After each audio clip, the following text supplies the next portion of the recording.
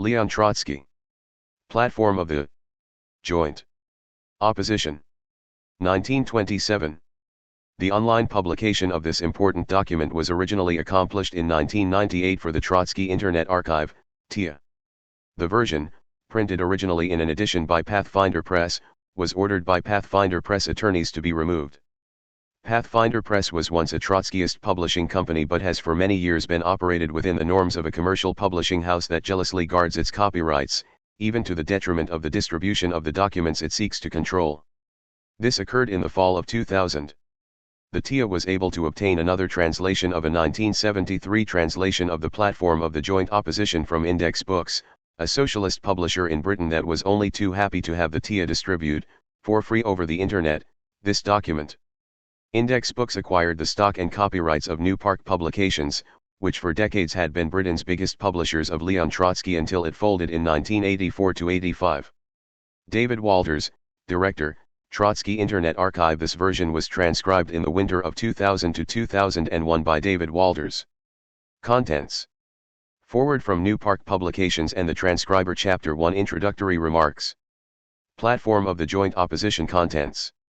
http://www.marxist.org/archive/work/1927/opposition/index.htm, 1 of 2, June 6, 2002, 15 o'clock and 23 seconds.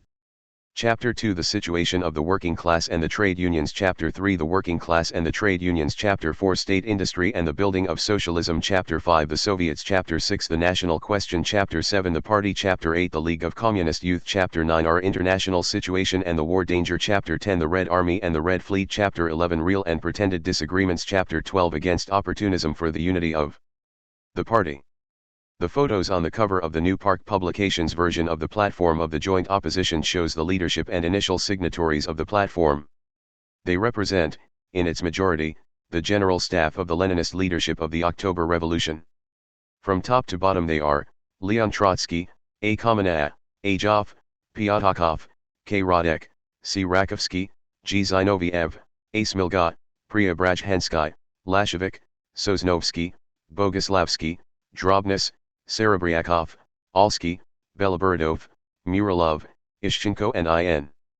Smirnov. All were either imprisoned and or shot on orders from the Stalinist leadership of the Communist Party of the Soviet Union. Leon Trotsky. Platform of the Joint Opposition. 1927. Forward. This document was the end product of a process of analysis and struggle in a constantly changing and living movement, the Bolshevik Party. It sums up a period which spans roughly 4 years, commencing some time before the death of Lenin in 1923 and concluding with attempts to publish this program in 1927. Before these 4 years the First World War had wreaked its destruction on the Russian economy. Subsequent revolutions, the ravages of civil war, of wars of intervention, famine, and epidemics, and above all, the successful, if only temporary, isolation of the Soviet Union through the failure of the revolution in Europe, all this set in motion reactionary, conservative, pressures within Soviet society which found their expression within the Bolshevik Party. This was essentially a complex and relatively long drawn-out process, the mechanics of which were not apparent at that time to any but the most far-sighted participants in the struggles within the Bolshevik Party. Through all the vicissitudes of the struggle against the emerging bureaucracy, from the time of Lenin's direction of that fight from his deathbed, the incoherent disquiet expressed by various oppositions, the first Trotskyist opposition persecuted by the Zinoviev-Stalin Troika and the period of the joint opposition, the struggle of Trotsky and his comrades was characterized by an absolutely loyal, principled, and disciplined conduct in its rejections with the party. See the new course. At the heart of this attitude lay their absolutely unshakable confidence in the international revolution. Until that reprieve for the Russian Revolution, this opposition stood its ground and fought tooth and nail to defend each and every conquest of October and especially the Leninist traditions and practices of the Bolshevik Party. The stage of the struggle which this platform represents marks a watershed in the theory and practice of Trotskyism. It marked the culmination of one stage in the struggle to preserve and defend Bolshevism. In the background were the successive setbacks to the world revolution, the fascist coup in Italy, the defeat of the 1923 German Revolution, the defeat of the 1926 general strike in Britain, the coup of Pilsudski in Poland, and finally, the crushing defeat of the Chinese Revolution in 1927. Within the Soviet Union, in the countryside, After the implementation of the new economic policy, capitalism was allowed a hardly restricted development. Industry was developed only haphazardly. A weary working class had in many cases barely resumed regular employment.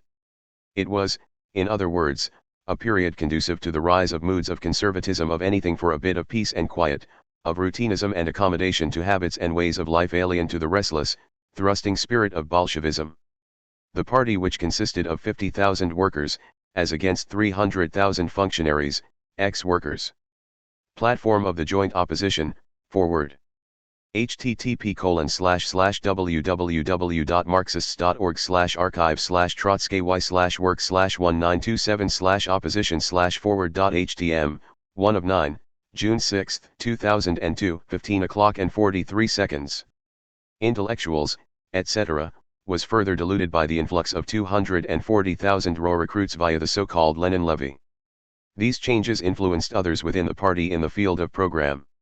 Slowly, imperceptibly at first, but gathering momentum with each setback to the international revolution, policies were adapted, modified, and transformed, to conform to reality. Stalin was the most consistent representative of this trend. Fighting for every toehold, each handbreadth of time, the left opposition, led by Trotsky, strove to utilize every vestige of support from both its own and the international working class to further its historic interests.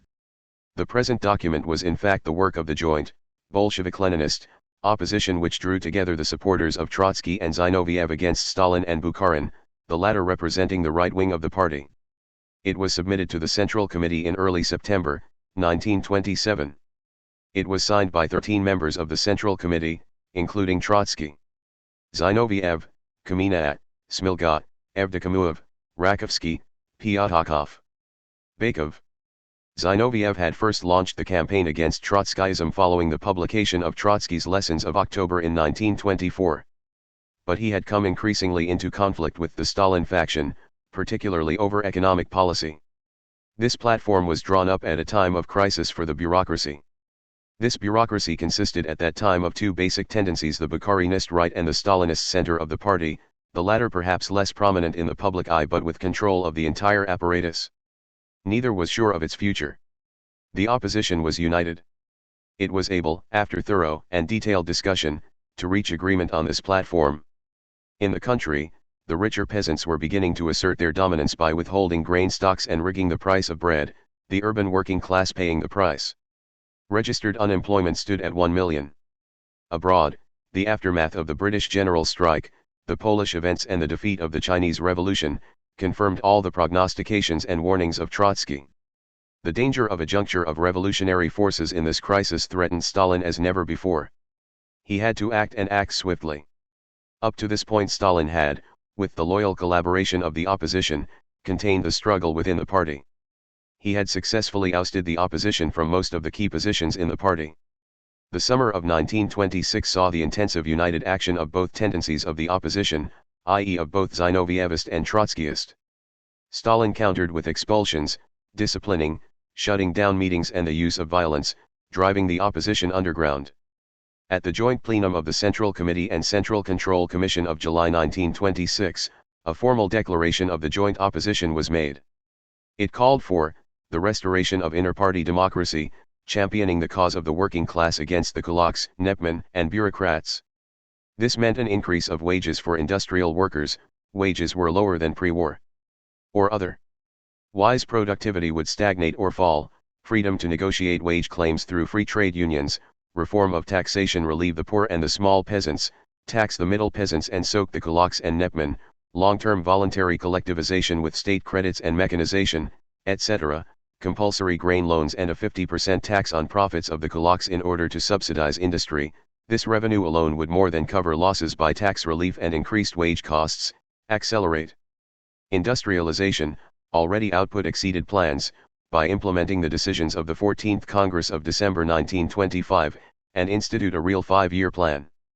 It further declared that the Stalin-Bukharin international politics of pessimism was beginning to permeate domestic policy to the point of introducing socialism in one. Platform of the joint opposition, forward.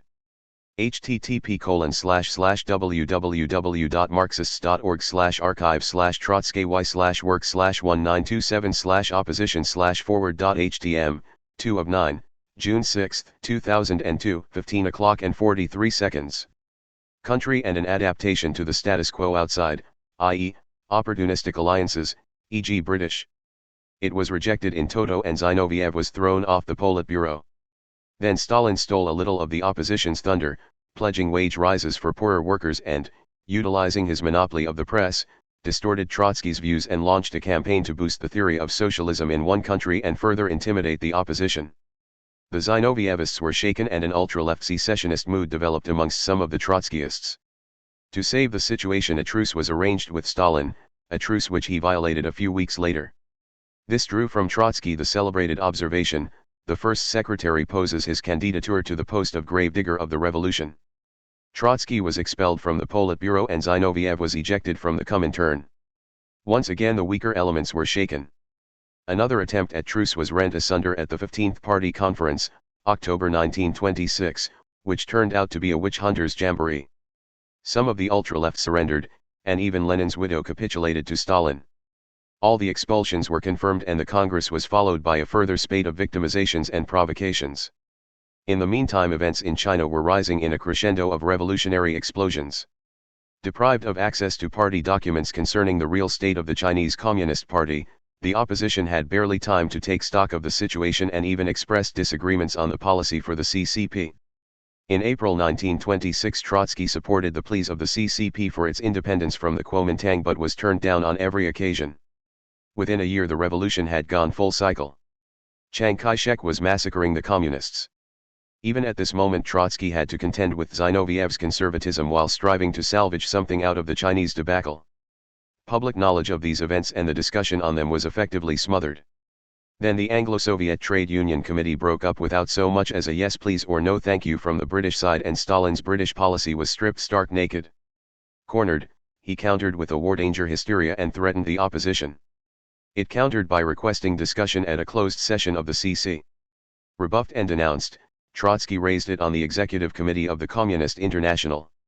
Stalin began to disperse the leaders of the opposition to remote provinces or abroad on missions, and hounded the rank and file. But Trotsky used the war scare to demand the restoration of Leninist norms in the party. The next party congress was perilously near, and Stalin could not afford the debate. Building up the war scare now to one of insinuating that Trotsky had an alliance with Chamberlain, he prepared the conditions for fresh charges against Trotsky, that is, for appealing to the ECCI, a constitutional right of all members of the CI, and being present at a farewell demonstration to opposition leader Smilgat. A major diversion from the issue of China and his foreign policy. In July, Trotsky defended himself before the Party Control Commission and tore the indictment to shreds. The verdict was held up. At length, in August they could only pass a motion of censure on him, and Stalin was in worse shape than before. Trotsky and Zinoviev once more affirmed their loyalty to party and state and their unconditional defense of the Soviet Union. It was soon after this event that the joint platform was first published. Desperately, Stalin lashed out. Platform of the Joint Opposition, forward. http://www.marxist.org/archive/work/1927/opposition/forward.htm, 3 of 9, June 6, 2002, 15 o'clock and 43 seconds. Penalizing here, banishing there, and postponing the party congress. Trotsky protested at these actions, demanding the return of his banished supporters and free pre-congress discussion, including the publication of the platform by the party, as had been customary in the past. These demands were rejected and the circulation of the platform proscribed as being against the party. As a demonstration, and in order to spread the blow that was anticipated, supporters of the platform were called upon to sign the document. There now descended on the heads of the opposition another barrage of slanders, fabrication, lies and distortions. Discussion was stifled. The opposition was forced to print the document themselves. The first attempt was discovered by an agent of the GPU planted in its ranks. The duplicator and copies were seized. The agent was promptly dressed up as a RGL officer, working hand in glove with the Trotskyists. But the opposition so destroyed the frame-up that even Stalin had to admit the plant. A second attempt was made, this time in print, and it is from one of these copies, smuggled out by French communists, that this edition derives. Soon after, however, the GPU discovered this press, seized a large number of the pamphlets and imprisoned its printers. Immediately, Preobrazhensky, Serebryakov, and Rakovsky volunteered responsibility for this work. They were promptly expelled from the party and later imprisoned. On September 27, Trotsky, after a scathing statement in his defense, was expelled from the ECCI. Stalin feared the possible consequences of the policies of the platform, and utilizing the gag imposed on the opposition and his monopoly of the press and state apparatus, stole a march, and indeed one better, on the opposition. Without consulting the State Planning Commission, the trade unions or even his own Central Committee, he decreed with a fanfare of trumpets a 7-hour day. A 5-day week. Same wages as before. Hurrah for the 10th anniversary of the October Revolution. Part of the 10th anniversary celebration was the convening of the Central Executive Committee of the Soviets in Leningrad on October 15. At this meeting Trotsky denounced Stalin's decree as a demagogic trick and totally unattainable in terms of what was possible in the Soviet Union of the day. Better give the workers something less but real.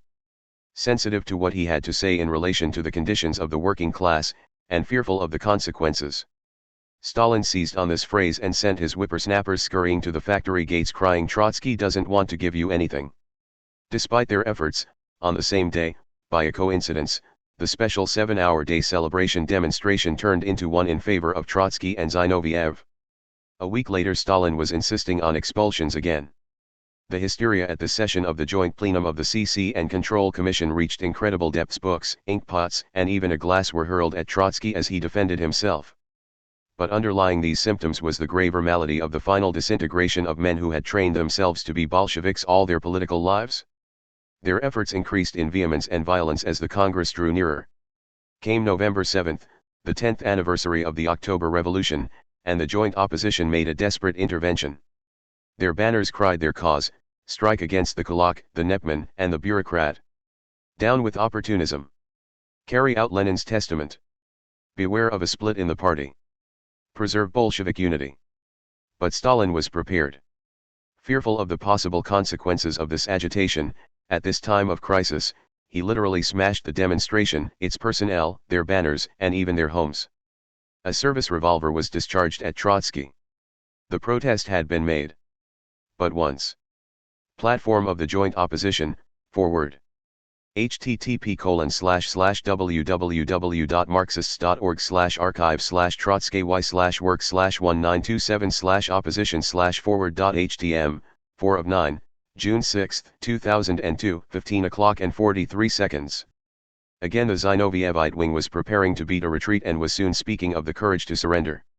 On November 14 the CC and CCC at its extraordinary plenum decided to expel Trotsky and Zinoviev from the party for counter-revolutionary demonstrations and virtual insurrection. Kamina, Rakovsky, Smilga, Evdokimov from the CC, and Bakov, Muralov, and others from the CCC. This was, of course, accompanied by a purge of hundreds of others from the party. 2 days later, Adolf Joff shot himself as a protest at his maltreatment by the Stalin regime. The 15th Party Congress convened on December 2, and remained in session until the 19th. A joint statement was presented to it by 121 oppositionists, which declared that they stood by their views, recognized a split as the greatest menace to Lenin's course, that they insisted on forms of inter-party democracy being strengthened and that they were prepared to disband themselves if their expelled and imprisoned members were reinstated. The opposition did not have one full delegate at this conference. Its views were branded by unanimous decision as incompatible with membership. It was a rout. Before the Congress was over, the Zinovievists deserted. Capitulations, 2,500, and expulsions, 1,500, followed wholesale. Zinoviev and Kamina surrendered and were put on 6 months probation. Antonov Ovzhenko and Pyatakov followed suit. But the Trotskyists, while still supporting the single-party system, refused to submit to the decisions of this Congress within the party. Stalin went to work immediately, exiling oppositionists to the most inhospitable corners of the socialist sixth of the world. 3,000 to 4,000 arrests were made, and just in time. For all the signs of trouble began to manifest themselves: grain shortages and price increases of bread and other foodstuffs. In fact, only 6 days before Trotsky's banishment to Alma-Ata the first measures against the kulaks were discussed. By February, the party press declared, "The kulak has raised his head, the peasants are withholding their surplus grain." By April, the CC confessed to a grave crisis and instituted compulsory loans on the kulaks, requisitioning of grain and fixing of bread prices. All that the opposition prophesied, all that the platform warned against, was being confirmed. Cautiously, and steering clear of the least sectarianism towards the Stalinist wing and the slightest opportunism towards the Bukharinists, the opposition delineated a course of critical support for the Stalin group and against the restorationist trend, but insisting on a return to internal democracy in the party. This attitude characterized the struggle in the next period. But in this phase of the struggle the opposition suffered the disadvantage of being scattered in remote places of exile, able to correspond with each other and with its leader Trotsky only with great difficulty and delay. Valuable time had been gained, in that the previous struggle had at least served to heighten the awareness of the crisis in the country and suggested the measures with which to combat it. Indeed, had the Zinovyevite wing stood firm, a different state of affairs might have prevailed. But here again experience underlined the necessity for intransigent loyalty to principles. The Stalinists, now falling out with the right Bukharinists, were on the horns of dilemma, losing their erstwhile friends and fearful at the prospect of having a block with Trotsky. So they spread dissension and discord in the ranks of the opposition, seducing the weaker and hammering the irreconcilables. The siren cries of the new shifts in Stalin's policies began to achieve precisely that, dividing and then deepening the rift among the exiles into conciliators and irreconcilables. Preobrazhensky, the platform of the joint opposition, forward. http://www.marxist.org/archive/work/1927/opposition/forward.htm, 5 of 9, June 6, 2002, 15 o'clock and 43 seconds. Theoretician par excellence of primitive accumulation was attracted by the new policies, but like others, failed to observe the thoroughgoing persecution, intolerance, and falsification of party history which accompanied these measures. His proposal for a rapprochement with Stalin was rejected by the opposition. Then Radek caught the fever, beginning to find fault with the theory of the permanent revolution, which he had hitherto endorsed. During the summer of 1928, Trotsky made preparations for the 6th Congress of the Communist International and drew up a detailed and devastating critique of the new draft program of the CI. See the draft program of the Communist International. A criticism of fundamentals. The 6th Congress of the CI and its new left turn tended to further reinforce these trends while simultaneously generating a mood of lack of confidence and skepticism among the foreign representatives in the International. In the meantime, the Bukharinists made a temporary comeback on the CC, curbing the measures against the kulaks, who now withheld their stocks to such an extent as to halt grain exports and force the bread prices up by 20%, or endangering even army supplies. These developments in turn strengthened the left in the opposition, the Sosnovsky, Dingelstedt, Eltsin wing. On the other hand, Rakovsky, Trotsky's chief comrade in arms, began to succumb to what he described as the deadly apathy of the proletariat and the laws of history. On the CC, feverish maneuvering went on. Bukharin made semi-hysterical advances to the opposition, while Stalin sent out feelers and misleading rumors of a possible pact with Trotsky. Trotsky used this opportunity to make his position clearer: no horse trading in principles, discussion only on the basis of proletarian democracy. He disowned Stalin's methods of force and violence in implementing his policies, rather, tax the wealthy, support the poor and give the middle peasant a square deal. No capitulation to Stalinism, only critical support. As regards relations with the Bukharinists, an agreement was only possible on the single point of enforcing strict and proper rules of conduct for a really democratic party congress. Towards the end of 1928, Smilga, Serebryakov and Smirnov drifted over to Radek Preobrazhensky. Radek resumed his attack on the permanent revolution. In October, all Trotsky's communications with his comrades were cut except for those with defectors. And for good reason too. The October Revolution celebrations revealed why. The slogans in the press read: "The danger is on the right, strike against the kulak, curb the Nepman, speed up industrialization." The previous year's November Day slogans of the opposition were confirmed to the day, with the all-important exception of the question of party democracy. The aggravation of the crisis only served to strengthen Stalin's attitude to the opposition, entice the waverers, crush the irreconcilables. In the party there were heart-searchings. Perhaps Trotsky was right. The opposition experienced an accession of strength, followed by a fresh wave of arrests. But for each of these there were many more silent doubters still in the party. Trotskyism threatened to outflank Stalin. Its leader had to be removed. The Politburo debated his deportation, and despite Bukharin's desperate pleas and Tomsky and Rykov's opposition, Stalin won. On January 22, 1929, Trotsky and his family were moved from Alma-Ata and later deported to Turkey. He resided on the island of Principe while negotiating a visa to enter any one country in the world. None, not even Britain, under a so-called Labour government, would have him. Finally, in 1933, he was granted asylum in France, which was later commuted to residence under surveillance. From France he emigrated to Norway in 1935 and thence to Mexico, where he lived up to the day of his assassination in August 1940. Platform of the Joint Opposition, Forward. http://www.marxists.org/archive/work/1927/opposition/forward.htm, 6 of 9, June 6, 2002, 15 o'clock and 43 seconds. During his last days in the Soviet Union, Trotsky began work on the concept of the thermometer in relation to the October Revolution and its subsequent evolution, in an attempt to analyze contradictions and complexities and to prognosticate its further development. This work was to bear fruit in the idea of the Four International, an idea which represented a definitive break with all previous struggles to reorient and democratize the communist parties of the Soviet Union, and the Comintern, an idea which inspired the construction of a new international of parties which continues the traditions of the opposition. See also the death agony of capitalism and the tasks of the Fourth International.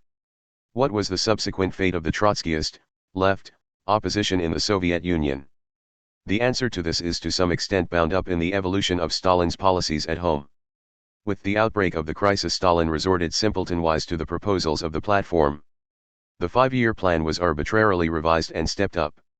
In the country, the Stalinists moved from grain requisition to voluntary collectivization, and finally in 1929 to 1930 to forced collectivization, all without any coordination with the development in agricultural technique, blindly, empirically, violently. Disaster in food crops, livestock, and commercial industrial crops, impoverishment and mass deportations of refractory peasantry, and famine to the point of cannibalism resulted. The effects of this collapse on the urban worker were harrowing. Working on famine rations, he was exhorted to superhuman efforts to achieve the crazy targets of the revised 5-year plan's shock brigades. Socialist emulation, inflation, petty pilfering and speculation, demoralized him. Breakdowns through exhaustion and bureaucratic mismanagement were blamed on sabotage. Innocent workers, agronomic experts, scientists were shot out of hand. Vagrancy and absenteeism were suppressed by introduction of internal passports which chained the producers to their benches or their plowshares. The purges reached out into the ministries and academies. Every failure found its scapegoats. Even whole nationalities were found wanting in loyalty. This was the happy hunting ground of the Khrushchev generation, who founded their careers on the bones of the Skripniks and other communists. This period of chaotic, tumultuous change, of profound wretchedness, was succeeded by a year of respite, before the plunge into the great darkness of the terror that followed the Kirov assassination, a period which extended from December 1, 1934, practically up to the outbreak of World War II. This period culminated at its blackest in what is known as the Yezhovskaya. It was against this background that the rest of the story of the left opposition was played out. Victor Serge estimates that there were perhaps 3,000 to 4,000 oppositionist survivors by the end of 1929. 1,000 fresh arrests were made in October 1929 and more than another 1,000 in 1930. That left no more to arrest. In 1932 they were joined by hundreds more former oppositionists. They in turn were joined by many times more suspect Stalinists. Many exiles from all over the world who had sought shelter in the USSR were also in camps. Rakovsky was broken in 1934. Sosnovsky followed suit. Trotsky's secretaries remained incarcerated. Trotsky's first wife and her grandchildren disappeared into that wilderness and have not been heard of since. Thousands of others suffered a like fate, torn from dear ones, comrades, and friends. Bukharinist protégés were jailed in 1932. In 1935, after the Kirov assassination, a flood of old Bolsheviks, ex-oppositionists, and their followers filled the camps and prisons. Later these were joined by the military specialists and refugee Spaniards. GPU camp commandants were issued with sealed orders to be broken only on the outbreak of hostilities. Which they dutifully did. Dangerous politicals were. Platform of the Joint Opposition, Forward. http://www.marxist.org/archive/trotsky/work/1927/opposition/forward.htm, 7 of 9, June 6, 2002, 15 o'clock and 43 seconds. Mown down en masse, thus saving them the long, drawn-out pound privations of the war years when the survivors literally froze to death. The coup de grace was delivered with a sledgehammer on the head of the already dead victim, a method of saving ammunition in those lean years. Such was the fate of the vast majority of our own political forebears. A few lucky ones only may have survived. But those camps were the schools of the Back to Lenin movement, of a new Soviet generation. Deep within the suffering, toil-worn minds of the Soviet working class there flickers that deadly memory, indestructible, irrepressible, a memory that will leap into flame, given a leadership and given the conditions for its development. The Trotskyists outside the Soviet Union must make those conditions by breaking the imperialist encirclement and bringing succor from metropolitan Europe to the Soviet proletariat. They will achieve this by building the Fourth International on a firm foundation of principles. We feel confident that the republication of this document at a time when the Stalinist movement is in its deepest ever crisis is bound to make a profound impression upon dissident communists and young Marxists alike. We say this because none of the issues raised by the growing opposition within the Soviet Union can be answered adequately until the complete history of Stalinism, its betrayals, crimes, and stupidities has been explained in a rational and scientific manner. This document is a vital part in this now urgent task. Despite some formally correct criticisms which the leadership of the Chinese Communist Party raised against Moscow in the late 1950s and early 1960s, they have failed utterly to face up to the question, how and why did Stalinism arise and how can the Soviet Union be regenerated? Because of this refusal to face up to their own past. Today sees the leaders of the Chinese Communist Party entering into the most open and counter-revolutionary alliances with the imperialists, above all with the discredited and crisis-torn Nixon administration. Understandably, the present leaders of the Soviet Communist Party, like their predecessor Khrushchev, have absolutely no explanation for the events described and analyzed in this document. They continue to evade any answers with the subterfuge of the evil genius and the cult of the individual, a thesis which explains nothing except their own political bankruptcy. It is clear, however, that such explanations are increasingly unsatisfactory for a new generation of Soviet workers, students, and intellectuals. The growing opposition within the USSR and its great courage in the face of vicious political, intellectual, and physical persecution by the bureaucracy testifies not merely to the insoluble crisis of Stalinism, but to the ability of the working class, within the Soviet Union and internationally, to defeat Stalinism. What this growing opposition requires if it is to carry through this task successfully is not merely support from the international working class, more than anything it needs arming theoretically and politically. It is in the lessons of the fight of Trotsky and the left opposition and later of the Fourth International alone that today's opposition can find its weapons, and overcome many of its undoubted weaknesses. The program published here was first produced in the midst of a series of important and decisive defeats for the international working class. Today, the situation is transformed. The deepest ever capitalist crisis is bringing the working class of the entire world in the big capitalist countries as much as in the colonial and semi-colonial countries into revolutionary struggles. The period since 1927 has also brought vast changes within the Soviet Union. The productive forces, based upon the planned economy established by the October Revolution, have bounded forward, in spite. Platform of the Joint Opposition, Forward. http://www.marxist.org/archive/trotsky/work/1927/opposition/forward.htm, 8 of 9, June 6, 2002, 15 o'clock and 43 seconds. Of the losses suffered through bureaucratic mismanagement. The Soviet working class has been profoundly affected by these changes. Numerically and culturally it dwarfs its predecessor of the 1920s. All the ingredients for a massive revolutionary explosion against the bureaucracy are being assembled.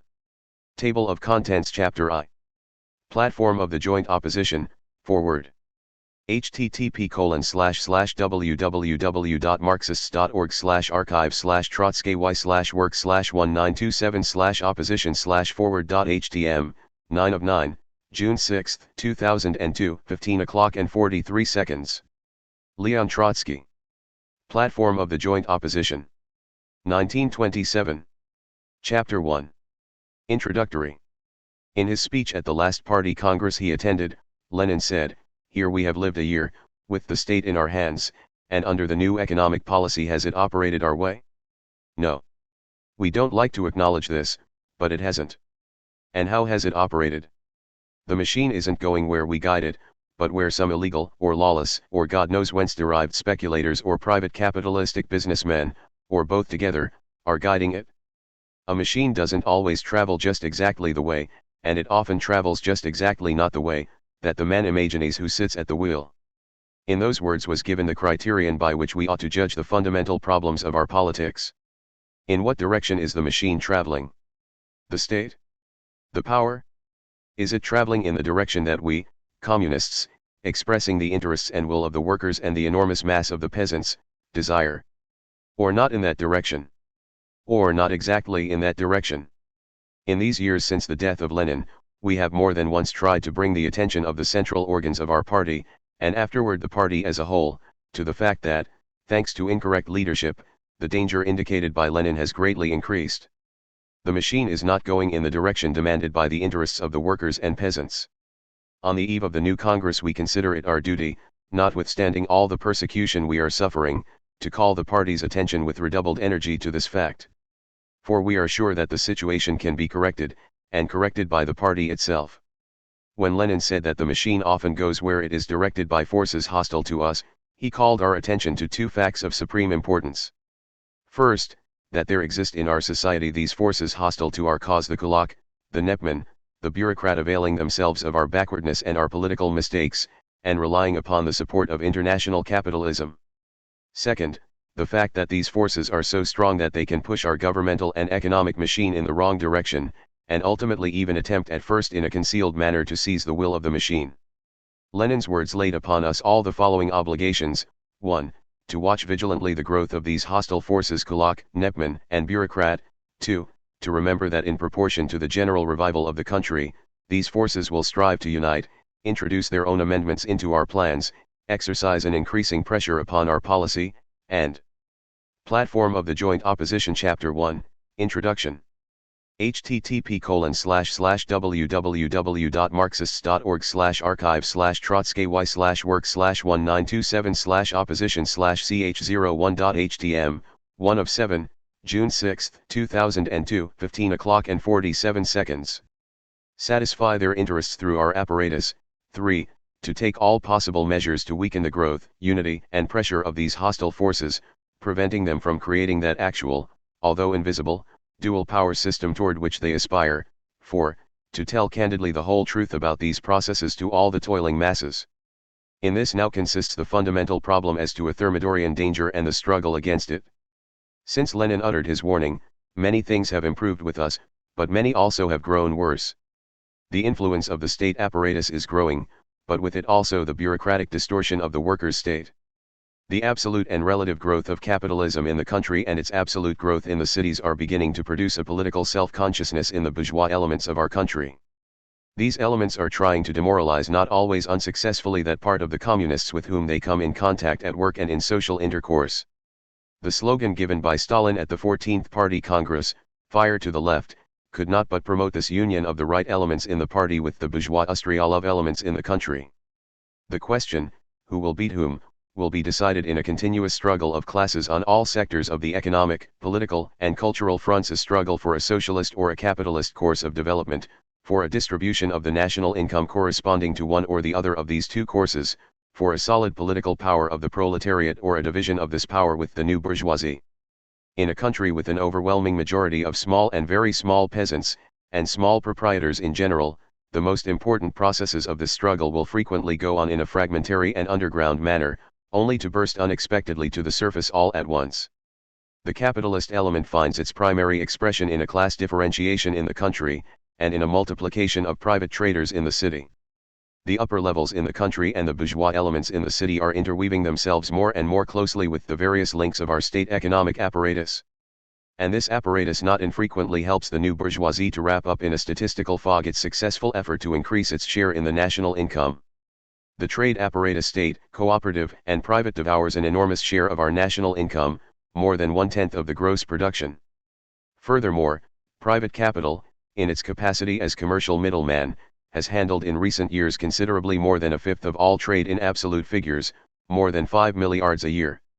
Up to now, the general consumer has received more than 50% of the products he needs from the hands of the private capitalists. For the private capitalist, this is the fundamental source of profit and accumulation. The disparity, scissors, between agricultural and industrial prices, between wholesale and retail prices, the rupture between prices in the different branches of agriculture in the different regions and seasons, and finally the difference between domestic and world prices, contraband, are a constant source of private gain.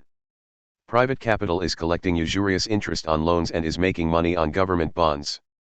The role of the private capitalist in industry is also very considerable. Even though it has decreased relatively in the recent period, still it has grown absolutely. Registered private capitalistic industry shows a gross production of 400 millions a year. Small, home, and handicraft industries show more than 1,800 millions. Altogether, the production of the non-state industries constitutes more than a fifth of the whole production of goods, and about 40% of the commodities in the general market. The overwhelming platform of the Joint Opposition Chapter 1, Introduction.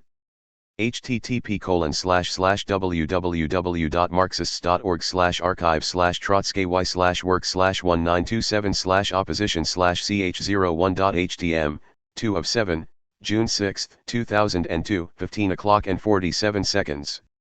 Bulk of this industry is bound up one way or another with private capital. The various open or concealed forms of exploitation of the mass of handicraft workers by commercial and home enterprise capital are an extremely important and, moreover, a growing source of accumulation for the new bourgeoisie. Taxes, wages, prices, and credit are the chief instruments of distribution of the national income, strengthening certain classes and weakening others.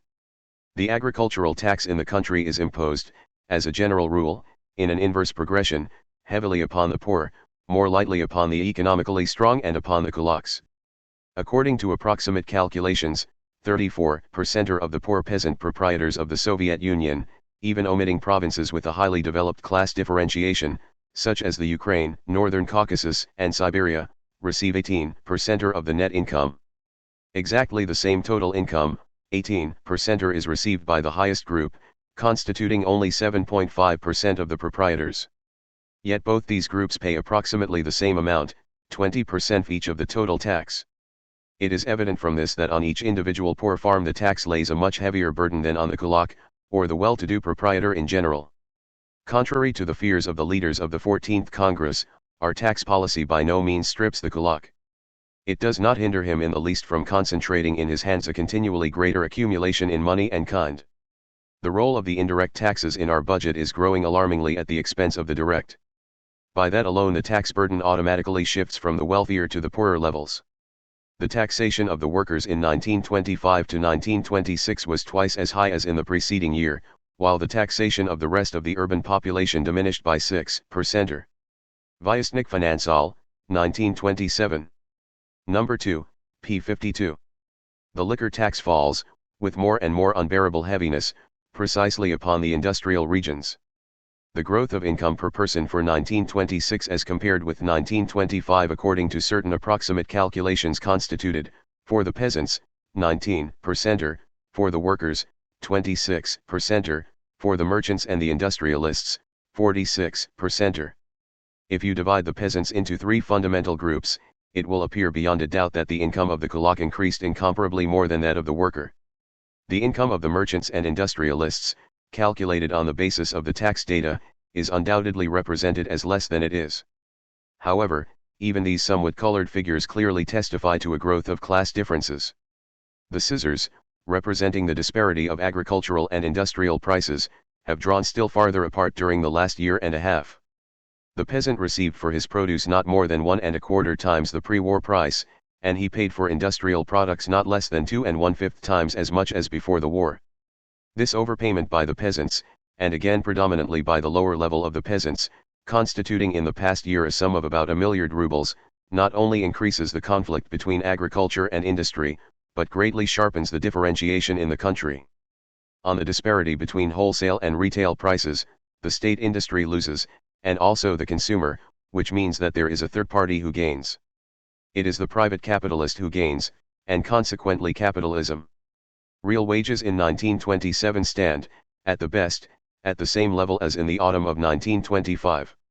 Yet it is indubitable that during the 2 years intervening the country has grown richer, the total national income has increased, the kulak levels in the country have increased their reserves with enormous rapidity, and the accumulations of the private capitalist, the merchant, the speculator have grown by leaps and bounds. It is clear that the share of the working class in the total income of the country has fallen, while the share of other classes has grown. This fact is of supreme importance in appraising our whole situation. Platform of the Joint Opposition Chapter 1, Introduction. http://www.marxist.org/archive/trotsky/work/1927/opposition/ch01.htm, 3 of 7, June 6, 2002, 15 o'clock and 47 seconds. Only a person who believes at the bottom of his heart that our working class and our party are not able to cope with the difficulties and dangers can affirm that a frank indication of these contradictions in our development, and of the growth of these hostile forces, is panic or pessimism. We do not accept this view. It is necessary to see the dangers clearly. We point them out accurately, precisely in order to struggle with them more effectively and to overcome them.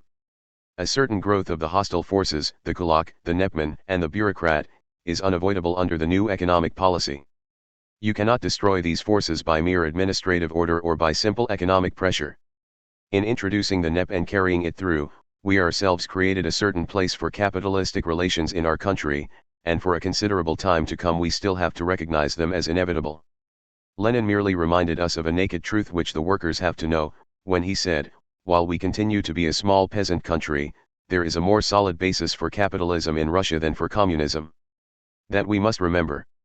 We have not torn out capitalism by the roots, and we have not undermined the foundation and basis of the internal enemy. Volume 17, p. 428. The supremely important social fact here indicated by Lenin cannot, as we said, be simply destroyed, but we can overcome it by way of a correct, planned and systematic working class policy, relying upon the peasant poor and an alliance with the middle peasant. This policy basically consists in an all-round strengthening of all the social positions of the proletariat, in the swiftest possible elevation of the commanding centers of socialism, in closest possible connection with the preparation and development of the world proletarian revolution. A correct Leninist policy also includes maneuvering. In struggling against the forces of capitalism, Lenin often employed a method of partial concession in order to outflank the enemy, temporary retreat in order afterwards to move forward more successfully. Maneuvering is also necessary now. But in dodging and maneuvering against an enemy that could not be overthrown by direct attack, Lenin invariably remained upon the line of the proletarian revolution. Under him the party always knew the causes of each maneuver, its meaning, its limits, the line beyond which it ought not to go, and the position at which the proletarian advance should begin again.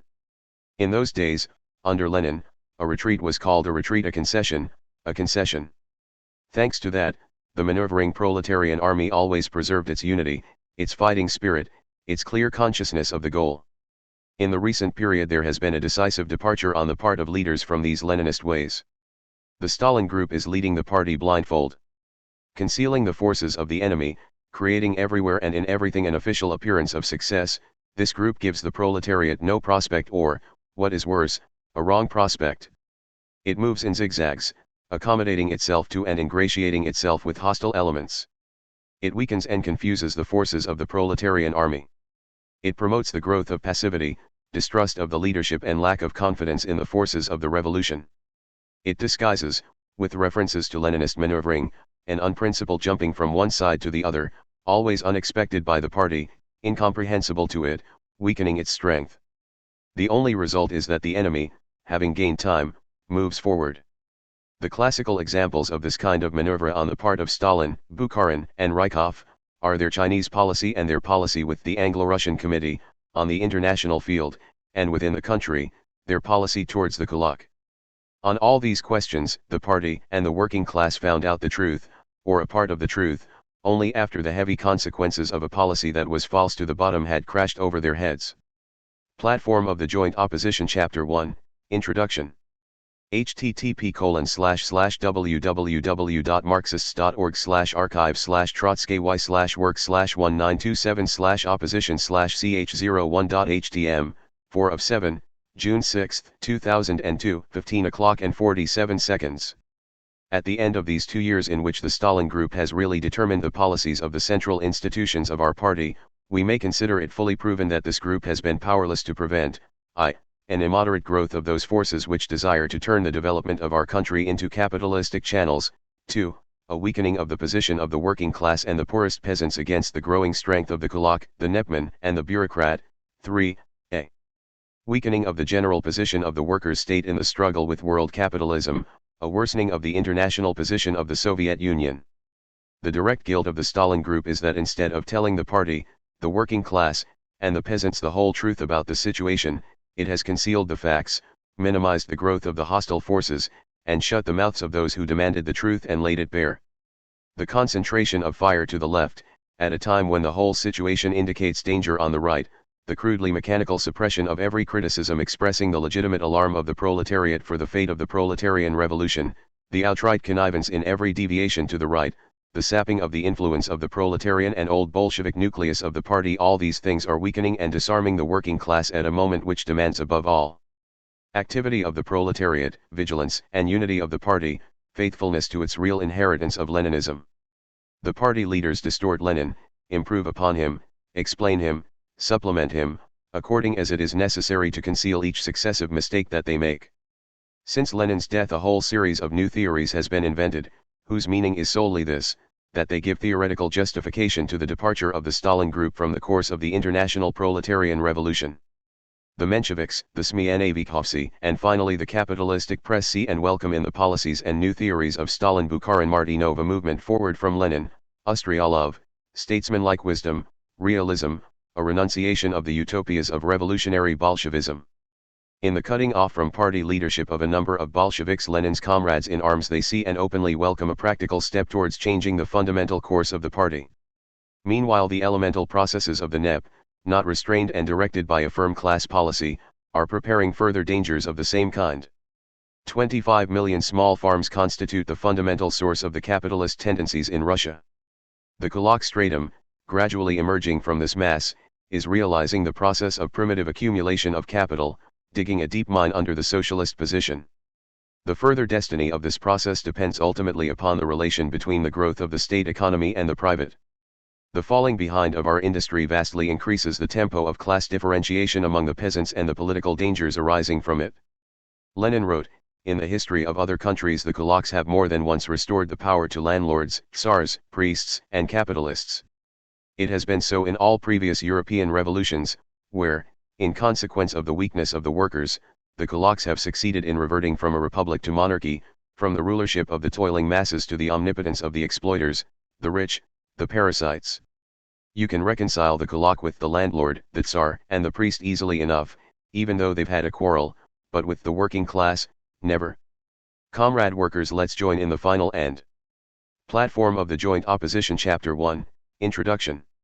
http://www.marxist.org/archive/trotsky/work/1927/opposition/ch01.htm, 5 of 7, June 6, 2002, 15 o'clock and 47 seconds.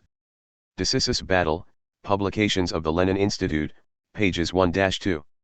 Whoever fails to understand this, whoever believes in the kulaks growing into socialism, is good for just one thing: to run the revolution aground. There exist in this country two mutually exclusive fundamental positions. 1.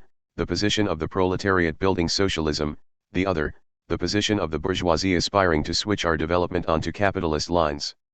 The camp of the bourgeoisie and those layers of the petty bourgeoisie who trail after it are placing all their hopes upon the private initiative and the personal interest of the commodity producer.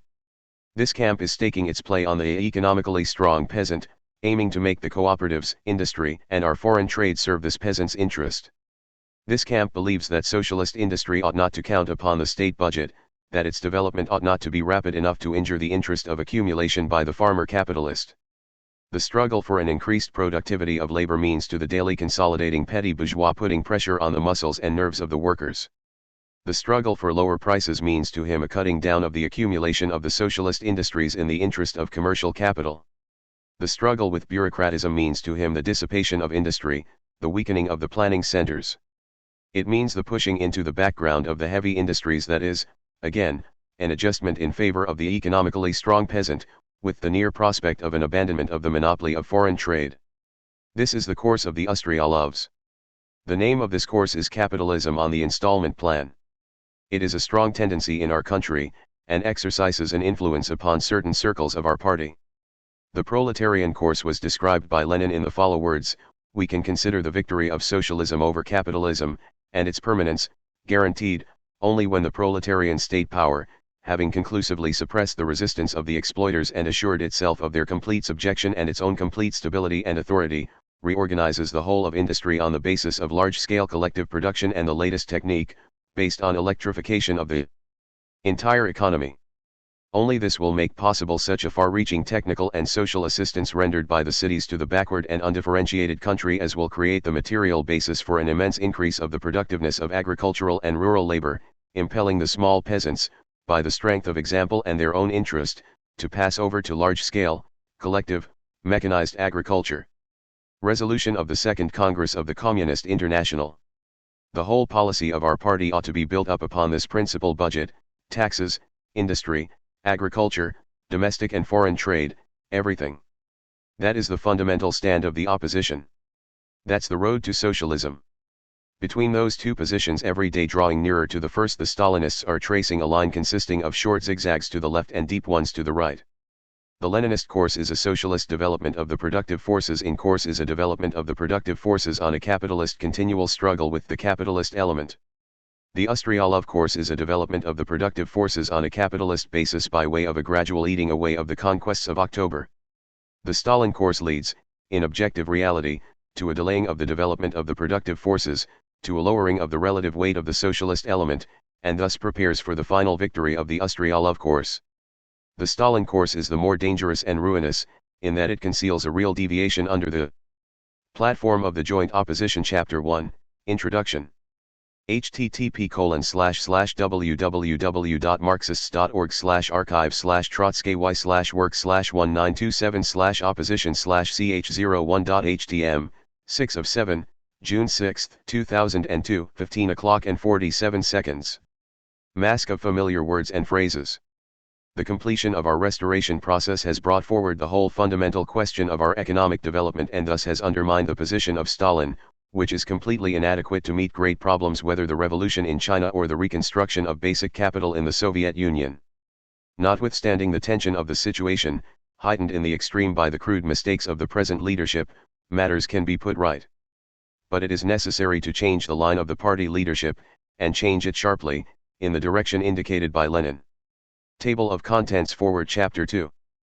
Platform of the Joint Opposition. Chapter 1, Introduction.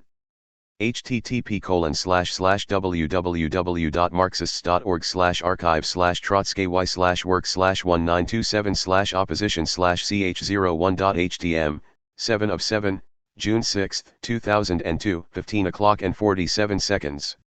Leon Trotsky. Platform of the Joint Opposition. 1927. Chapter 2. The Situation of the Working Class and the Trade Unions.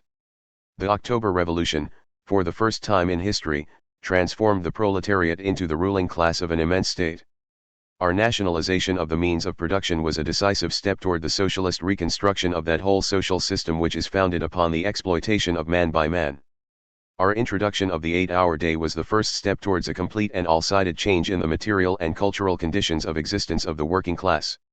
In spite of the poverty of the country, our labor laws established for the workers, even the most backward who were deprived in the past of any group defense, legal guarantees such as the richest capitalist state never gave, and never will give. The trade unions, raised to the status of the most important social weapons in the hands of the ruling class, were given the opportunity, on the one hand, to organize masses completely inaccessible in other circumstances, and on the other, directly to influence the whole political course of the workers' state. The problem of the party is to guarantee the further development of these supreme historical conquests, that is, the filling of them with a genuinely socialist content. Our success upon this road will be determined by objective conditions, domestic and international, and also by the correctness of our line and the practical skill of our leadership. The decisive factor in appraising the movement of our country forward along the road of socialist reconstruction, must be the growth of our productive forces and the dominance of the socialist elements over the capitalist, together with an improvement of all the conditions of existence of the working class. This improvement ought to be evident in the material sphere, number of workers employed in industry, level of real wages, character of the workers' budget, housing conditions, medical aid, etc., in the political sphere, party, trade unions, Soviets, communist youth organizations, and finally in the cultural sphere, schools, books, newspapers, theaters. The striving to push the vital interests of the worker into the background and, under the contemptuous epithet of workshop narrowness, to contrast them with the general historic interest of the working class, is theoretically wrong and politically dangerous. The appropriation of surplus value by a workers' state is not, of course, exploitation. But in the first place, we have a workers' state with bureaucratic distortions. The swollen and privileged administrative apparatus devours a very considerable part of our surplus value. In the second place, the growing bourgeoisie, by means of trade and gambling on the abnormal disparity of prices, appropriates a part of the surplus value created by our state industry. Platform of the Joint Opposition Chapter 2, The Situation of the Working Class and the Trade Unions. http://www.marxist.org/archive/work/1927/opposition/ch02.htm, 1 of 9, June 6, 2002, 15 o'clock and 49 seconds.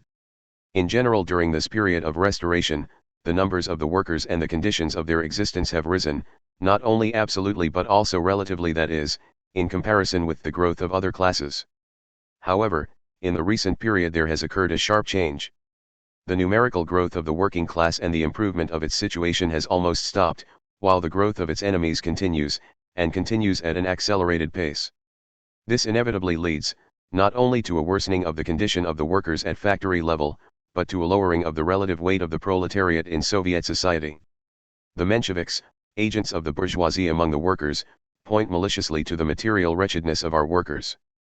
They are trying to rouse the proletariat against the Soviet state, to induce our workers to accept the bourgeois Menshevik slogan, "Back to capitalism." The self-satisfied official who sees Menshevism in the opposition's insistence upon improving the material condition of the workers is performing the best possible service to Menshevism. He is driving the workers under its yellow banner. In order to conquer difficulties, it is necessary to know them. It is necessary justly and honestly to test our success and failure by the actual condition of the toiling masses. The condition of the workers. Our period of restoration gave a sufficiently rapid increase of wages up to the autumn of 1925. But the considerable decrease of real wages which began in 1926 was overcome only at the beginning of 1927. Monthly wages in the first 2 quarters of the fiscal year 1926 to 1927 amounted on the average in large-scale industry in Moscow rubles, to 30 rubles 67 kopecks, and 30 rubles 33 kopecks as against 29 rubles 68 kopecks in the autumn of 1925. In the third quarter, according to preliminary calculations, the wages amounted to 31 rubles 62 kopecks. Thus real wages for the present year have stood still, approximately at the level of the autumn of 1925. Of course, the wages and the general material level of particular categories of workers, and particular regions above all, Moscow and Leningrad, are undoubtedly higher than this average level. But on the other hand, the material level of other very broad working class strata is considerably below these average figures. Moreover, all the data testify that the growth of wages is lagging behind the growth of the productivity of labor. The intensity of labor increases, the bad conditions of labor remain the same. The raising of wages is being more and more conditioned upon a demand for an increased intensity of labor. This new tendency, inconsistent with the socialist course of development, was reinforced by the Central Committee in its famous resolution on rationalization. The Fourth Congress of the Soviets, Pravda, March 25, 1927, adopted this same resolution. Such a policy would mean that the increase of social wealth due to a developing technique, increased productivity of labor, does not in itself lead to an increase of wages. The small numerical growth of the workers means a lowering of the number of working members in each family. In real rubles, the expense budget of the worker's family has decreased since 1924 to 1925. The increase in the cost of living quarters has compelled the worker to rent out a part of his space. The unemployed, directly or indirectly, burden the budget of the worker. The swiftly growing consumption of. Platform of the Joint Opposition Chapter 2, The Situation of the Working Class and the Trade Unions. http://www.marxist.org/archive/trotsky/work/19277/opposition/ch02.htm, 2 of 9, June 6, 2002, 15 o'clock and 49 seconds. Alcoholic liquors burdens his budget. In the sum total we have an obvious lowering of his standard of life. The rationalization of production now being introduced will inevitably lower still more the condition of the working class, unless it is accompanied by an expansion of industry and transport sufficient to take in the discharged workers. In practice, rationalization often comes down to throwing out some workers and lowering the material conditions of others. This inevitably fills the mass of the workers with a distrust of rationalization itself. When the conditions of labor are lowered, it is always the weakest group who suffer the most: unskilled workers, seasonal workers, women, and adolescents. In 1926 there was an obvious lowering of the wages of women as compared with those of men, in almost all branches of industry.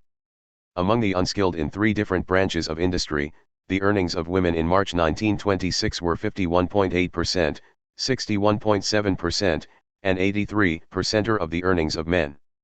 Necessary measures have not been taken for improving the conditions of women's work in such branches as the peat industry, loading and unloading, etc. The average earnings of adolescents, in comparison with the earnings of all the workers, are steadily declining.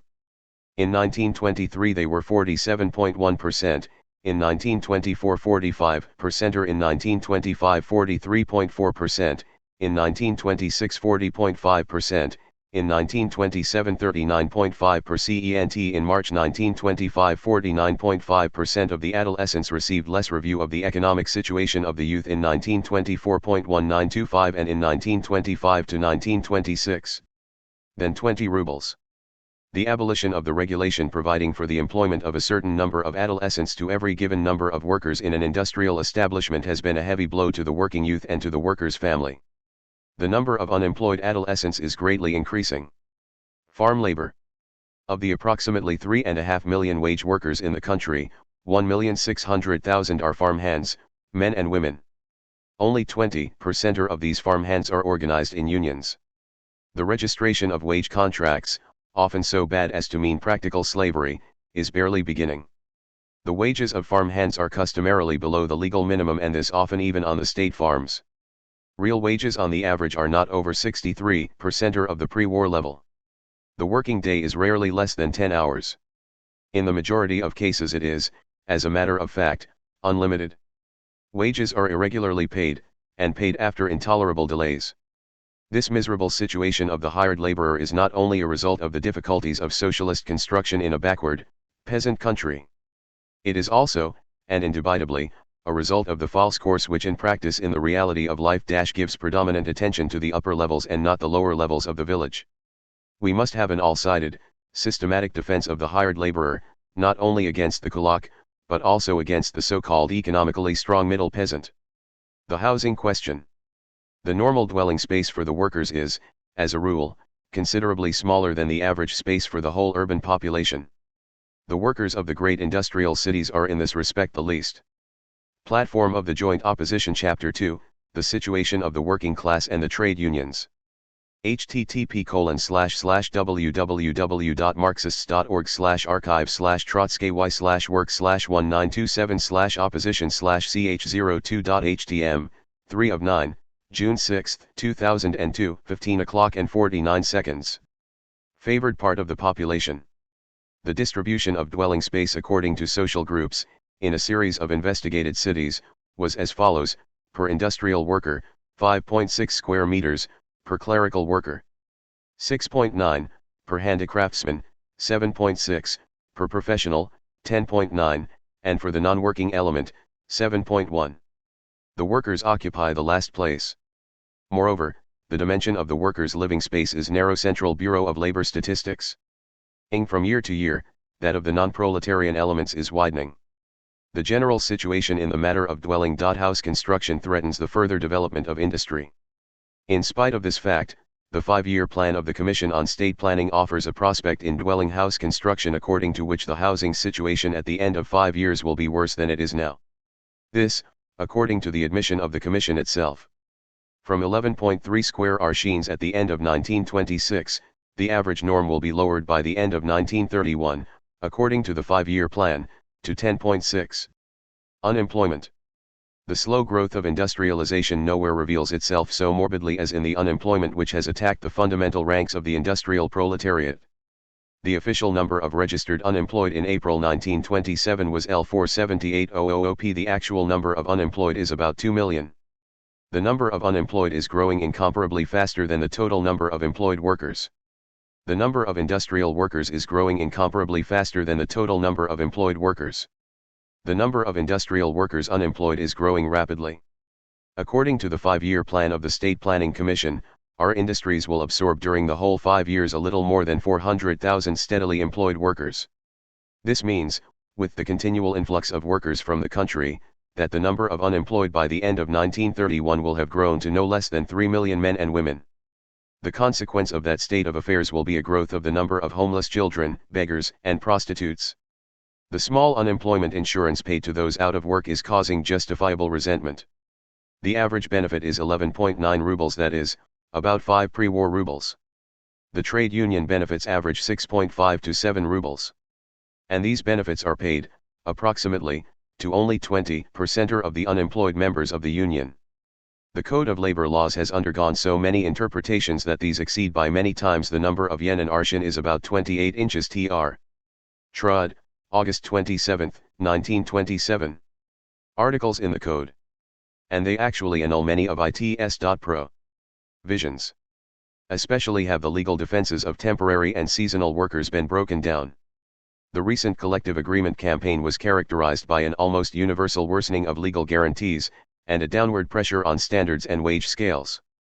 Giving the economic management the right to compulsory arbitration has reduced to nothing the collective agreement itself, changing it from a two-sided act of agreement to an administrative order. The contributions by industry toward workmen's compensation are wholly inadequate. In 1925 to 1926.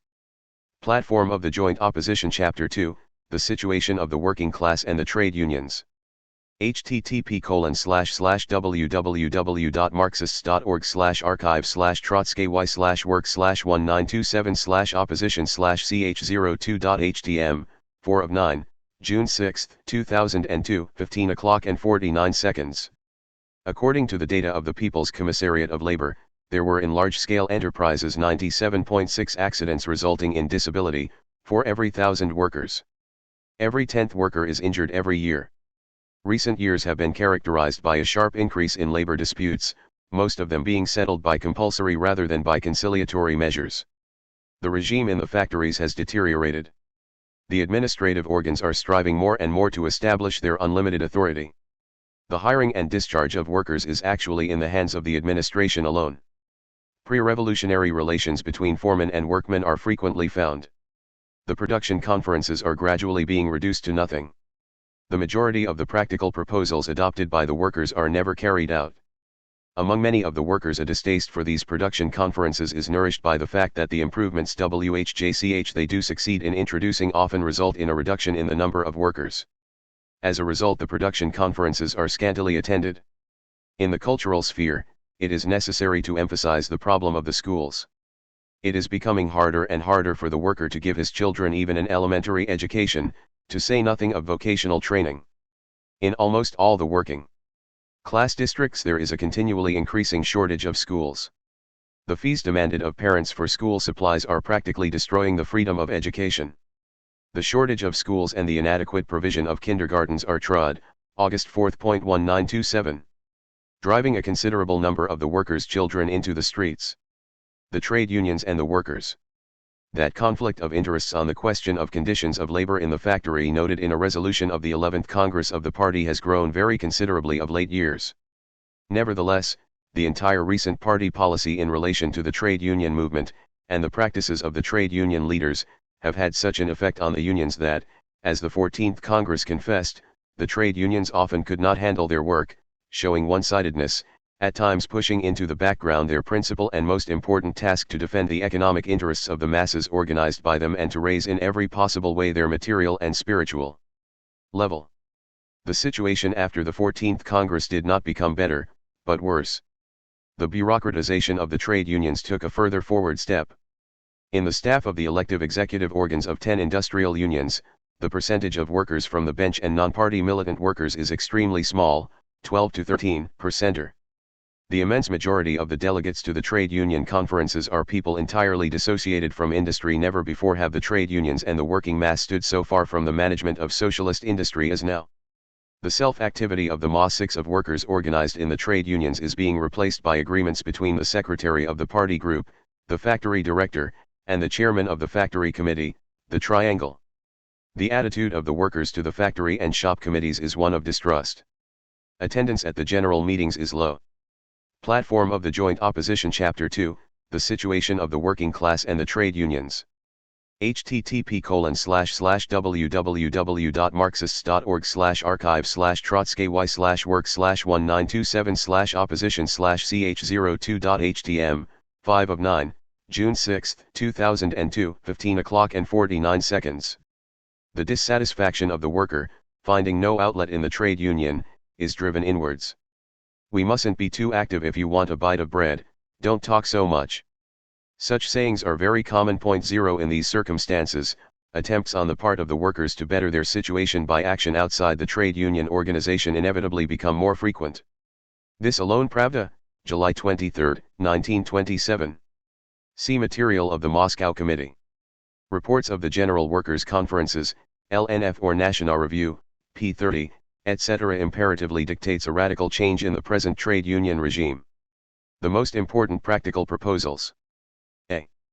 In the sphere of material conditions. 1. Strike at the root every inclination to lengthen the 8-hour day. Permit overtime only when absolutely unavoidable. Allow no abuses in the employment of occasional workers, no treating of full-time workers as seasonal. Annul every lengthening of the workday in unhealthy trades where it has been introduced in violation of Year 1 year rules. 2. The most immediate task is the raising of wages at least to correspond to the achieved increase in the productivity of labor. The future course should be a systematic elevation of real wages to correspond to every growth in the productivity of labor. It is necessary to achieve an increasing equalization in the wages of different groups of workers, by way of a systematic raising of the lower paid groups, in no case by a lowering of the higher paid. 3. We must stop all bureaucratic abuse of rationalization measures. Rationalization ought to be closely bound up with a consistent development of industry, with a planned distribution of labor power, and with a struggle against waste of the productive forces of the working class, particularly dissipation of the cadre of skilled workers. 4. To relieve the evil effects of unemployment, a. Unemployment benefits must be adjusted in accordance with the average wage in a given locality. b. In view of the duration of unemployment, the benefit period must be extended from 1 year to 1.5. c. No further reduction in the contributions from industry for social insurance must be tolerated, and a real fight must be waged against the actual non-payment of them. d. The spending of insurance funds upon measures of general public health and sanitation must be stopped. e. We must energetically combat the disposition to make economies on the insured. f. We must annul all regulations that under various pretenses deprive really unemployed workers of their right to benefits and to registration at the Employment Bureau. g. The course must be towards an increase of the benefits of the unemployed, beginning with the industrial workers. We must have broadly conceived and carefully worked out plans for long-term public works upon which the unemployed can be used with the greatest advantage to the economic and cultural growth of the country. 5. A systematic improvement of housing conditions for the workers. Firm carrying out of a class policy in all housing questions. No betterment of the housing conditions of non-proletarian elements at the Platform of the Joint Opposition Chapter 2, The Situation of the Working Class and the Trade Unions. http://www.marxists.org/archive/work/1927/opposition/ch02.htm, 6 of 9, June 6, 2002, 15 o'clock and 49 seconds. Expense of the workers. No eviction of discharged workers and workers on short time. Energetic measures must be taken for the healthier development of the housing cooperatives. They must be made accessible to the lower paid workers. The upper stratum of clerical workers must not be permitted to grab the apartments intended for industrial workers. The housing plan of the State Planning Commission must be rejected as flatly opposed to a socialist policy. Business enterprises must be obliged to increase their housing expenditures and their budget allotments and credits for this purpose sufficiently so that the next 5 years will see a definite improvement in workmen's homes. 6. Collective agreements should be made after real and not fictitious discussion at workers' meetings. The coming Party Congress would annul the decision of the 14th Congress, giving factory managements the right to compulsory arbitration. The labor code must be looked upon as the minimum and not the maximum of what labor has a right to demand. Collective agreements must contain guarantees against cutting down the number of workers and clerks throughout the duration of the agreements, permissible exceptions to be expressly provided for. Standards of production must be calculated on the basis of the average, not the exceptional worker, and for the whole duration of the wage contract. In any case, all changes in the collective agreements which lower the conditions of the workers in comparison with previous agreements should be declared impermissible. 7. The Bureau of Wages and Standards must be brought under more effective control by the workers and the trade unions, and the constant changing of wages and standards of work must be stopped. 8. Appropriations for safety appliances and better factory conditions must be increased. Greater penalties must be imposed for failure to carry out regulations for the protection of labor. 9. All interpretations of the labor code must be re-examined and those which resulted in a lowering of the conditions of labor annulled. 10. For the women workers, equal pay for equal work. Raising of the skill of female labor. 11. Unpaid apprentice work shall be forbidden. Likewise, the attempt to reduce the wages of adolescents. Measures must be taken to improve the conditions of their work. 12. The regime of economy must in no case be carried out at the expense of the standard of living of the worker. We must restore to the workers the trifles which have been taken away from them, day nurseries, tram tickets, longer holidays, etc. 13. The trade unions must pay increased attention to the problems of seasonal workers.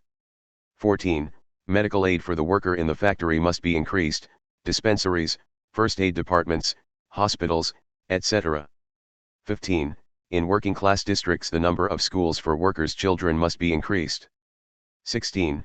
A series of state measures must be adopted to strengthen the workers' cooperatives. B. In the trade unions, 1. The work of the trade unions should be judged primarily by the degree in which it defends the platform of the joint opposition. Chapter 2, The Situation of the Working Class and the Trade Unions. http://www.marxists.org/archive/work/1927/opposition/ch02.htm, 7 of 9, June 6, 2002, 15 o'clock and 49 seconds. Economic and cultural interests of the workers, within the existing economic limitations. 2.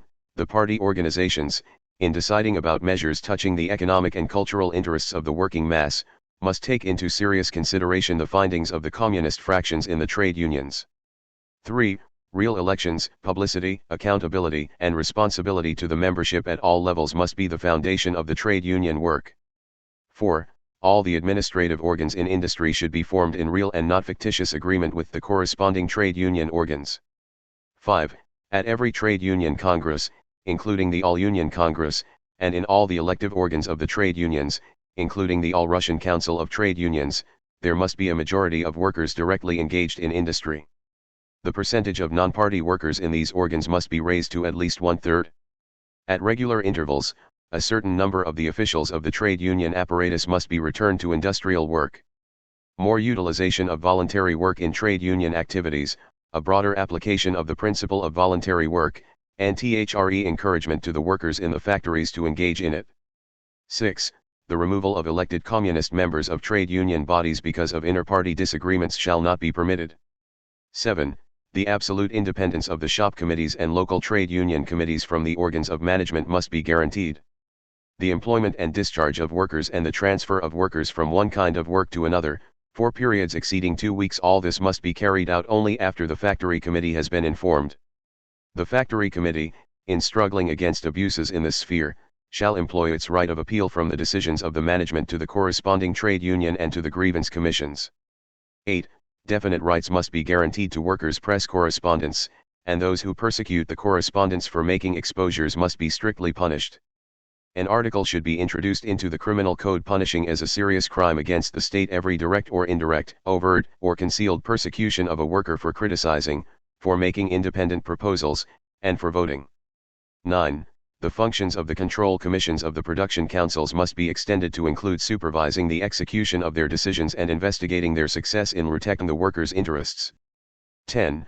On the question of strikes in the state industries, the decision of the 11th Party Congress, proposed by Lenin, remains in force. As regards strikes in the concession industries, the latter shall be regarded as private industries. 11. A re-examination of the whole system of labor statistics, which in its present form gives a false end. Platform of the Joint Opposition Chapter 2, The Situation of the Working Class and the Trade Unions. http://www.marxist.org/archive/trotsky/work/1927/opposition/ch02.htm, 8 of 9, June 6, 2002, 15 o'clock and 49 seconds. Obviously colored view of the economic and cultural situation of the working class, and thus greatly hinders any work in defense of its economic and cultural interests. The hard situation of the working class on the 10th anniversary of the October Revolution, is of course explained in the last analysis by the poverty of the country, the results of intervention and blockade, the unceasing struggle of the capitalist environment against the first proletarian state. That situation cannot be changed at a single blow. But it can and must be changed by a correct policy. The task of Bolsheviks is not to boast and draw complacent pictures of their achievements, which of course are very real, but to raise firmly and clearly the question of what remains to be done, of what must be done, and what can be done with a correct policy. Table of Contents Chapter I Chapter 3. Platform of the Joint Opposition Chapter 2, The Situation of the Working Class and the Trade Unions. http://www.marxist.org/archive/trotsky/work/1927/opposition/ch02.htm, 9 of 9, June 6, 2002, 15 o'clock and 49 seconds. Leon Trotsky. Platform of the Joint Opposition. 1927. Chapter 3. The Agrarian Question and Socialist Construction. Small production gives birth to capitalism and the bourgeoisie constantly, daily, hourly, elementally, and on a vast scale. Either the proletarian state, relying upon the high development and electrification of industry, will be able to overcome the technical backwardness of millions of small and very small farms, organizing them on the basis of large units and collectivism, or capitalism, recruiting its strength in the country, will undermine the foundations of socialism in the towns. From the point of view of Leninism, the peasantry, that is, the fundamental peasant mass which does not exploit labor, is that ally upon correct relations with whom depends the security of the proletarian dictatorship, and so the fate of the socialist revolution. For the stage we are living through, Lenin most accurately formulated our task with regard to the peasants in the following words: to succeed in achieving an alliance with the middle peasants without for 1 minute renouncing the struggle against the kulak, and always firmly relying only on the poor peasant. The revision of Lenin on the peasant question being carried through by the Stalin-Bukharin group may be summed up in the following 8 principal points. 1. Abandonment of the fundamental principle of Marxism, that only a powerful socialized industry can help the peasants transform agriculture along collectivist lines. 2. Underestimation of hired labor and the peasant poor as the social basis of the proletarian dictatorship in the country districts. 3. Basing our hopes in agriculture upon the so-called economically strong peasant, i.e., in reality on the kulak. 4. Ignoring or directly denying the petty bourgeois character of peasant property and peasant economy, a departure from the Marxian position towards the theories of the socialist revolutionaries. 5. Underestimation of the capitalist elements in the present development of the countryside, and hushing up of the class differentiations that are taking place among the peasants. 6. The creation of soothing theories to the effect that the kulak and kulak organizations will have no platform of the Joint Opposition Chapter 3, The Situation of the Working Class and the Trade Unions Chapter. http://www.marxist.org/archive/trotsky/work/1927/opposition/ch03.htm, 1 of 7, June 6, 2002, 15 o'clock and 51 seconds. Chance anyway, because the general framework of evolution in our country is predetermined by the structure of the proletarian dictatorship. 7. Belief in the grafting into our system of kulak cooperative nuclei. The problem may be expressed thus, that it is necessary to set free the economic possibilities of the well-off peasant, the economic possibilities of the kulak. 8. The attempt to counterpoise Lenin's cooperative plan to his plan of electrification. According to Lenin himself, only these two plans in combination can guarantee the transition to socialism. Relying on these revisionist tendencies of the official course, the representatives of the new bourgeoisie having got into association with certain links of our state apparatus, are openly aspiring to switch our whole policy in the countryside onto the capitalist path. At the same time, the kulaks and their ideological defenders hide all their ambitions under a pretense of worrying about the development of the productive forces, about increasing the volume of commodity production in general, etc. As a matter of fact, a kulak development on the productive forces, a kulak increase of commodity production, represses and checks the development of the productive forces of the entire remaining mass of the peasant farms. In spite of the comparatively swift reconstruction process in agriculture, the commodity production of peasant economy is very low. In 1925 to 1926, the total volume of goods sent to the market was only 64% of the pre-war level, the volume exported only 24% of the export in 1913. The cause of this, aside from the increasing total consumption in the village itself, lies in the disparity between agricultural and industrial prices and in the rapid accumulation of foodstuffs by the kulaks. Even the 5-year plan is compelled to recognize that the lack of industrial products in general places a definite limit to the equivalent exchange of goods between town and country, lowering the possible volume of agricultural products brought to the market. Thus the lagging of industry and the growth of agriculture, and in particular the growth of agricultural commodity production. It undermines the alliance of town and country and leads to a swift class differentiation among the peasants. The views of the opposition on disputed questions of peasant P6 lycée have been confirmed wholly and absolutely. The partial corrections introduced into our general line, under pressure of sharp criticism from the opposition, have not checked the continuing deviation of the official policy to the side of the economically strong peasant.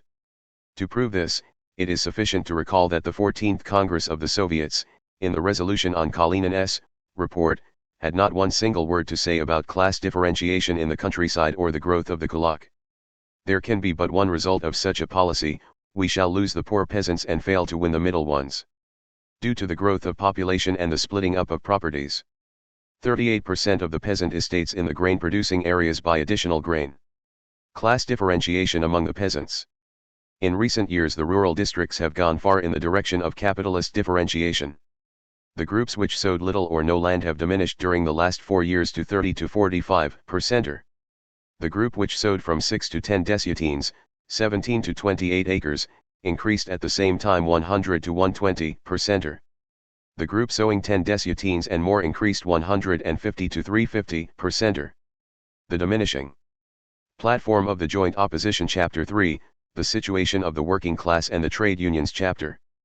http://www.marxist.org/archive/work/1927/opposition/ch03.htm, 2 of 7, June 6, 2002, 15 o'clock and 51 seconds. Percentage of groups which sowed little or no land is due very largely to their ruin and dissolution. Thus, in Siberia, during 1 year, 15.8% of those sowing no land, and 3.8% of those sowing less than 2 desiatines, disappeared. In the Northern Caucasus, 14.1% of those sowing no land disappeared, and 3.8% of those sowing less than 2 desiatines. The advancement of horseless and toolless farm properties into the lower stratum of the middle peasantry is going on extremely slowly. At the present date there remain in the entire Union 30 to 40% of horseless and toolless properties, and the bulk of these fall into the group of the peasants who sow very little land. The distribution of the essential means of production in the Northern Caucasus is as follows: to 50% of the weakest proprietors, belong 15% of the means of production. To the middle group, constituting 35% of the proprietors, belong 35% of the essential means of production. And to the highest group, constituting 15% of the proprietors, belong 50% of the means of production.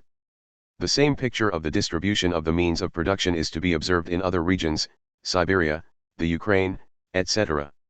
This record of inequality in the distribution of land sown and of means of production is confirmed by an unequal distribution of the reserves of grain among the different groups of peasant proprietors. On April 1, 1926, 58% of all the surplus grain in the country was in the hands of 6% of the peasant proprietors. The renting of land assumes larger and larger proportions every year. The renting proprietors are, in the majority of cases, the peasants who sow a lot of land and who own means of production. In the immense majority of cases, the fact that the land is rented is concealed in order to avoid payment of tax. The peasants who sow little land, lacking tools and animals, work the land for the most part with hired tools and hired animals. The conditions both of renting land and of hiring tools and animals amount almost to slavery. Side by side with extortion in kind, money usury is growing. The continuous splitting up of peasant properties does not weaken but strengthens the process of class differentiation. The machines and credits, instead of serving as levers for the socialization of agriculture, generally fall into the hands of the kulaks and the well-off and thus help in the exploitation of the farm hands, the poor peasants, and the weaker middle peasants. Besides this concentration of land and means of production in the hands of the highest groups, the latter are employing hired labor to a steadily increasing degree. On the other hand, the lower end, in part, the middle group of peasant proprietors are losing, either by way of complete ruin and dissolution, or by way of the pushing out of individual members of the family, a continually increasing number of farm hands.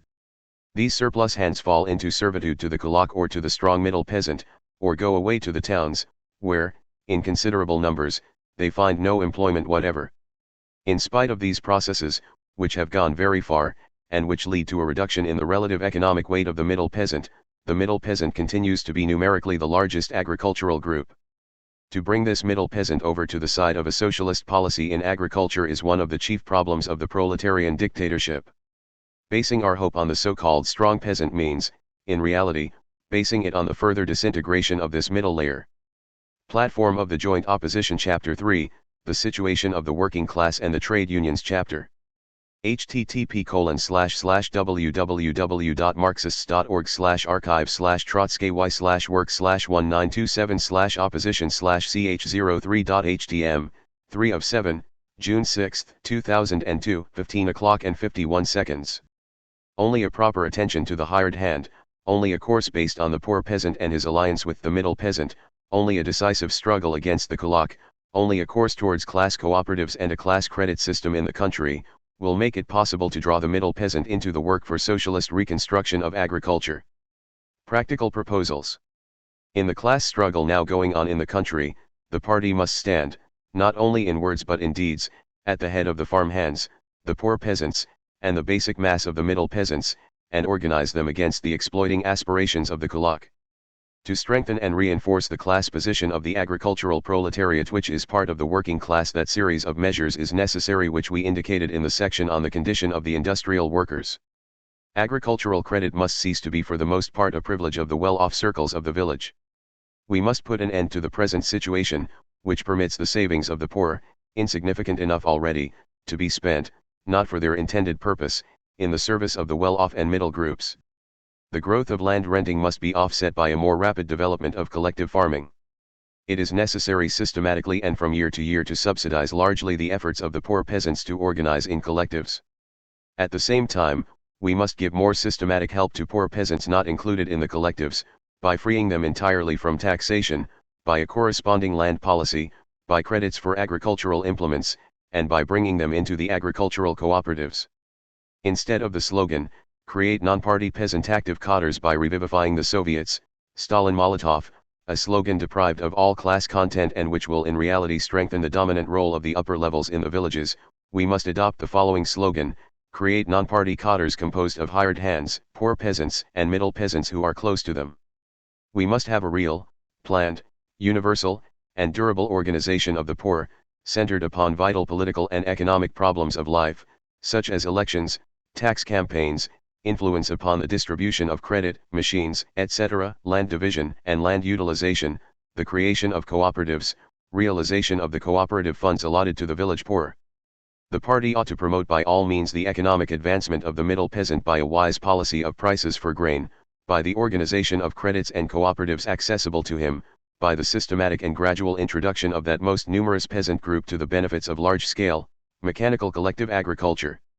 The task of the party in relation to the growing kulak stratum ought to consist in the all-sided limitation of their efforts at exploitation.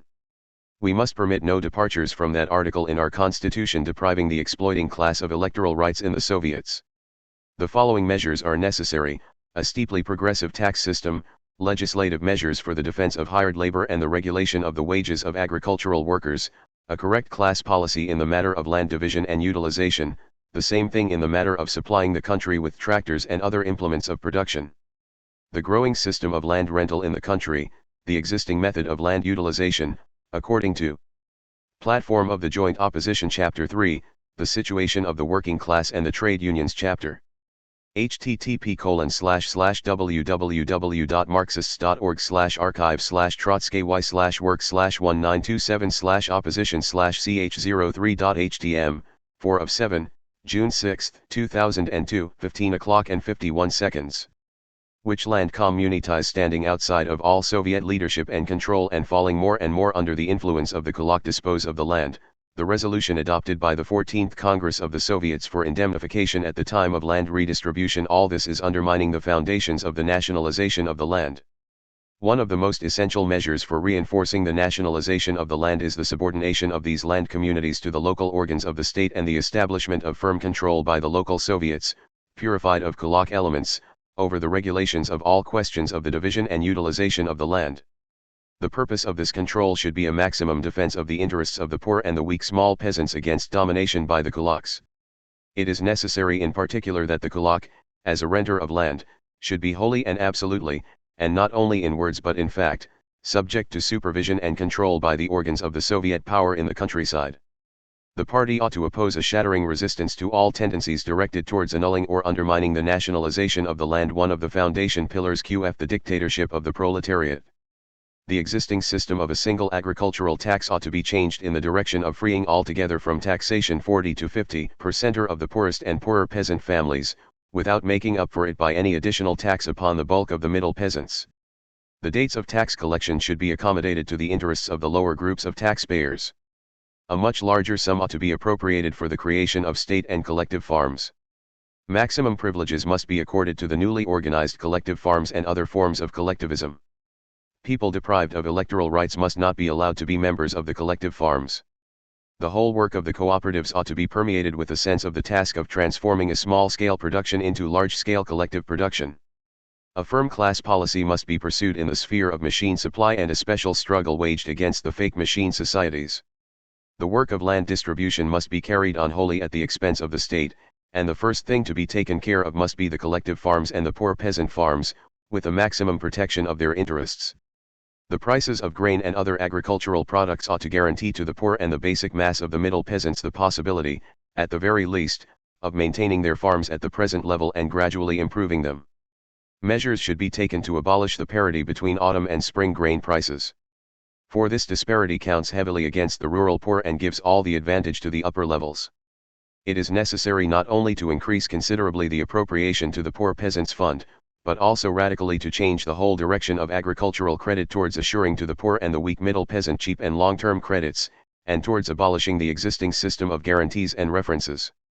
Cooperation. The task of socialist construction in the country is to reform agriculture on the basis of large-scale, mechanized, collective agriculture. For the bulk of the peasants the simplest road to this end is. Platform of the Joint Opposition Chapter 3, The Situation of the Working Class and the Trade Unions Chapter. http://www.marxists.org/archive/trotsky/work/1927/opposition/ch03.htm 5 of 7, June 6, 2002, 15 o'clock and 51 seconds. Cooperation, as Lenin described it in his work on cooperation. This is the enormous advantage which the proletarian dictatorship and the Soviet system as a whole gives to the peasant. Only a process of growing industrialization of agriculture can create the broad basis for this socialist cooperation, or collectivism. Without a technical revolution in the very means of production, that is to say, without agricultural machinery, without the rotation of crops, without artificial fertilizers, etc., no successful and broad work in the direction of a real collectivization of agriculture is possible. Cooperative producing and selling will be a road to socialism only in the event that, 1. This process takes place under the immediate economic and political influence of the socialist elements, especially of large-scale industry and the trade unions, and, 2. This process of making the trade functions of agriculture cooperative gradually leads to the collectivization of agriculture itself. The class character of the agricultural cooperatives will be determined not only by the numerical weight of the different groups of the cooperating peasantry, but more particularly by their relative economic weight. The task of the party is to see that agricultural cooperation constitutes a real union of the poor and middle groups of the peasants, and is a weapon in the struggle of those elements against the growing economic power of the kulak. We must systematically and persistently bring the agricultural proletariat into the task of building the cooperatives.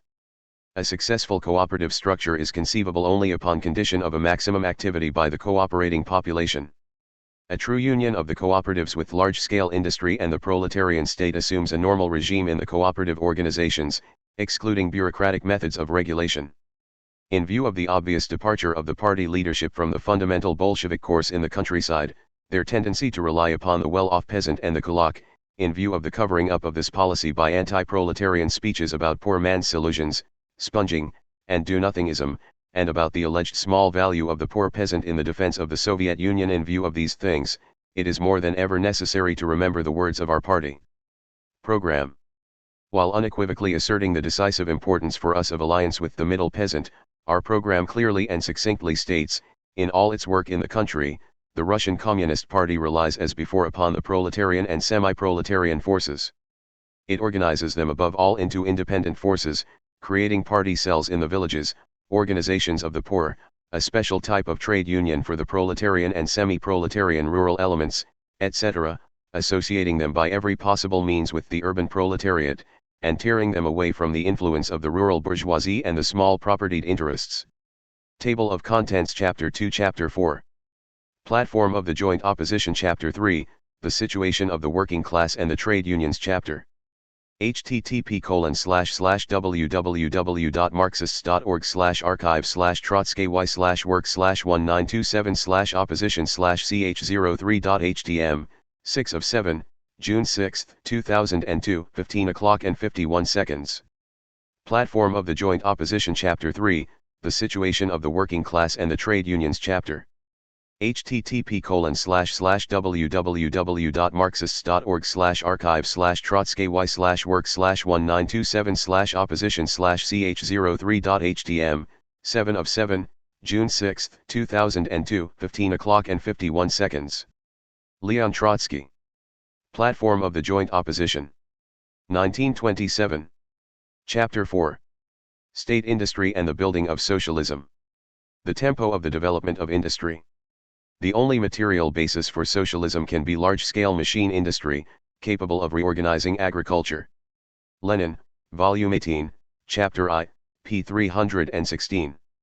The basic condition for a socialist development in the present preliminary stage and in the given historical situation, capitalist encirclement and a delay in the world revolution, is a rate of industrialization sufficiently rapid to guarantee, in the near future, a solution of at least the following problems.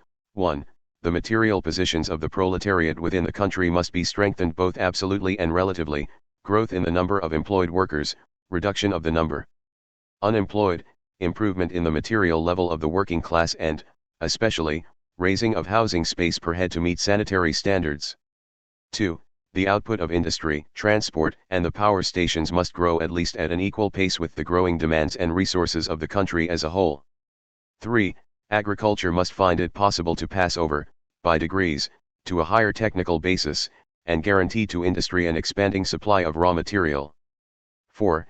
In the matter of developing the productive forces, in the matter of technique, and in the matter of improving the material conditions of the working class and the toiling masses, the Soviet Union must not fall further behind the capitalist countries, but in the near future must overtake them.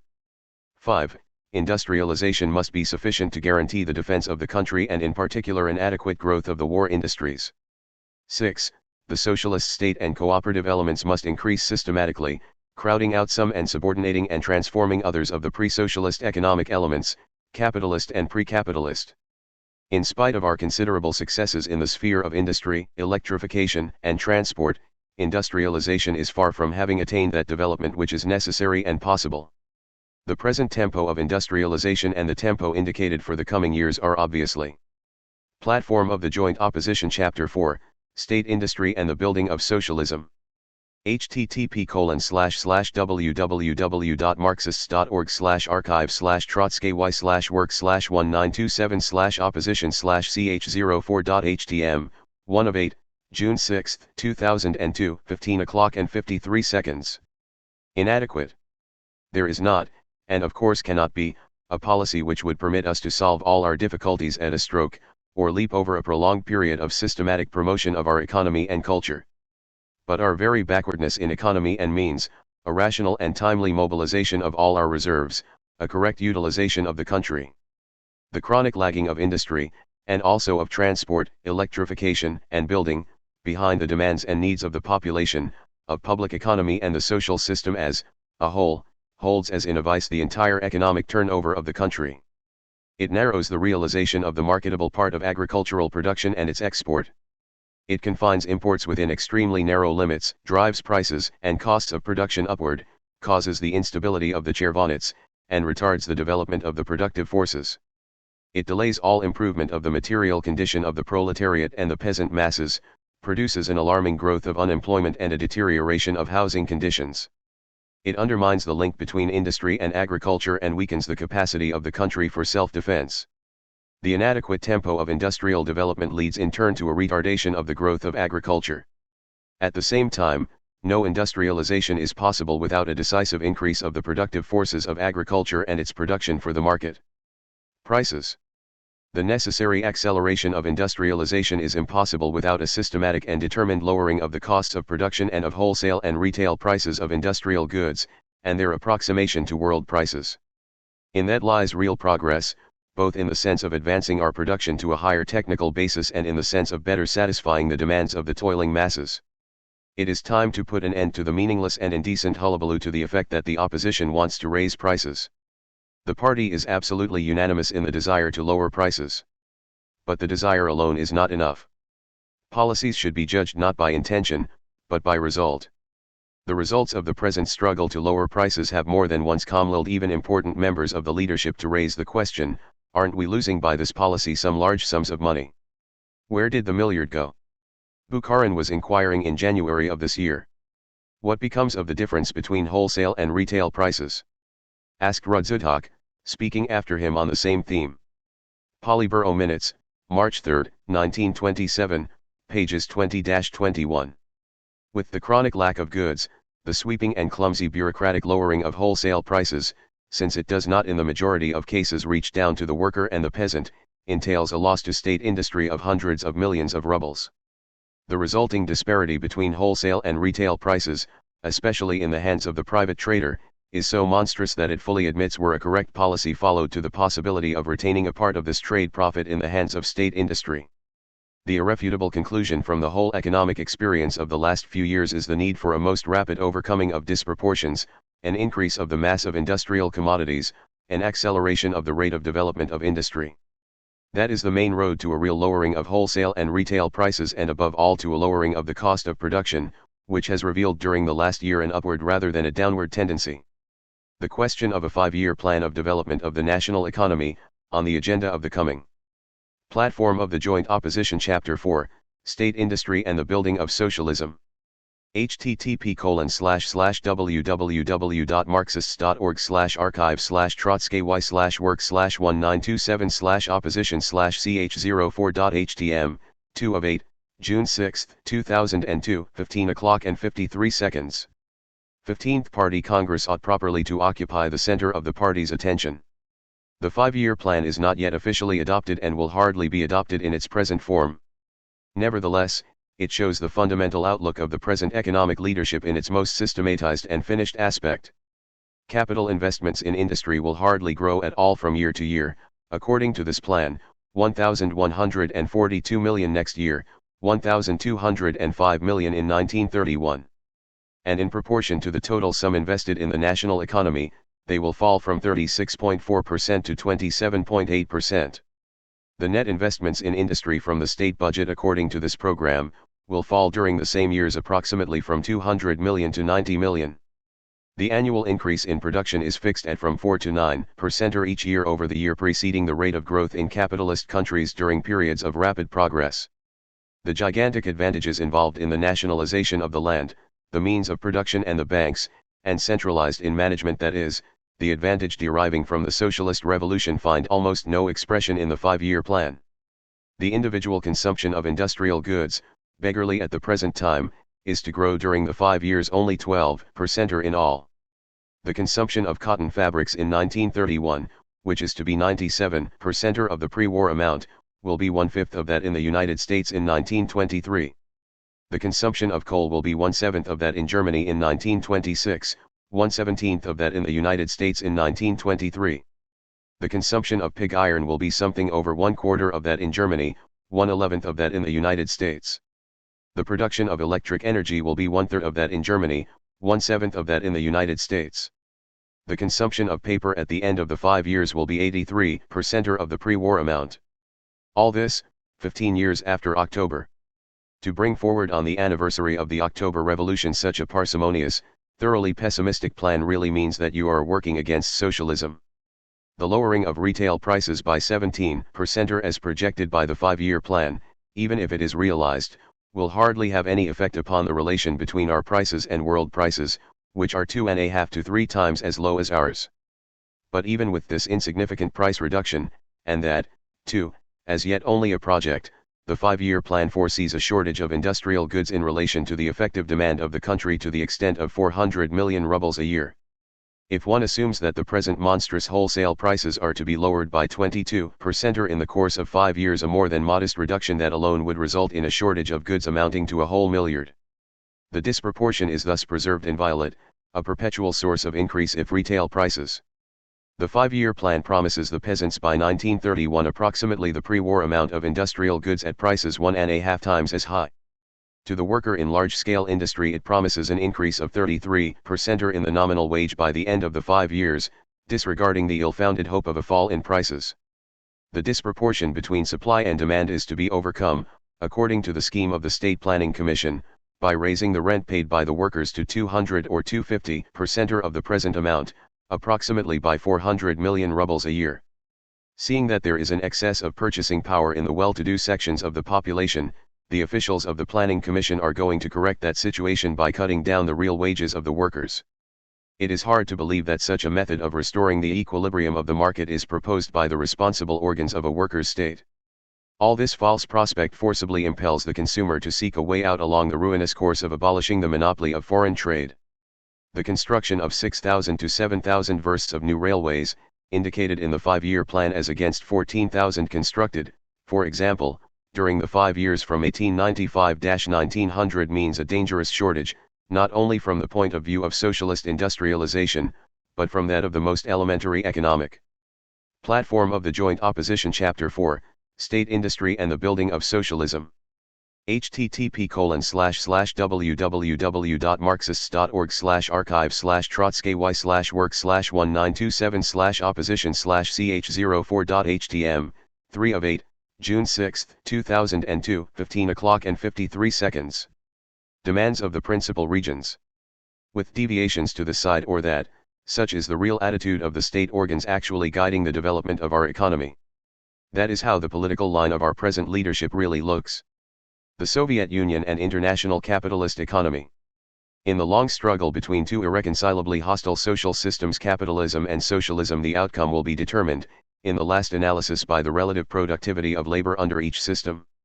And this, under market conditions, will be measured by the relation between our domestic prices and world prices.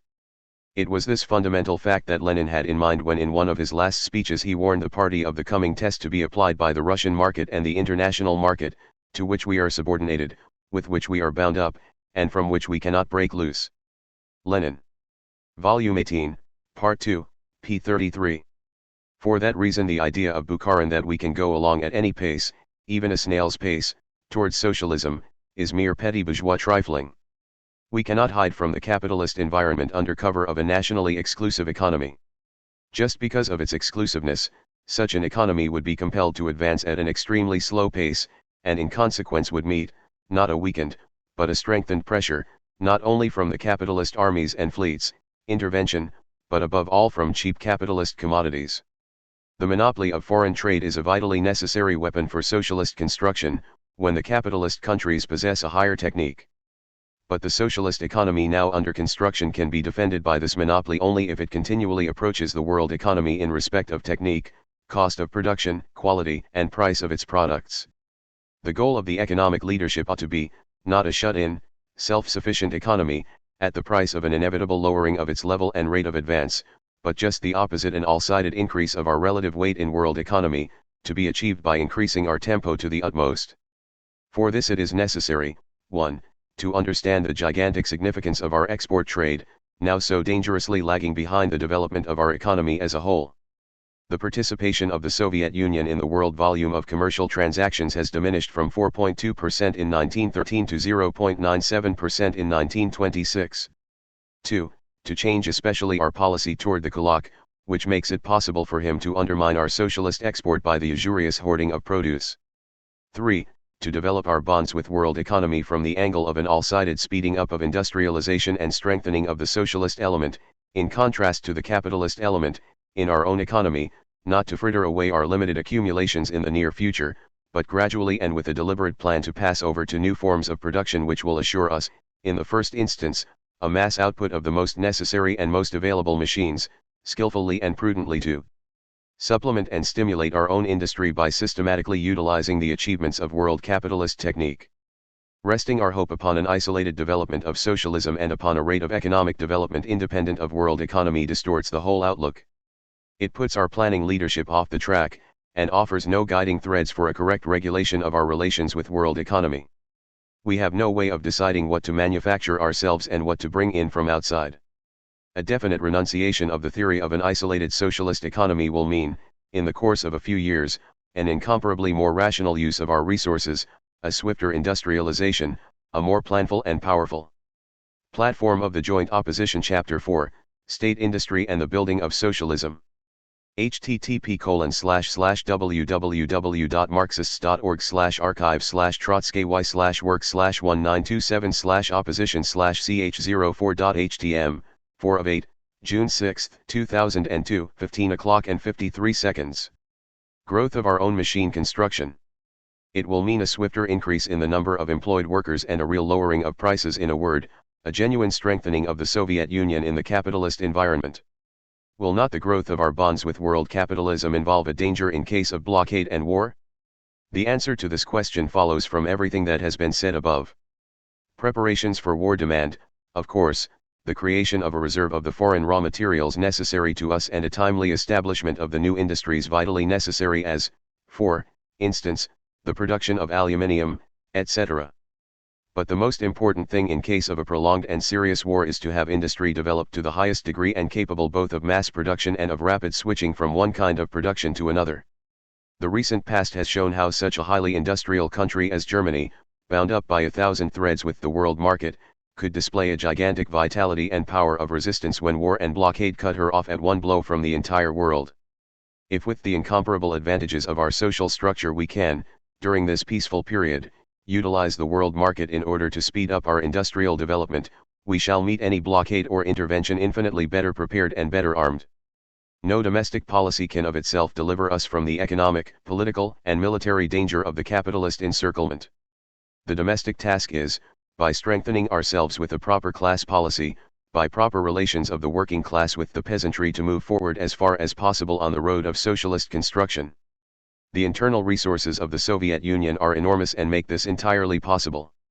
In using at the same time the world capitalist market for this same purpose, we bind up our fundamental historic calculations with the further development of the world proletarian revolution. Its victory in certain leading countries will break the ring of capitalist encirclement and deliver us from our heavy military burden. It will enormously strengthen us in the sphere of technique, accelerate our entire development in town and country, in factory and school. It will give us the possibility of really building socialism, that is, a class-free society, based upon the most advanced technique and upon the real equality of all its members in labor and enjoyment of the products of labor. Where to find the means? To the question of where to find the means for a bolder and more revolutionary solution of the problem of real industrialization, and a swifter elevation of the culture of the masses, the two problems upon whose solution depends the fate of the socialist dictatorship, the opposition answers as follows. The fundamental source is the redistribution of the national income by means of a correct use of budget, credit, and prices.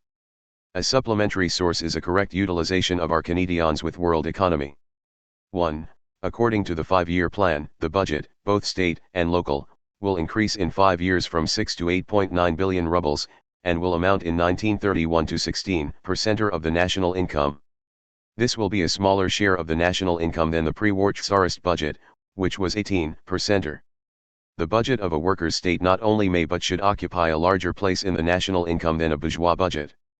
This assumes, of course, that it will be really socialistic, and along with increasing expenditures for popular education will allot incomparably larger sums to the industrialization of the country. The net platform of the Joint Opposition Chapter 4, State Industry and the Building of Socialism. http://www.marxist.org/archive/trotsky/work/1927/opposition/ch04.htm, 5 of 8, June 6, 2002, 15 o'clock and 53 seconds. Appropriation from the budget to the needs of industrialization can and should reach 500 to 1,000 million a year in the course of the coming 5 years. 2. The tax system is not keeping up with the growth of accumulation among the upper layers of the peasants and the new bourgeoisie in general. It is necessary, a. to tax all kinds of excess profits from private enterprises to the extent of not less than 150 to 200 million rubles, instead of 5 million as at present, b. in order to strengthen our export, to assure a collection from the well-off Kulak levels, constituting approximately 10% of the peasant establishment, of not less than 150 million poods of grain. This should be collected in the form of a loan from those stores of grain which reached in 1926 to 1927 the amount of 800 to 900 million poods, and were concentrated, for the most part, in the hands of these upper levels of the peasantry. 3. It is necessary to put into effect a decisive policy of systematic and determined lowering of wholesale and retail prices and narrowing of the disparity between them. And this must be done in such a way that the lowering of prices affects above all objects of mass consumption among the workers and peasants. It must be done without the adulteration of quality, low enough already, which is being practiced now. This lowering of prices should not deprive state industry of its necessary accumulations and should be carried out chiefly by way of an increase of the mass of goods, a lowering of the cost of production, a lessening of overhead charges and a cutting down of the bureaucratic apparatus. A more elastic price-lowering policy, more adapted to the conditions of the market, and more individualized, that is, taking into greater consideration the market position of each kind of goods, would retain in the hands of state industry enormous sums which now nourish private capital and commercial parasitism in general. 4. The regime of economy, which was supposed, according to last year's manifesto by Stalin and Rykov, to yield 300 to 400 million rubles a year, has given as a matter of fact completely insignificant results. A regime of economy is a question of class policy and can be realized only under direct pressure from the masses.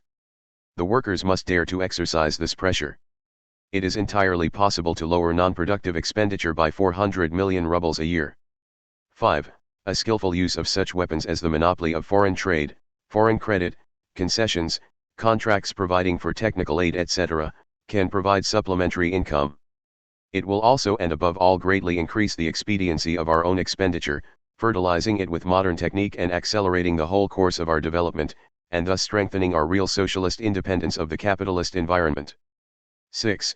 The question of choosing personnel from top to bottom and of the proper relations among them is, to some extent, a financial question. The worse the personnel, the more funds are needed.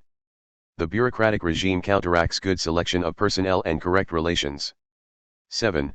The wisdom after the event of our present economic leadership means in practice the loss of many tens of millions. That is the price we pay for lack of foresight, disharmony, niggardliness, and lagging. 8. Tax receipts alone cannot cover the continually growing demands of our national economy. Credit must become a more and more important lever in the distribution of the national income, along the lines of socialist construction, which assumes, above all, a stable currency and a healthy circulation of money. 9. A firmer class policy in our economy, narrowing the limits of speculation and usury, would make it easier for the governmental and credit institutions to. Platform of the Joint Opposition Chapter 4, State Industry and the Building of Socialism. http://www.marxist.org/archive/trotsky/work/1927/opposition/ch04.htm, 6 of 8, June 6, 2002, 15 o'clock and 53 seconds. Mobilize private savings. It would make possible an incomparably broader financing of industry by way of long-term credits. 10. The government sale of vodka was originally introduced as an experiment, and with the idea that the bulk of the income from it should go towards industrialization, primarily for restoration of the metal industry. In reality, industrialization has only lost through the state sale of vodka. It is necessary to acknowledge that the experiment has proved completely unsuccessful. Under the Soviet regime, the state sale of vodka is at a disadvantage, not only from the standpoint of private economy as under Tsarism but also and chiefly from the standpoint of state economy. The increase of absenteeism, careless workmanship, waste, accidents, fires, fights, injuries, etc. These things mount up to losses of hundreds of millions of rubles a year. State industry loses from vodka no less than the budget receives from vodka, and many times more than industry itself receives from the budget. The abolition of the state sale of vodka at the nearest possible date, 2 to 3 years, will automatically raise the material and spiritual resources of industrialization. Such is the answer to the question where to find the means. It is not true that the slow pace of industrialization is directly due to the absence of resources. The means are scanty, but they exist. What is wanted is the right policy. The 5-year plan of the State Planning Commission should be categorically rejected and condemned as basically incompatible with the task of transforming the Russia of the NEP into socialist Russia. We must carry out in deeds a redistribution of the tax burden among the classes, loading more heavily the kulak and the nepman, relieving the workers and the poor. We must reduce the relative importance of the indirect taxes. We must abolish in the near future the state sale of vodka. We must put in order the finances of the railway transport service. We must put in order the finances of industry. We must restore to health neglected forestry, which can and must become the source of an immense income. We must guarantee the unconditional stability of the currency unit. The stabilization of the Chervonets demands a lowering of prices on the one hand, and a balanced budget on the other. The issuing of paper currency to cover a budget deficit must not be permitted. We must have a strictly rationalized budget, without deficits, harsh, intolerant of everything superfluous or accidental. In the budget of 1927 to 1928 we must considerably increase the appropriation for defense, primarily for the war industries, for industry in general, for electrification, for transport, for house building, for measures leading to the collectivization of agriculture. We must resist with determination all attempts to tamper with the monopoly of foreign trade. We must steer a firm course towards industrialization, electrification, and rationalization, based upon increasing the technical power of the economy and improving the material conditions of the masses. Platform of the Joint Opposition Chapter 4, State Industry and the Building of Socialism. http://www.marxist.org/archive/work/1927/opposition/ch04.htm, 7 of 8, June 6, 2002, 15 o'clock and 53 seconds. Table of Contents Chapter 3 Chapter V. Platform of the Joint Opposition Chapter 4, State Industry and the Building of Socialism. http://www.marxist.org/archive/trotsky/work/1927/opposition/ch04.htm, 8 of 8, June 6, 2002, 15 o'clock and 53 seconds. Leon Trotsky. Platform of the Joint Opposition. 1927. Chapter 5. The Soviets. The bureaucratic apparatus of every bourgeois state, no matter what its form, elevates itself above the population, solidifying its rule by cultivating a mutual loyalty among the ruling class and systematically propagating among the masses fear of and subservience to the rulers. The October Revolution, replacing the old state machine by the workers, peasants, and soldiers Soviets, dealt the heaviest blow in history to the old idol of the bureaucratic state. Our party program says upon this question, waging the most bitter struggle against bureaucratism, the Russian Communist Party applies for the complete conquering of this evil the following measures: 1. The obligatory drawing of every member of a Soviet into some definite work in the administration of the state. 2. A continual rotation of these tasks so that every member is gradually familiarized with all branches of the administration. 3. The gradual attraction of the entire laboring population, to the last man, into the work of state administration. A full and all-sided carrying out of these measures, which are a further step along the road taken by the Paris Commune, means a simplification of the functions of administration, and together with the rise in the cultural level of the workers will lead to the abolition of the state power. The question of Soviet bureaucratism is not only a question of red tape and swollen staffs. At bottom it is a question of the class role played by the bureaucracy, of its social ties and sympathies, of its power and privileged position. Its relations to the nepman and the unskilled worker, to the intellectual and the illiterate, to the wife of a Soviet grandee and the most ignorant peasant woman, etc., etc. Whose hand does the official grasp? That is the fundamental question which is daily being tested in life's experience by millions of working people. On the eve of the October Revolution, Lenin, referring to Marx's analysis of the Paris Commune, strongly emphasized the idea that, under socialism officials will cease to be bureaucrats, to be okinovniks. A bureaucrat, high official in the civil service. They will cease insofar as we introduce not only the elective principle, but also the recall, the principle of payment on the average wage level of the worker, and also the replacement of parliamentary institutions by working institutions, that is, by institutions which both pass laws and carry them into effect. Platform of the Joint Opposition Chapter 5, The Soviets. http://www.marxist.org/archive/work/1927/opposition/ch05.htm, 1 of 4, June 6, 2002, 15 o'clock and 55 seconds. In what direction has the apparatus of the Soviet state been developing of late years? In the direction of simplification and lowering of costs? Of proletarianization? Drawing near to the toilers of the city and the village? Diminishing the gulf between the rulers and the ruled?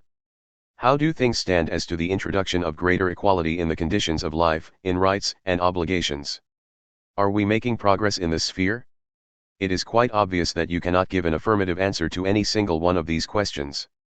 It goes without saying, of course, that actual and full equality can be achieved only with the abolition of classes. In the epoch of the NEP, the task of equalization is hindered and delayed, but it is not annulled. For us the NEP is not a road to capitalism but a road to socialism. Therefore the gradual drawing of the whole toiling population, to the last man, into the work of state administration, the systematic struggle for greater quality, remains under the NEP one of the most important tasks of the party. That struggle can be successful only on the basis of a growing industrialization of the country and an increase in the leading role of the proletariat in all branches of material and cultural construction. This struggle for greater equality does not exclude in the transition period, higher payment of skilled workers, increased remuneration for experts, of better payment of teachers than in bourgeois countries, etc. It is necessary to be clearly aware that the army of officials has been growing in number these last years. It is consolidating itself, raising itself above the general population, and interweaving itself with the wealthier elements of town and country. The instructions of 1925, which gave electoral rights to numerous exploiting elements, were only one very clear expression of the fact that the bureaucratic apparatus, to its very top, has become responsive to the importunities of the wealthy, accumulating elements of the community. The annulment of these instructions, which were, as a matter of fact, in violation of the Soviet Constitution, was a result of criticism from the opposition. But the first election under the new instructions had already revealed, in a number of localities, the striving encouraged from above to reduce as much as possible the circle of those well-off groups who are disfranchised. The center of the question, however, is no longer there. With the continual relative growth of the new bourgeoisie and the kulaks, and their drawing together with the bureaucracy, with the incorrect policy of our leadership in general, the kulak and the nepman, even when deprived of electoral rights, remain able to influence the composition and the policy of at least the lower Soviet organs, although remaining behind the scenes. The penetration of the Soviets by the lower kulak and semi-kulak elements and the town bourgeoisie, which began in 1925 and was partially stopped by the attacks of the opposition, is a very deep political process, to ignore or conceal which would threaten the proletarian dictatorship with very dire consequences. The town Soviets, the fundamental instrument for introducing the workers and the working people in general, to the last man, into the task of state administration, have been losing in these recent years all real significance. This is the expression of an indubitable change in the relation of class forces to the disadvantage of the proletariat. Resisting these phenomena by means of a mere administrative revival of the Soviets is unthinkable. They can be resisted only by a firm class policy, a decisive rebuff to the new exploiters, an increased activity and weight of the proletariat in all the institutions and organs of the Soviet state without exception. The theory of Molotov to the effect that we cannot demand a drawing closer together of the workers with the state and the state with the workers, because our state is already, in and of itself, a workers' platform of the Joint Opposition Chapter 5, The Soviets. http://www.marxist.org/archive/trotsky/work/1927/opposition/ch05.htm, 2 of 4, June 6, 2002, 15 o'clock and 55 seconds. State Pravda, December 13, 1925 is the most malignant imaginable formula of bureaucratism. It sanctions in advance every conceivable bureaucratic perversion. Any criticism of this anti-Leninist theory of Molotov, a theory which enjoys the open or silent sympathy of broad circles of the Soviet officialdom, is characterized, under the present leadership, as a social democratic deviation. But a harsh condemnation of this, and of all similar theories, is an indispensable condition for any real struggle against bureaucratic perversions. Such a struggle does not mean merely transforming a certain number of workers into officials. It means a drawing near to the workers and the poorer peasants of the whole state apparatus in all of its daily work. The present official struggle against bureaucratism, not basing itself on the class activity of the workers, but trying to replace this with the efforts of the apparatus itself, is giving and can give no essential results. In many cases it even promotes and reinforces the existing bureaucratism. In the inner life of the Soviets there is also to be observed of late years a series of entirely reactionary processes. The Soviets have continually less and less to do with the settling of fundamental political, economic, and cultural questions. They are becoming mere appendages to the executive committees and presidiums. The work of administration is becoming wholly concentrated in the hands of the latter. The discussion of problems at the plenary sessions of the Soviets is a mere show discussion. At the same time the period between elections to the Soviet organs is being lengthened, and the latter's independence of control by the mass of workers is increasing. All this greatly strengthens the influence of the officials upon the decision of all questions. The administration of important branches of municipal affairs often lies in the hands of one or two communists, who select their own experts and their own staff, and often become completely dependent upon them. There is no proper training of the members of the Soviet. They are not drawn into the work from the bottom to the top. Hence continual complaints about the lack of skilled workers in the Soviet machinery. Hence a still further shifting of power to officialdom. The elected leaders in important spheres of Soviet administration are removed at the first conflict with the chairman of the Soviet. They are removed still more quickly in cases of conflict with the secretary of the regional committee of the party. In consequence of this the elective principle is being reduced to nothing, and responsibility to the electors is losing all meaning. It is necessary, 1. To adopt a firm policy of struggle with officialism, to wage the struggle as Lenin would, on the basis of a real fight to check the exploiting tendencies of the new bourgeoisie and the kulaks, by way of a consistent development of workers' democracy in the party, the trade unions, and the Soviets. 2. To apply the slogan of bringing the worker, the farmhand, the poor peasant and the middle peasant against the kulak into close contact with the state, and unconditionally subordinating the state apparatus to the essential interests of the toiling masses. 3.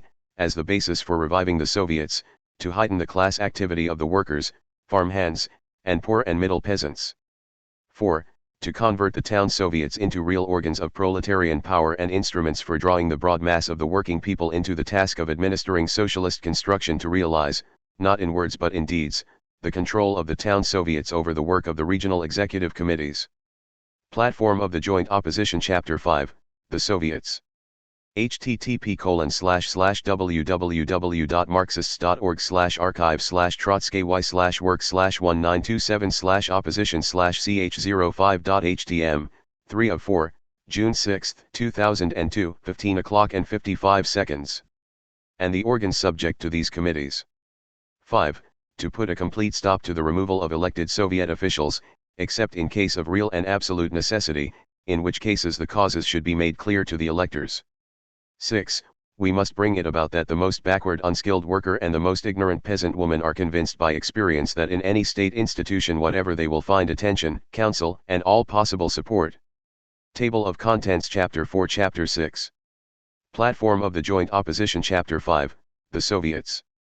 http://www.marxist.org/archive/trotsky/work/1927/opposition/ch05.htm, 4 of 4, June 6, 2002, 15 o'clock and 55 seconds. Leon Trotsky. Platform of the Joint Opposition. 1927. Chapter 6. The National Question. The slowing up of the general tempo of socialist development, the growth of the new bourgeoisie in town and country, the strengthening of the bourgeois intelligentsia, the increase of bureaucratism in the state organs, the bad regime in the party, and bound up with all this the growth of great power jingoism and the spirit of nationalism in general, all this finds its most morbid expression in the national regions and republics. The difficulties are redoubled by the existence in some of the republics of pre-capitalist culture survivals. Under the new economic policy, The role of private capital increases with special rapidity in the industrially backward areas remote from the center. Here the economic organs often rely entirely upon the private capitalist. They fix prices without considering the real situation of the poor and middle peasant mass. They lower artificially the wages of farm hands. They extend immoderately the system of private and bureaucratic mediation between industry and the peasants who supply raw material. They guide the cooperatives in the direction of greater service to the richer elements in the villages. They neglect the interests of the especially backward group, the cattle breeders, and those partly engaged in cattle breeding. The vital task of carry out a plan of industrial construction in the national areas, especially a plan for industrialization of the working up of agricultural raw materials, is kept completely in the background. Bureaucratism, sustained by the spirit of great power, jingoism, has succeeded in transforming Soviet centralization into a source of quarrels as to the allotment of official positions among the nationalities, the Transcaucasian Federation. It has spoiled the relations between the center and the outlying areas. It has reduced to nothing, as a matter of actual fact, the significance of the Society of Nationalities. It has carried bureaucratic guardianship over the autonomous republics to the point of depriving the latter of the right to settle land disputes between the local and the Russian population. To the present day this great power jingoism, especially as it expresses itself through the state machinery, remains the chief enemy to the drawing together and unity of the workers of different nationalities. A real support to the rural poor, a drawing together of the bulk of the middle peasantry with the poor and the farm hands, an organization of the latter into an independent class force, all this is of special importance in the national regions and republics. Without a real organization of the farm laborers, without the creation of cooperatives and organizations of the poor, we run the risk of leaving our backward eastern countryside in its traditional condition of slavery, and our party groups in these regions. Platform of the Joint Opposition Chapter 6, The National Question. http://www.marxist.org/archive/trotsky/work/1927/opposition/ch06.htm, 1 of 4, June 6, 2002, 15 o'clock and 57 seconds. Deprived entirely of genuine ties with the working people. The task of communists in the more backward or just awakening nationalities should be to direct the process of national awakening along Soviet socialist channels. We should draw the working masses into the economic and cultural work of construction, particularly by promoting the development of the local language and schools, and the nationalization of the Soviet machinery. In regions where there is friction with other nationalities or national minorities, nationalism accompanying the growth of the bourgeois elements often becomes sharply aggressive. In these circumstances, nationalization of the local apparatus takes place at the expense of the national minorities. Boundary questions become a source of national rancor. The atmosphere of the party, Soviet, and trade union work is poisoned with nationalism. Ukrainization, Turkification, etc., can proceed properly only by overcoming bureaucratic and great power habits in the institutions and organs of the Union. It can proceed properly only if the leading role of the proletariat is preserved in the national republics, only if we support ourselves on the lower strata in the countryside and carry on a continual and irreconcilable struggle with the kulak and jingo elements. These questions are especially important in such industrial centers as the Donbas or Baku, whose proletarian population is largely of a different nationality from that of the surrounding countryside. In these cases, correct cultural and political relation between town and country demand, an especially attentive and genuinely fraternal attitude on the part of the town toward the material and spiritual requirements of the countryside where the nationality is different. 2. A determined resistance to every bourgeois attempt to drive a wedge between the town and the country, whether by cultivating a bureaucratic arrogance toward the rural districts, or a reactionary kulak envy of the town. Our bureaucratic regime hands over the actual enactment of its superficial show of nationalization into the hands of officials, specialists, and petty bourgeois teachers, who are connected by countless social ties with the upper strata of the city and the country. They accommodate their policies to the interests of these upper strata. This repels the local poor from the party and the Soviet power and throws them into the arms of the commercial bourgeoisie, the usurers, the reactionary priests, and feudal patriarchal elements. At the same time, our bureaucratic regime pushes into the background the genuinely communist elements of the nationality, denouncing them often as deviators, persecuting them in every possible manner. This happened, for example, to an important group of Georgian old Bolsheviks, who incurred the displeasure of the Stalin group, and were hotly defended by Lenin in the latter period of his life.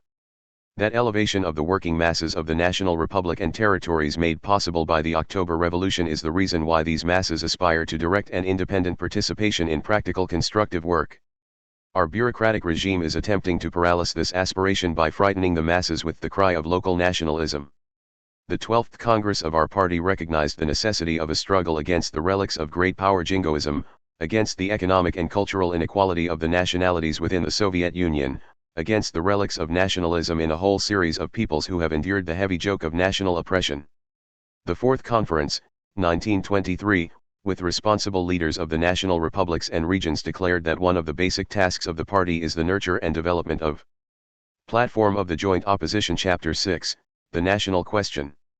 http://www.marxist.org/archive/work/1927/opposition/ch06.htm, 2 of 4, June 6, 2002, 15 o'clock and 57 seconds. Communist organizations among the proletarian and semi-proletarian elements of the local population in the national republics and regions. The conference unanimously declared that communists who go from the center to the backward republics and regions ought to play the role not of pedagogues and nurses, but of helpers. Lenin: during recent years the whole thing has developed in exactly the opposite direction. The heads of the national party apparatus, appointed by the Secretariat of the Central Committee, take upon themselves the actual decision of all party and Soviet questions. They crowd out the active workers of the nationalities as a kind of second-rate communists whom one brings into the work merely to fulfill a formal representative function: Crimea, Kazakhstan, Turkmenistan, Tartaria, the mountain area of northern Caucasus, etc. An artificial division from above of all local party workers into right and left is carried out as a system in order that the secretaries appointed by the center may arbitrarily command both groups. In the sphere of our national policy, just as in other spheres, it is necessary to return to the Leninist position: 1. To carry out an incomparably more systematic, more consistent, more vigorous effort to overcome national divisions among the workers of different nationality, especially by an attitude of consideration to the newly arrived national workers, increasing their skill and bettering their living and cultural conditions, to firmly remember that the real lever for bringing the backward national countryside into the Soviet work of construction is the creation and development of proletarian cadres in the local population. 2.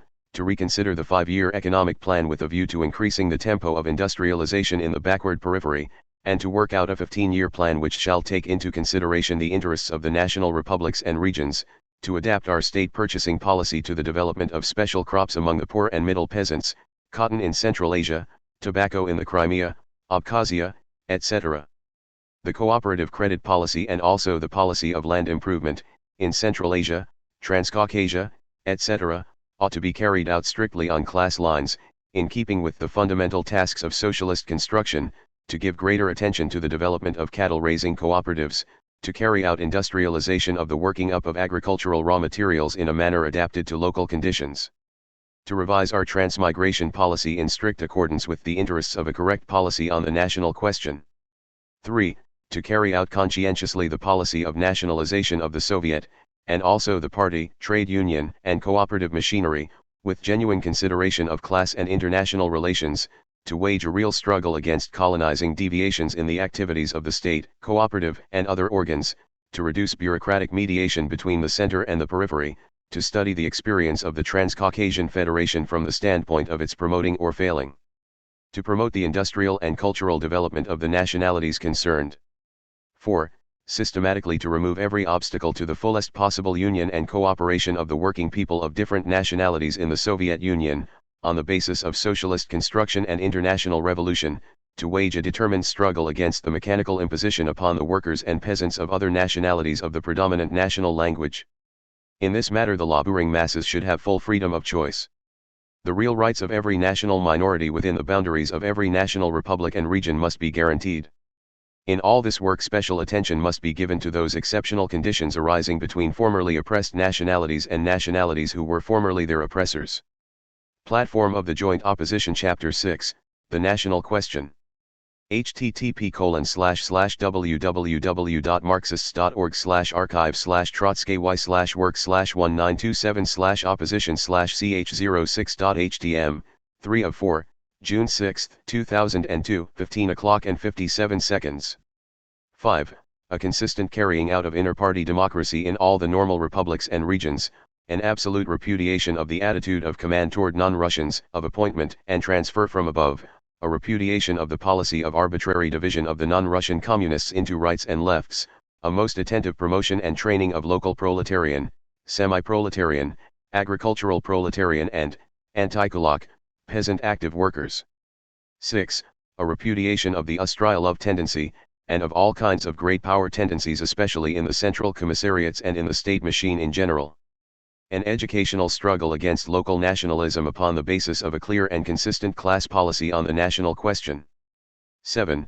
Transformation of the Soviet of Nationalities into a really functioning organ bound up with the life of the national republics and regions, and really capable of defending their interests. 8. Adequate attention to the national problem in the work of the trade unions and to the task of forming national proletarian cadres. Business in these unions to be transacted in the local tongue, and the interests of all nationalities and national minorities protected. 9. No franchise under any circumstances for exploiting elements. 10. The Fifth Conference on Nationality Questions to be called on a basis of real representation of the rank and file. 11. Publication in the press of Lenin's letter on the national question, which contains a criticism of Stalin's line on this question. Table of Contents Chapter V Chapter 7. Platform of the Joint Opposition Chapter 6, The National Question. http://www.marxist.org/archive/trotsky/work/1927/opposition/ch06.htm, 4 of 4, June 6, 2002, 15 o'clock and 57 seconds. Leon Trotsky. Platform of the Joint Opposition. 1927. Chapter 7. The Party. No party in the history of the world ever won such a gigantic victory as our party, which has stood now for 10 years at the head of a proletariat and realized its dictatorship. The Russian Communist Party is the fundamental instrument of the proletarian revolution. The Russian Communist Party is the leading party of the Comintern. No other party ever bore such an international historic responsibility as ours. But exactly for this reason, and because of the power it wields, our party ought fearlessly to criticize its own mistakes. It ought to uncover its own darker sides and clearly visualize the danger of an actual degeneration, in order to take timely measures to prevent it. It was always so in the time of Lenin, who was forever warning us against the danger of our degeneration into a party of swelled heads. Lenin, Volume 17, p. 112. In giving the following picture of the present condition of our party, with all its darker sides, we, the opposition, express the firm hope that with a true Leninist policy the party will conquer its weaknesses and rise to the height of its historical task. 1. The social composition of our party has continually deteriorated during recent years. On January 1, 1927, we had in the party, in round numbers, workers actually occupied in industry and transport 430,000. Agricultural workers 15,700. Peasants, more than half of them now government officials, 303,000. Officials, more than half of whom were formerly workers, 462,000. Thus, on January 1, our party had only 1/3 workers from the shops, in fact only 31% and 2/3 peasants, officials, former workers, and miscellaneous. In the last year and a half our party has lost about 100,000 workers from the shops. Mechanical lapses from the party for 1926 amounted to 25,000 rank and file communists, among whom 76.5% were factory workers. Izvestia of the Central Committee, NOS 24, 25. The recent so-called sifting process which accompanied the new registration of party members, resulted, according to the official data, which indubitably minimize the facts, in the removal from the party of about 80,000 members, the immense majority of them industrial workers. In relative figures the registration embraced 93.5% of the platform of the Joint Opposition Chapter 7, the party. http://www.marxist.org/archive/trotsky/work/1927/opposition/ch07.htm, 1 of 10, June 6, 2002, 15:01 and 2 seconds. Party membership at the beginning of the present year. Idem. Thus, by the simple process of a new registration, there were sifted out 6.5% of the whole party membership, amounting to about 80,000 members. Among those sifted out, about 50% were skilled, and more than a third semi-skilled, workers. The attempt of the apparatus of the Central Committee to minimize these already sufficiently minimized data is obviously unsuccessful. To counterbalance our Lenin enrollment we have a Stalinist sifting. On the other hand, 100,000 peasants have been admitted to the party since the 14th Congress, the majority of them middle peasants. The percentage of farm laborers is wholly insignificant. 2. The social composition of the directing organs of the party has deteriorated still more. In the uyezd, county, committees, 29.5% are peasants, in origin, 24.4% are clerical workers, etc., 81.6% of the members of these committees are state officials. The number of workers from the shops in the leading bodies of the party is next to nothing. In the regional committees, it is 13.2%, in the uyezd committees, from 9.8% to 16.1%. See the review of the Statistical Department of the Central Committee, June 10, 1927. In the party itself about one-third of the members are workers in industry, and in those organs of the party which take decisions only one-tenth are workers in industry. This constitutes a grave danger to the party. The trade unions have traveled the same road. See the chapter on the position of the workers and the trade unions. This shows what an enormous slice of the power the administrators, coming from petty bourgeois circles, have taken away from us and also the labor bureaucrats. This is the surest road to the deproletarization of the party. 3. The role of the XERS, Socialist Revolutionaries and Mensheviks, in the party apparatus and the leading posts in general has increased. At the time of the 14th Congress, 38% of those occupying responsible and directing positions in our press were persons who had come to us from other parties. Report of the 14th Congress, p. 83. At present the situation is still worse. The actual direction of the Bolshevik press of the party is either in the hands of the revisionist school of the young, Slepkov, Stetsky, Maritsky and others, or of former socialist revolutionaries and Mensheviks. About a quarter of the higher cadres of the active element in the party is composed of former socialist revolutionaries and Mensheviks. 4. Bureaucratism is growing in all spheres. But its growth is especially ruinous in the party. Today's leading party bureaucrat looks at things in the following manner: we have members of the party who still inadequately understand the party itself, just what it is. They think that the party starts from the local branch is the first brick, then comes the district committee, and so on, higher and higher, until you arrive at the central committee. That is not right. Our party must be looked at from the top down. And this view must be adhered to in all practical relationships and in the entire work of the party. Speech of the Second Secretary of the Northern Caucasus Regional Committee of the Russian Communist Party in Malat, May 27, 1927. The definitions of inter-party democracy given us by more responsible comrades, such as Uglanov, Molotov, Kaganovich, etc. See Pravda, June 4, 1926, come essentially to the same thing. This new conception is dangerous in the extreme. If we really acknowledged that our party must be looked at from the top down, that would mean that the Leninist party, the party of the mass of the platform of the joint opposition, chapter 7, the party. http://www.marxist.org/archive/work/1927/opposition/ch07.htm, 2 of 10, June 6, 2002, 15:01 and 2 seconds. Workers, no longer exists. 5. The last few years have seen a systematic abolition of inter-party democracy in violation of the whole tradition of the Bolshevik Party, in violation of the direct decisions of a series of party congresses. The genuine election of officials is in actual practice dying out. The organizational principles of Bolshevism are being perverted at every step. The party constitution is being systematically changed, to increase the volume of rights at the top, and diminish the rights of the branches at the bottom. The mandates of the uyezd, district, and regional committees have been extended by the Central Committee to a year, to 2 years, and more. The leadership of the regional committees, the regional executive committees, the regional trade union councils, etc., are, in actual fact, irremovable, for periods from 3 to 5 years and longer. The right of each member of the party, of each group of party members, to appeal its radical differences to the court of the whole party Lenin is in actual fact annulled.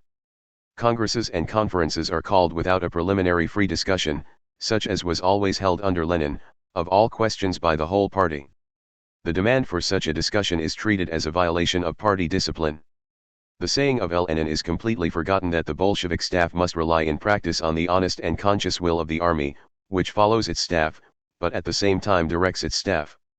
Volume 4, p. 318. Within the party there is taking place as a natural accompaniment of the general course an extremely significant process of pushing out the old party men, who lived through the underground period, or at least through the Civil War, and are independent and capable of defending their views. They are being replaced by new elements, distinguished chiefly by their unquestioning obedience. This obedience, cultivated from above under the name of revolutionary discipline, has really nothing whatever to do with revolutionary discipline.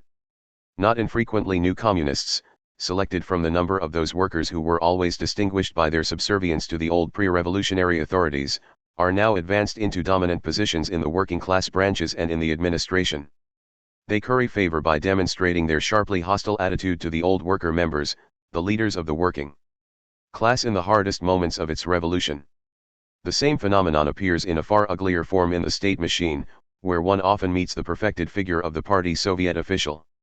On solemn occasions he swears by October, he distinguishes himself by a complete indifference to his task, he lives with all his roots in a bourgeois milieu, abuses the leadership in private life, and in party meetings gives it to the opposition. The real rights of one member of the party at the top, above all of the secretary, are many times greater than the real rights of 100 members at the bottom. This growing replacement of the party by its own apparatus is promoted by a theory of Stalin's which denies the Leninist principle, inviolable for every Bolshevik, that the dictatorship of the proletariat is and can be realized only through the dictatorship of the party. The dying out of inter-party democracy leads to a dying out of workers' democracy in general in the trade unions, and in all other non-party mass organizations. Inter-party disagreements are distorted. A vicious polemic 15 carried on for months and years at a time against the views of Bolsheviks who are denounced as the opposition, while these Bolsheviks are not permitted to expound their real views in the pages of the party press. Yesterday's Mensheviks, socialist revolutionaries, cadets, Bundists, Zionists, attack and denounce of the pages of Pravda documents. Platform of the Joint Opposition Chapter 7, The Party.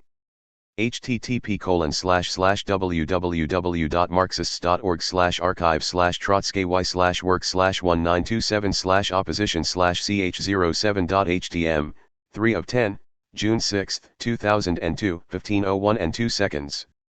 Which have been introduced into the Central Committee by its members. They tear out and distort separate phrases from these documents. But the documents themselves are never printed. Party groups are compelled to vote denunciations of documents totally unknown to them. The party is compelled to judge our disagreements on the basis of official interpretations and cribs, often illiterate as well as false, and nauseating to everybody. The saying of Lenin, "Whoever believes things on a mere say-so is a hopeless idiot," has been replaced by a new formula, "Who does not believe the official say-so is an oppositionist." Factory workers who incline toward the opposition are compelled to pay for their opinions with unemployment. The rank-and-file member of the party cannot speak his opinion aloud. Old party workers are deprived of the right to express themselves either in the press or at meetings. Bolsheviks defending the ideas of Lenin are slanderously accused of desiring to create two parties. This accusation was deliberately invented in order to array against the opposition the workers, who naturally defend with passion the unity of their party. Every word of criticism against the crude Menshevik mistakes of Stalin, on the problems of the Chinese Revolution, the Anglo-Russian Committee, etc., is described as a struggle against the party. This, although Stalin never asked the party first, either about the policy in China or about any other important problem. This accusation that the opposition desires to create two parties is repeated every day by those whose own purpose is to crowd out of the party the Bolshevik-Leninist members, so that they may have a free hand in carrying on their opportunist policy. 6. Almost the entire educational work of the party and the entire work of elementary political training is now reduced to a course in opposition baiting. The method of persuasion is not only almost totally displaced by the method of compulsion, but it is also supplemented by the method of deceiving the party. Party education being reduced to mere official propaganda, the general tendency is to evade it. Attendance at meetings, party schools, and study groups, dedicated as they are to opposition baiting, has fallen off immoderately. The party is employing passive resistance against the present wrong course of its apparatus. 7. Not only have careerism, bureaucratism, and inequality grown in the party in recent years, but muddy streams from alien and class-hostile sources are flowing into it. For example, Anti-Semitism. The mere self-preservation of the party demands a merciless struggle against such defilement. 8. In spite of these facts, the fire of repression is directed exclusively to the left. It has become entirely customary to expel oppositionists for speaking at the meetings of their branches, for making sharp exclamations, for attempting to read the testament of Lenin. In their level of political understanding and, what is more important, in their devotion to the cause of the party, the expelled frequently stand higher than those who expel them. Finding themselves outside the party for the crime of distrust and pessimism in regard to Chiang Kai-shek, Purcell, or their own bureaucrats, these comrades continue to live the life of the party. They serve it far more truly than many of the careerists and Philistines who continue in its membership. 9. The present hail of repressions and threats, visibly increasing with the approach of the 15th Congress, is designed to frighten the party still more. It testifies to the fact that the united faction of Stalin and Rykov, in order to cover up its political mistakes, must have recourse to extreme measures. It places the party at every Congress and conference before a fait accompli. 10. The political line of the Central Committee, which was laid down at the 14th Congress upon Platform of the Joint Opposition Chapter 7, the party. http://www.marxist.org/archive/work/1927/opposition/ch07.htm, 4 of 10, June 6, 2002, 15:01 and 2 seconds. The principle of solidarity with Stalin is erroneous. Although wavering, the present nucleus of the Central Committee moves continually to the right. The abolition of inter-party democracy is an inevitable result of the fact that the political line is radically wrong. Insofar as it reflects the pressure of petty bourgeois elements, the influence of the non-proletarian layers which envelop our party, it must inevitably be carried through by force from above. In the theoretical sphere, the so-called younger school has a monopoly. This is a school of revisionists, who are ready at any moment to carry out the literary orders of the apparatus. The best elements of the Bolshevik youth, permeated with the real traditions of the Bolshevik party, are not only crowded out but actually persecuted. In the organizational sphere, the actual subjection of the Politburo to the Secretariat, and the Secretariat to the General Secretary, has long ago become an accomplished fact. The worst fear expressed by Lenin in his testament, the fear that Stalin would not be sufficiently loyal, would not employ in a party manner the unlimited power which he had concentrated in his hands, has been justified. Lenin's letter of December 25, 1922, and January 4, 1923. At the present time there are three fundamental tendencies in the Central Committee and in the leading organs of the party and state in general. The first tendency is a frank and open drift to the right. This tendency, in turn, is composed of two groups. One of them, in its opportunism and pliability, expresses to a considerable degree the economically powerful middle peasant. It steers its course by him and is inspired by his ideals. This is the group of comrades Rykov, A.P. Smirnov, Kalinin, G. Petrovsky, Shubar, Kaminsky, and others.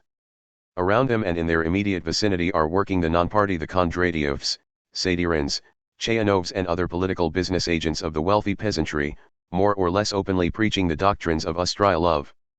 In every region, and often in every uyezd, are to be found the little Kondratievs and Sadyrins enjoying their bit of real power and influence. The other group in this first general tendency is composed of trade union leaders who represent the better paid class of workers and clerks. This group is particularly characterized by a desire for closer association with the Amsterdam International. Its leaders are comrades Tomsky, Melnichinsky, Dogadov, and others. Between these two groups there is a certain amount of friction, but they are at one in the desire to swerve the course of the party and the Soviet state to the right, in both international and domestic policies. They are both distinguished by their contempt for the theories of Leninism and their inclination to renounce the tactics of the world revolution. The second tendency is the centrism of the official apparatus.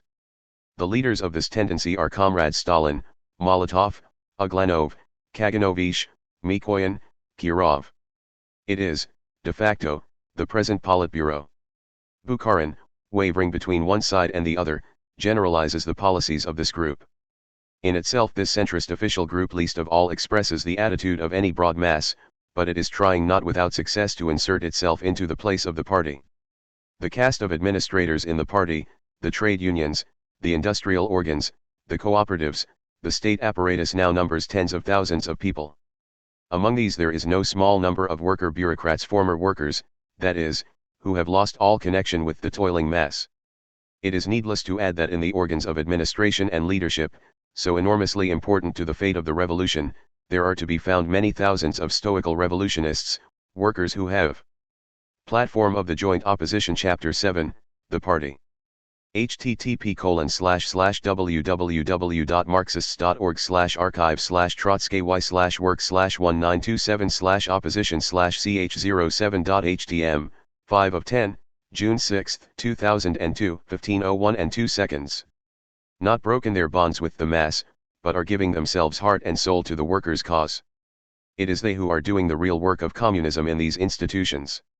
This does not alter the fact that the degeneration of our political course and our party regime is giving birth to an enormous caste of genuine bureaucrats. The actual power of this caste is enormous. It is just this group of administrators who insist upon tranquility, upon attending to business and above all no discussion.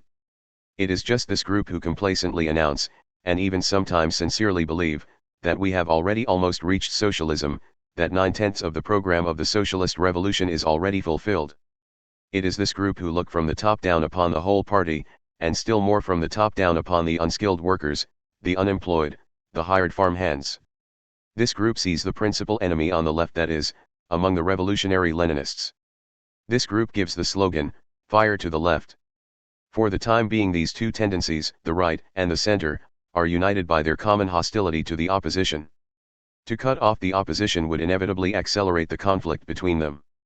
The third tendency is the so-called opposition. It is the Leninist wing of the party. The pitiful attempts to pretend that it is an opposition from the right, a social democratic deviation, etc., arise from the desire of the ruling group to hide their own opportunism. The opposition is for the unity of the party.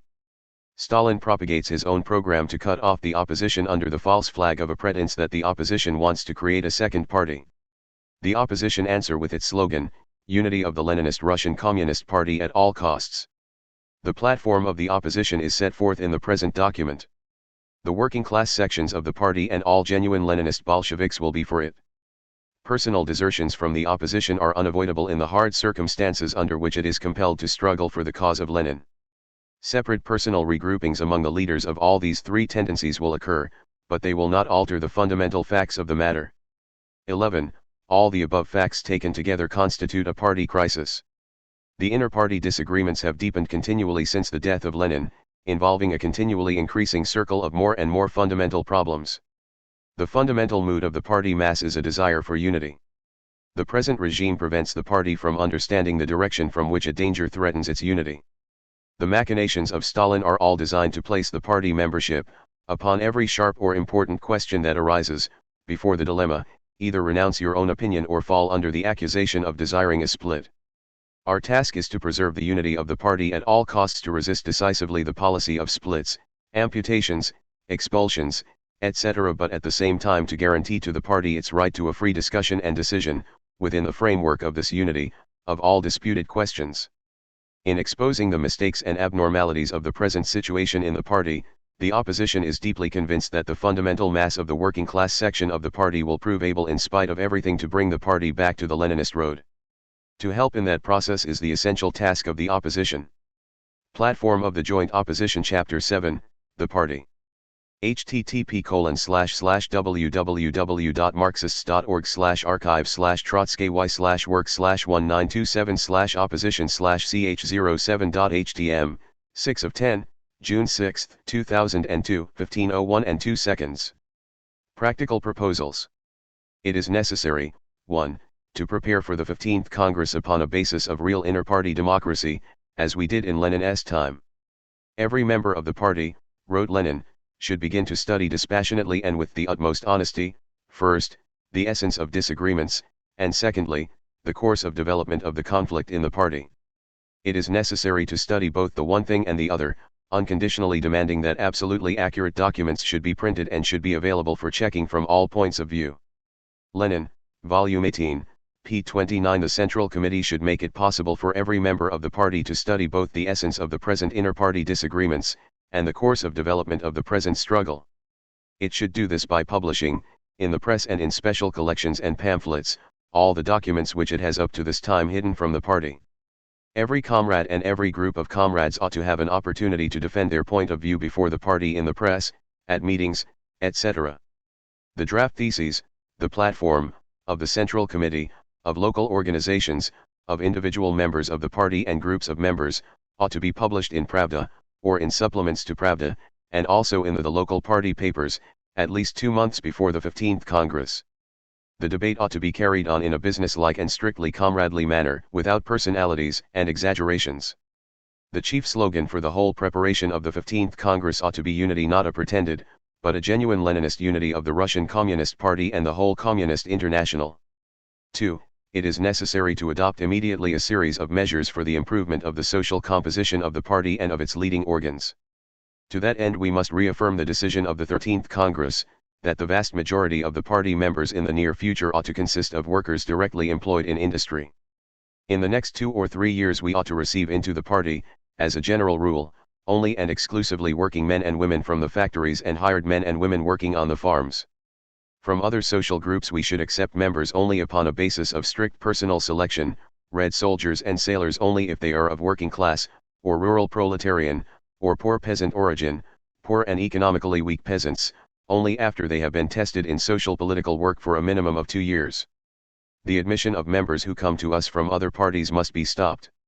We must carry out the decision of the 13th Congress in practice annulled by the 14th Congress, against the will of the opposition, to the effect that in the district committees, the regional committees, etc., there should be not less than 50% of workers from the factories. In the industrial centers we must have a firm majority of workers from the factories, not less than 3/4 of the total. In the uyezd committees, a similar majority of workers, hired men, and poor peasants. 3. To confirm and carry out in real life the resolution on inter-party democracy adopted by the 10th Party Congress, reaffirmed by the Central Committee and the Central Control Committee, December 5, 1923, and by the 12th and 13th Congresses of the party. We must confirm in the name of the whole party that contrary to the new anti-Leninist definitions of Platform of the Joint Opposition Chapter 7, the party. http://www.marxist.org/archive/work/1927/opposition/ch07.htm, 7 of 10, June 6, 2002, 15:01 and 2 seconds. Inter-party democracy devised and circulated by Uglanov, Molotov, Kaganovich, Zhivov, and others. Workers' democracy means freedom of open discussion by all party members of the important questions of party life, free discussion upon them, and also election of the responsible leading personnel and of the collegiums from bottom to top. 13th Congress. We must take punitive measures against everyone who violates in practice this fundamental right of every member of the party. As a rule, the point of view of the party minority upon any question of principle ought to be brought to the attention of all the members through the party papers, etc. Exceptions should be permitted only when the matters under discussion are secret. It goes without saying that after the adoption of a decision it is to be carried out with iron Bolshevik discipline. The network of party discussion clubs should be broadened and a real criticism of the mistakes of the party leadership made possible in the party organs, by discussion leaflets, printed symposia, etc. All those changes for the worse that have been introduced into the party constitution since the 14th Congress, paragraphs 25, 33, 37, 42, 50, etc., must be annulled. 4. We must adopt a firm course toward proletarization of the party apparatus as a whole. Workers from the factories, advanced communist workers who are popular with the party and non-party mass, should constitute a decisive majority of the whole party apparatus. The apparatus should by no means consist entirely of paid personnel, and it should be regularly renewed from the workers. The budget of the local organizations, not omitting the regional organizations, should consist mainly of membership dues. The local organizations should render an account of their income and expenses regularly, and in actual fact, to the mass membership of the party. The present swollen budget of the party ought to be cut down vigorously, as also the size of the paid apparatus. A considerable part of the party work ought to be carried on gratis by members of the party giving time outside their industrial or other work.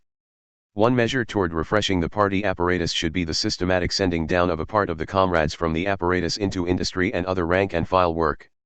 We must struggle against the tendency of secretaries to make themselves irremovable. We must establish definite terms for the occupation of secretarial and other responsible posts. We must struggle ruthlessly against the actual corruption and decay of the uppermost groups, against patronage, group solidarity, etc. Examples: Sызran, Kherson, Irkutsk, Chita, etc. 5. As early as the 10th Congress, under the leadership of Lenin, there was adopted a series of resolutions emphasizing the necessity of greater equality within the party and within the toiling masses. As early as the 12th Congress the party noticed the danger, under the NEP, of a degeneration of that part of the party workers whose activities bring them into contact with the bourgeoisie. It is necessary to work out completely adequate practical measures to eliminate inequality, in conditions of life, wages, etc., between the specialists and responsible workers, on the one hand, and the toiling masses on the other, insofar as this inequality destroys democracy and is a source of corruption of the party and lowering of the authority of communists. Resolution of the 10th Party Conference, p. 18. In view of the fact that inequality has grown at an extraordinarily swift pace in recent years, we must bring up this question again and solve it as revolutionists. Platform of the Joint Opposition Chapter 7, The Party. http://www.marxist.org/archive/trotsky/work/1927/opposition/ch07.htm, 8 of 10, June 6, 2002, 15:01 and 2 seconds. 6. It is necessary to reorganize party education along the line of study of the works of Marx, Engels, and Lenin, driving out of circulation the false interpretations of Marxism and Leninism now being manufactured on a large scale. 7. It is necessary to restore immediately to party membership the expelled oppositionists. 8. It is necessary to reconstruct the Central Control Committee in the real spirit of Lenin's advice. Members of the Central Control Committee must be a. Closely associated with the masses. b. Independent of the apparatus. c. Possessed of authority in the party. Only thus can real confidence be restored to the Central Control Committee and its authority be raised to the necessary height. 9. In selecting the membership of the Central Committee and the Central Control Committee and their organs, we must be guided by the advice of Lenin, as given in his letters of December 25 and 26, 1922 and January 4, 1923, the Testament. These letters ought to be published for the information of all members of the Central Committee. Among the members of the Central Committee the greater part should be workers standing lower in the social scale than that stratum who have advanced during the last 5 years into Soviet official positions. So Lenin wrote in his letter of December 26, 1922, and they should be associated more closely with the rank-and-file workers and peasants, while not, however, belonging either directly or indirectly, to the class of exploiters. Workers becoming members of the Central Committee ought not, in my opinion, to be predominantly those who have had a long period of employment as Soviet officials. Because these workers have already acquired certain traditions and certain prejudices which are just the ones we want to struggle against. Those letters were written by Lenin in the period when he gave the party his last and most carefully weighed advice upon the fundamental questions of the revolution.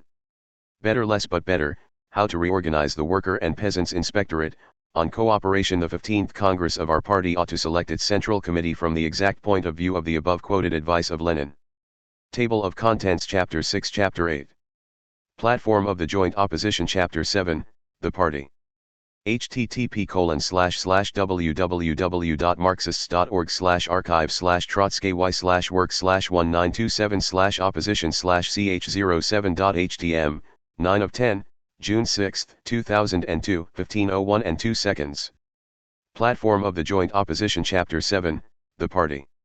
http://www.marxist.org/archive/trotsky/work/1927/opposition/ch07.htm, 10 of 10, June 6, 2002, 15:01 and 2 seconds. Leon Trotsky. Platform of the Joint Opposition. 1927. Chapter 8. The League of Communist Youth. The wrong political line and the organizational repression have been carried over with full force, and often indeed with increased force, into the League of Communist Youth. The international education of the young workers is being more and more pushed into the background. All critical thinking is being suppressed and persecuted. For positions of leadership in the Communist Youth Organization, the party apparatus demands first of all obedience, and readiness to bait the opposition. The proletarian part of the lower organizations, the fundamentally healthy part, is deprived of all life by this regime. Here, even more than in the party, the mistaken policy pursued at the top opens the road for petty bourgeois influences. Of late years the League of Communist Youth has grown rapidly in membership, but at the cost of a deterioration in its social composition. From the time of the 13th Congress of the party, the proletarian nucleus within this organization has fallen from 40.1% to 34.4%, and the organization of young workers employed in industry from 49.8% to 47%. The political activity of the young workers is also diminishing. In these circumstances it was an exceedingly crude mistake, capable only of widening the separation between the League and the mass of working class youth, to adopt that series of recent decisions which worsened still further, and in violation of the resolutions of the 14th Congress, the situation of the young worker, cutting down the regulations protecting apprentices, the special wage scale for apprentices, restriction of the number of apprentices in industrial schools, and here also belongs the attempt to introduce unpaid apprenticeship. The League of Communist Youth in the country is more and more losing its proletarian and poor peasant support. Its cultural and economic work in the country has for its main object the development of individual farms. The relative weight of the poor is systematically falling everywhere in the general composition of the rural branches, in the active membership, in the nucleus composed of party members. Along with the continual diminishing of the influx of young town workers, the League is filling up in the countryside with middle and well-off peasant youth. As in the town, so also in the country the tendency of the petty bourgeois elements to get hold of the leadership of the League is growing. The group of clerical workers and miscellaneous is playing a more and more considerable role, especially in the rural organizations. Platform of the Joint Opposition Chapter 8, The League of Communist Youth. http://www.marxist.org/archive/work/1927/opposition/ch08.htm, 1 of 3, June 6, 2002, 15:01 and 4 seconds. 36% of all our new party members come from the ranks of the League of Communist Youth. Pravda, July 14, 1927. However, within the party nucleus of the League from 1/4 to 1/3 are non-proletarian. In the party nuclei of the rural youth organizations, the middle peasants are rapidly gaining at the expense of the farm hands and the poor peasants. 20% were middle peasants in 1925, 32.5% in 1927. Thus the League of Communist Youth is being transformed into one of the sources for the dilution of the party with petty bourgeois elements. In order to prevent the further weakening of the dominant role of the proletarian nucleus and its relegation to the background by newcomers from the intelligentsia, clerical workers, and well-off strata in the countryside, inevitably entailing a petty bourgeois degeneration of the League, the following measures are necessary. 1. To put an immediate stop to the gradual annulment of our revolutionary conquests in the sphere of the labor and education of the young proletarian, to revoke all those recent measures which worsen the conditions of his work. That is one of the principal premises for the struggle against morbid tendencies in the League of Communist Youth, drunkenness, hooliganism, etc. 2. In proportion to the growth of the general well-being of the working class, to elevate, systematically and resolutely, the material and cultural level of the young workers by means of higher wages, broadening of the network of industrial schools and trade courses, etc. 3. To carry out the decision of previous party and communist youth congresses, as to the enrollment in the League of 100% of the young town workers and rural proletarians in the course of the next few years. 4. To intensify the work of attracting into the League the poor peasant youth. 5. To attract into the League the economically weak middle peasants, and of the rest of the middle peasants only who have been tested in social work, and especially in the work of struggling against the kulak. 6. To increase the League's defense of the interests of the poor, directing its work towards the creation of a new rural society, not along the path of individual enrichment, but along the path of cooperation and the collectivization of agriculture. 7. To improve the social composition of the party nucleus, permitting recruitment during the next 2 years only from workers, farm hands, and poor peasants. 8. To make the leadership of the organs of the communist youth proletarian, systematically and resolutely advancing the farm hands and the poor into positions of leadership. To ordain that in the great proletarian centers, the regional committees and district committees of the League, and the bureaus of these committees, should consist in an overwhelming majority of workers in the factories, and that the latter should be really drawn into the task of leadership. 9. To wage a serious struggle against bureaucratism in the League. To cut down decisively the paid officialdom, reducing it to the absolutely necessary minimum. To accomplish at least a half, and in industrial centers 3/4, of the work of the League through the unpaid efforts of its members, to attract more and more of the rank and file members of the League into this work. 10. the cultural and educational work of the League should be closely bound up with an active daily participation in the general political life of the party, the Soviets, the trade unions and the cooperatives. Platform of the Joint Opposition Chapter 8, the League of Communist Youth. http://www.marxist.org/archive/trotsky/work/1927/opposition/ch08.htm, 2 of 3, June 6, 2002, 15:01 and 4 seconds. 11. Put an end to the rubber stamp regime, the deadening regime of orders from above, the lying and ignorant regime of cribs and institutions for opposition baiting. Introduce in its place the serious study of Marxism and Leninism, upon the basis of live discussion, comradely exchange of opinions, and a real, not a sham, acquisition of knowledge. 12. Introduce, in deeds and not words, a democratic regime. Do away with persecution and expulsion of those who hold independent opinions about party questions and league questions. Adhere strictly to the periods provided in the Constitution for calling district, uyezd, regional, etc., conferences and congresses. Table of Contents Chapter 7 Chapter 9. Platform of the Joint Opposition Chapter 8, the League of Communist Youth. http://www.marxist.org/archive/trotsky/work/1927/opposition/ch08.htm, 3 of 3, June 6, 2002, 15:01 and 4 seconds. Leon Trotsky. Platform of the Joint Opposition. 1927. Chapter 9. Our International Situation and the War Danger. The situation of the Soviet Union in the world arena. A war of the imperialists against the Soviet Union is not only probable, but inevitable. To postpone this danger, to gain as much time as possible for strengthening the Soviet Union and consolidating the international revolutionary proletariat, should be one of our chief practical concerns.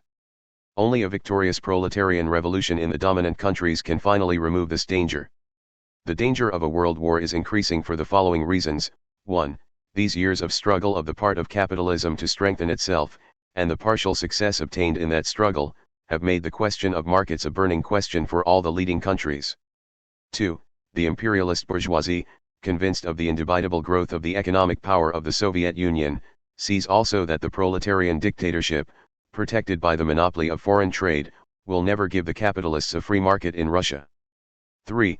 The imperialist bourgeoisie is speculating on domestic difficulties in the Soviet Union. 4. The defeat of the revolution in China, following the defeat of the English general strike, has filled the imperialists with the hope that they may succeed in crushing the Soviet Union.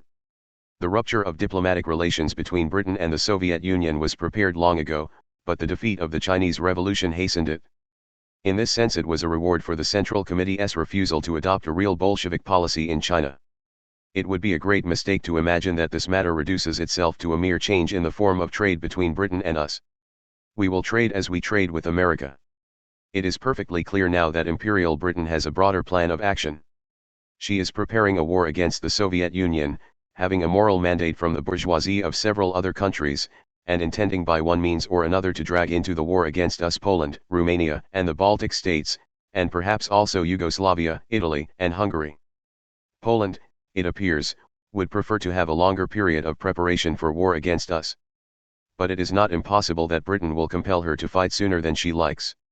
In France, the British pressure for a united front against the Soviet Union is finding support from an Platform of the Joint Opposition Chapter 9, Our International Situation and the War Danger. http://www.marxist.org/archive/trotsky/work/1927/opposition/ch09.htm, 1 of 13, June 6, 2002, 15:01 and 19 seconds. Influential part of the bourgeoisie. They are becoming more and more irreconcilable in their demands, and, of course, at a favorable moment they will not hesitate to make a diplomatic rupture. The more Germany's diplomacy wriggles in recent times, the clearer it becomes that its general orientation is towards the West. The German bourgeoisie is already openly saying that, in a war against the Soviet Union, Germany would perhaps at the beginning remain neutral, in the manner of America in 1914. This, with a view to gain as much as possible from the war, and afterward openly sell its neutrality to the Western imperialists at a good price. Nothing could be worse for the fundamental interests of the Soviet Union than to conceal from itself this passing over of the German bourgeoisie to a Western orientation. An unexpected blow from the German bourgeoisie might well have a decisive significance for us. Only a perfectly open statement of things as they are, only an awakening of the vigilance of the workers of the Soviet Union and the workers of Germany, can ensure us against this blow, or at least make it difficult for the German bourgeoisie to deliver it. The Japanese bourgeoisie is maneuvering no less skillfully than the Germans in relation to the Soviet Union. It is very cleverly covering up its tracks, and pretending to be friendly. It has even checked, for a time, the seizure of the Chinese Eastern Railroad by Chiang Kai-shek. But it is secretly holding the reins in China and may soon throw off the mask in relation to us. In the Near East, Turkey and Persia, we have not, to say the least, achieved a situation which would guarantee a firm neutrality in case the imperialists attack us. It would be wiser to assume that in such a case the governments of these states would incline, under pressure, to do the bidding of the imperialists against the Soviet Union. In the case of an attack on us, America, having preserved her wholly irreconcilable attitude to the Soviet Union, would play the role of the imperialist rear. The significance of this role would be the greater because she is just the one to guarantee the financing of a war against the Soviet Union. To sum up, whereas the years 1923 to 1925 were years of recognition of the Soviet Union by a series of bourgeois states, the period beginning now will be a period of rupture. The recognitions of the preceding period did not necessarily mean that peace was assured, that the breathing space would last. The ruptures of the present period do not necessarily mean that war is unavoidable in the near future. But that we have entered into a new time of extreme tension in the international situation, containing the possibility of attacks against the Soviet Union, is indubitable. The contradictions within the capitalist world are very great. To realize, throughout a long period, a united front against us will be extremely difficult for the world bourgeoisie. But a partial union of several bourgeois states against us, for a certain period of time, is entirely possible. All this taken together ought to impel our party, 1. To recognize that the international situation is dangerous. 2. To bring again into the foreground before the broad masses of the population the problems of international politics. 3. To carry on a most intense and all-sided preparation of the Soviet Union for defense in case of war. The bourgeois parties, including official social democracy, will try in every way to deceive their people as to the real character of the war which imperialism is preparing against the Soviet Union. Our task is to explain now to the broadest masses of the peoples of the whole world that this will be a war of imperialists and slave owners against the first proletarian state and dictatorship, a war of capitalism against socialism. In this war the imperialist bourgeoisie will be fighting essentially to preserve the whole platform of the joint opposition. Chapter 9, Our International Situation and the War Danger. http://www.marxist.org/archive/trotsky/work/1927/opposition/ch09.htm, 2 of 13, June 6, 2002, 15:01 and 19 seconds. System of capitalist wage slavery. The Soviet Union will be fighting for the interests of the international proletariat, the colonial and semi-colonial and enslaved countries. For the international revolution and socialism. Our whole work ought already to be carried on under these slogans: I. Down with the war of the imperialists against the state of the proletarian dictatorship. 2. Transformation of the imperialist war into a civil war in all states attacking the Soviet Union. 3. Defeat of all the bourgeois states making war on the Soviet Union. Every honest proletarian of the capitalist countries ought actively to work for the defeat of his government. 4. Coming over to the side of the Red Army of every foreign soldier who does not want to help the slave owners of his country. The Soviet Union is the fatherland of all workers. 5. The slogan, Defense of the Fatherland, will be a false disguise of the interests of imperialism in all bourgeois countries, except the colonial and semi-colonial countries who are carrying on a national revolutionary war against the imperialists. In the Soviet Union the slogan, Defense of the Fatherland, will be a true one, because we are defending the socialist fatherland and the base of the world labor movement. 6. We are defenders of the fatherland since October 25, 1917. Our patriotic war will be a war for the Soviet Republic, as one of the advanced units of the International Army of Socialism. Our patriotic war is not a step towards a bourgeois state, but a step to an international socialist revolution, Lenin. Our defense of the fatherland is the defense of the proletarian dictatorship.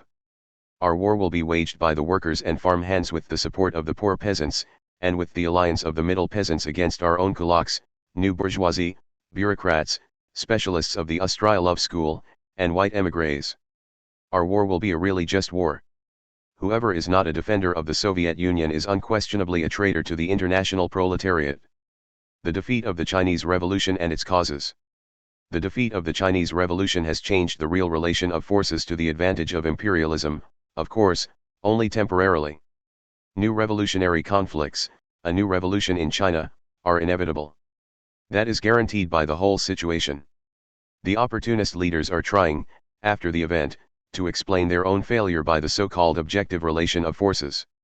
They forget that only yesterday they were predicting a speedy socialist revolution in China upon the basis of this same relation of forces. The deciding cause of the unfortunate outcome of the Chinese Revolution at the present stage was the fundamentally mistaken policy of the leadership of the Russian Communist Party and the whole International. The net result was that at the decisive period there existed in China, in actual fact, no real Bolshevik party. To lay the blame now upon the Chinese Communists alone is superficial and contemptible. We had in China a classic experiment in the application of the Menshevik tactic in the bourgeois democratic revolution. That is why the Chinese proletariat not only did not attain to its victorious 1905, Lenin, but has played, so far, essentially the same role that the European proletariat played in the revolutions of 1848. The peculiarity of the Chinese Revolution in the present international situation is not that there exists in China a so-called revolutionary liberal bourgeoisie upon which Stalin, Martynov, Bukharin rested the hopes of their entire policy. Its peculiarities are as follows. Platform of the Joint Opposition Chapter 9, Our International Situation and the War Danger. http://www.marxist.org/archive/trotskyi/work/1927/opposition/ch09.htm, 3 of 13, June 6, 2002, 15:01 and 19 seconds. 1.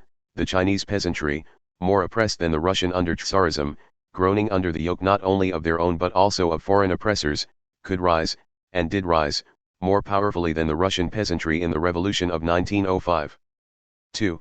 The slogan of Soviets proposed by Lenin for China as early as 1920 had every possible justification in the conditions existing in 1926 to 1927.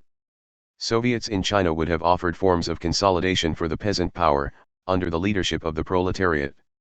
They would have been real organs of the revolutionary democratic dictatorship of the proletariat and the peasantry. And that means organs of real resistance to the bourgeois Kuomintang, and to the Chinese caving acts emerging from it.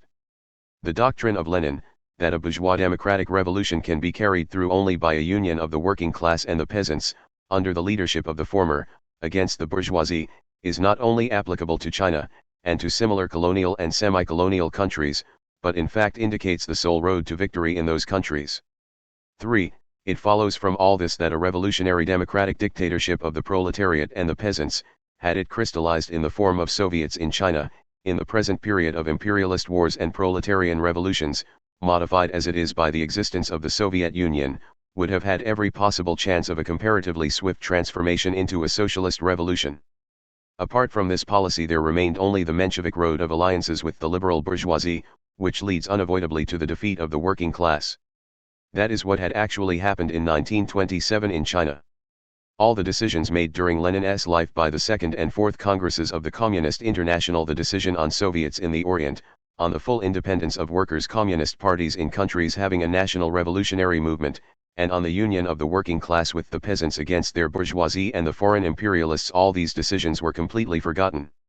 The resolution of the 7th Enlarged Plenum of the Executive Committee of the Communist International, November L. 926, not only did not give a true Leninist evaluation of the already powerfully developing events in China, but it wholly and absolutely went over to the Menshevik course advocated by Martynov. In the resolution, incredible as it may seem, not one word was said about the first counter-revolutionary coup d'état of Chiang Kai-shek in March 1926. Not one word about the shootings of workers and peasants and other repressive measures carried out by the Canton government in a whole series of provinces during the summer and autumn of 1926. Not one word about the measures of compulsory arbitration directed against the working class. Not one word about the putting down of working class strikes by the Canton government, about the protection given by the Canton government to the yellow company unions of the employers. Not one word about the efforts put forth by the Canton government to strangle the peasants' movement, spit upon it, prevent its spread and development.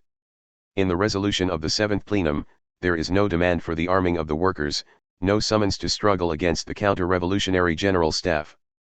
The troops of Chiang Kai-shek are described in this resolution as a revolutionary army. No call is given for the creation of a daily communist press, and it is not even stated clearly and definitely that we must have a genuinely independent Chinese Communist Party. To complete it all, the 7th plenum urged the communists to enter the national government, a step which under the existing circumstances could only bring the greatest conceivable.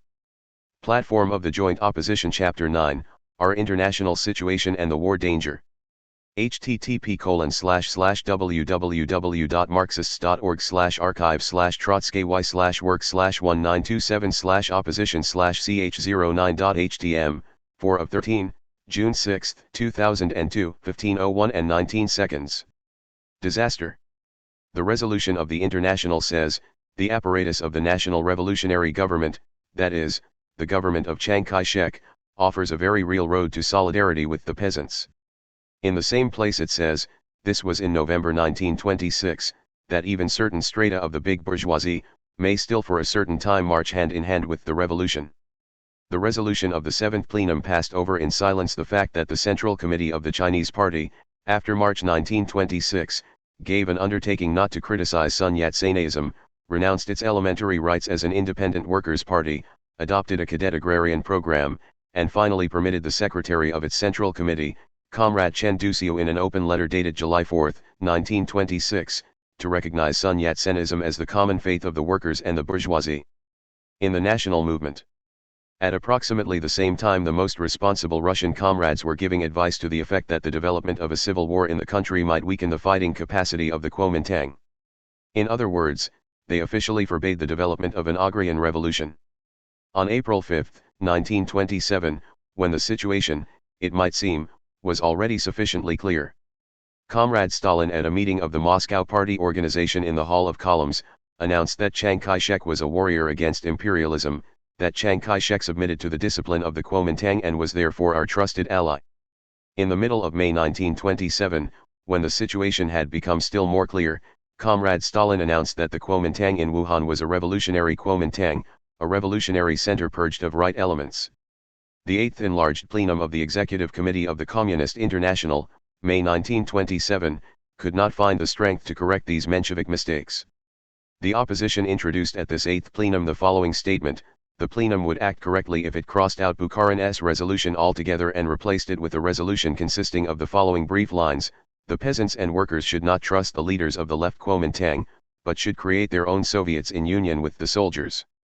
The Soviets should arm the workers and the vanguard of the peasants. The Communist Party should maintain complete independence, should establish a daily press, and should direct the setting up of Soviets. The land should be taken away from the landlords at once. The reactionary bureaucracy should be overthrown immediately.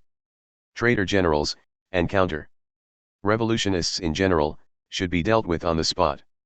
The general course should be towards the establishment of a democratic dictatorship through the Soviets of workers and peasants' deputies. The attempt of the opposition to warn the party that the Kuomintang in Wuhan was not by any means a revolutionary Kuomintang, was denounced by Stalin and Bukharin as a struggle against the party, an attack upon the Chinese Revolution, etc. Dispatches stating the facts as to the real course of the revolution and the counter-revolution in China were concealed and falsified. Things went so far that the central organ of our party, Pravda, July 3, 1927, announced the disarmament of the workers by the Chafaist generals, under the headline Fraternization of the Soldiers with the Workers. In mockery of Lenin's teaching. Stalin. Platform of the Joint Opposition Chapter 9, Our International Situation and the War Danger. http://www.marxists.org/archive/work/1927/opposition/ch09.htm, 5 of 13, June 6, 2002, 15:01 and 19 seconds. Asserted that the slogan of Soviets in China would mean the demand for an immediate formation of the proletarian dictatorship. As a matter of fact, Lenin, as long ago as in the Revolution of 1905, advanced the slogan of Soviets as organs of the democratic dictatorship of the proletariat and the peasants. The slogan of Soviets for China, proposed at the proper time by the opposition, was met by Stalin and Bukharin with an accusation of aiding and abetting the counter-revolution, etc. When the centers of the revolt of the workers and peasants were smashed by our generals, the revolutionary generals, Stalin and Bukharin, in order to cover up their own bankruptcy, suddenly advanced the slogan of Soviets for China and then forgot it again the next morning. At first the Chinese Communist Party was declared to be a model section of the International, and the slightest criticism of it from the opposition at a time when its mistakes might still have been corrected was suppressed and denounced as a spiteful attack upon the Chinese Party. Afterward, when the dismal failure of Martynov Stalin-Bukharin became perfectly clear, they attempted to throw all the blame upon the young Chinese Communist Party. At first they staked everything upon Chiang Kai-shek, then upon Tang Shengqi, then upon Feng Yuxiang, then the tried and true Wang Qingwei. One after the other every one of these hangmen of the workers and peasants was hailed as a warrior against imperialism and our ally. This Menshevik policy is now being completed by the frank and open castration of the revolutionary teaching of Lenin. Stalin, Bukharin and the younger school are now occupied with proving that the teachings of Lenin on the national revolutionary movement amount in effect to a gospel of union with the bourgeoisie. In 1920, at the Second Congress of the Communist International, Lenin said, "There has occurred a certain drawing together of the bourgeois classes of the imperialist and colonial countries, such that very often, and indeed in the majority of cases, the bourgeoisie of the oppressed country, although it supports the national movement, at the same time fights in union with the imperialist bourgeoisie against all revolutionary movements and revolutionary classes." Volume 17, p. 275. How Lenin would denounce these people who dare refer to him today for justification of their Menshevik policy of union with Chiang Kai-shek and Wang Qingwei. Lenin himself spoke of this very thing in March 1917, "Our revolution is bourgeois and therefore the workers should support the bourgeoisie," say the good-for-nothing politicians from the camp of the liquidators. "Our revolution is bourgeois," say we Marxists. Therefore the workers ought to open the eyes of the whole people to the deceit of the bourgeois politicians and teach the people not to believe the words of these politicians, but to rely on their own strength, on their own organization, on their own unity, on their own arms and ammunition. Volume 14, Part I, p. 11. There could be no greater crime against the international proletariat than this attempt to represent Lenin as the apostle of alliance with the bourgeoisie. You will rarely find in the history of revolutionary struggle a case where Marxist predictions were confirmed so swiftly and so accurately as were the views of the opposition on the problems of the Chinese Revolution in 1926 to 1927. A study of the course of events in the Chinese Revolution and the causes of its defeat is the urgent and immediate task of communists throughout the world. Platform of the Joint Opposition Chapter 9, Our International Situation and the War Danger. http://www.marxist.org/archive/work/1927/opposition/ch09.htm, 6 of 13, June 6, 2002, 15:01 and 19 seconds. These questions will tomorrow become questions of life and death for the working class movement, not only in China but in India and other Eastern countries and thus, for the entire international proletariat. In the debates on these questions which touch the very foundations of the Marxian worldview, will be formed the genuine Bolshevik cadres of the coming revolution. The partial stabilization of capitalism and the tactics of the Communist International. One of the fundamental tenets of Bolshevism is that the epoch beginning with World War I and our revolution is the epoch of the socialist revolution. The Communist International was founded as a party of world revolution. A recognition of this fact was recorded in the 21 points. And it was primarily along this line that the communists split with the Social Democrats, Independents, and Mensheviks of all sorts and kinds. A recognition of the fact that the war in October opened an epoch of world revolution does not mean, of course, that at every given moment we have on hand an immediately revolutionary situation. In certain periods, in individual countries, and in individual branches of production, dying capitalism, Lenin, is capable of a partial re-establishment of its economy and even a further development of its productive forces. The epoch of world revolution will have its periods of rise and fall. So much the greater will be the importance of the preparedness of the working class and its party, the degree of influence exercised by counter-revolutionary social democracy, the correct leadership of the Comintern. But this ebb and flow of the revolution will not change the fundamental Leninist evaluation of the present historical epoch taken as a whole.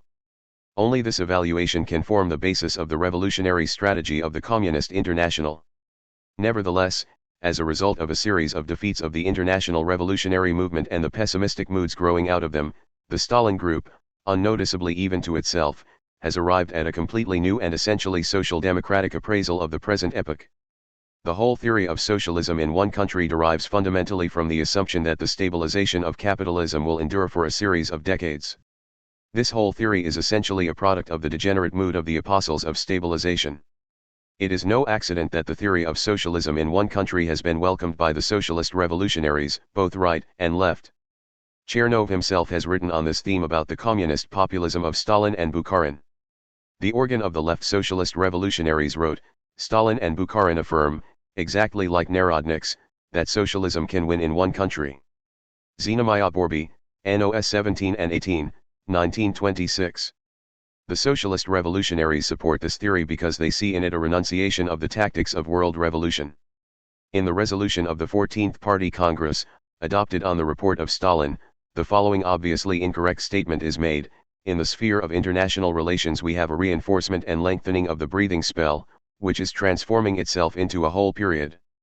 Report of the 14th Congress, p. 957.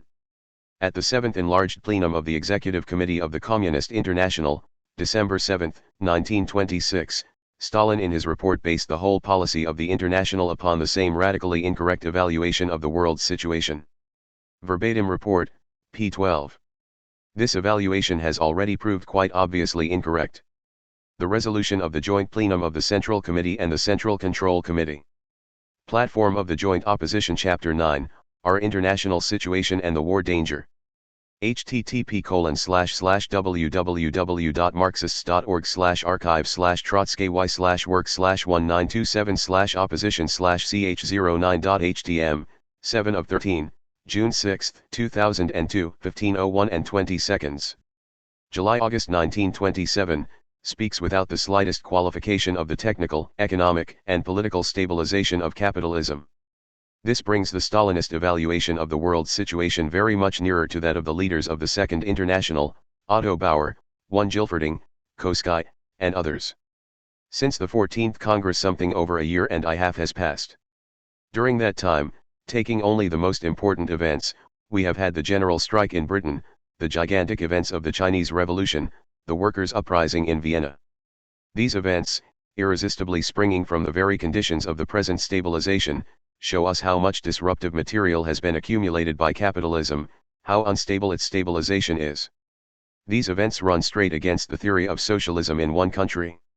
The reverse side of the stabilization of capitalism is the unemployed population of 20 million, the colossal idleness of the productive apparatus, the insane growth of military preparations, the extreme shakiness of international economic relations.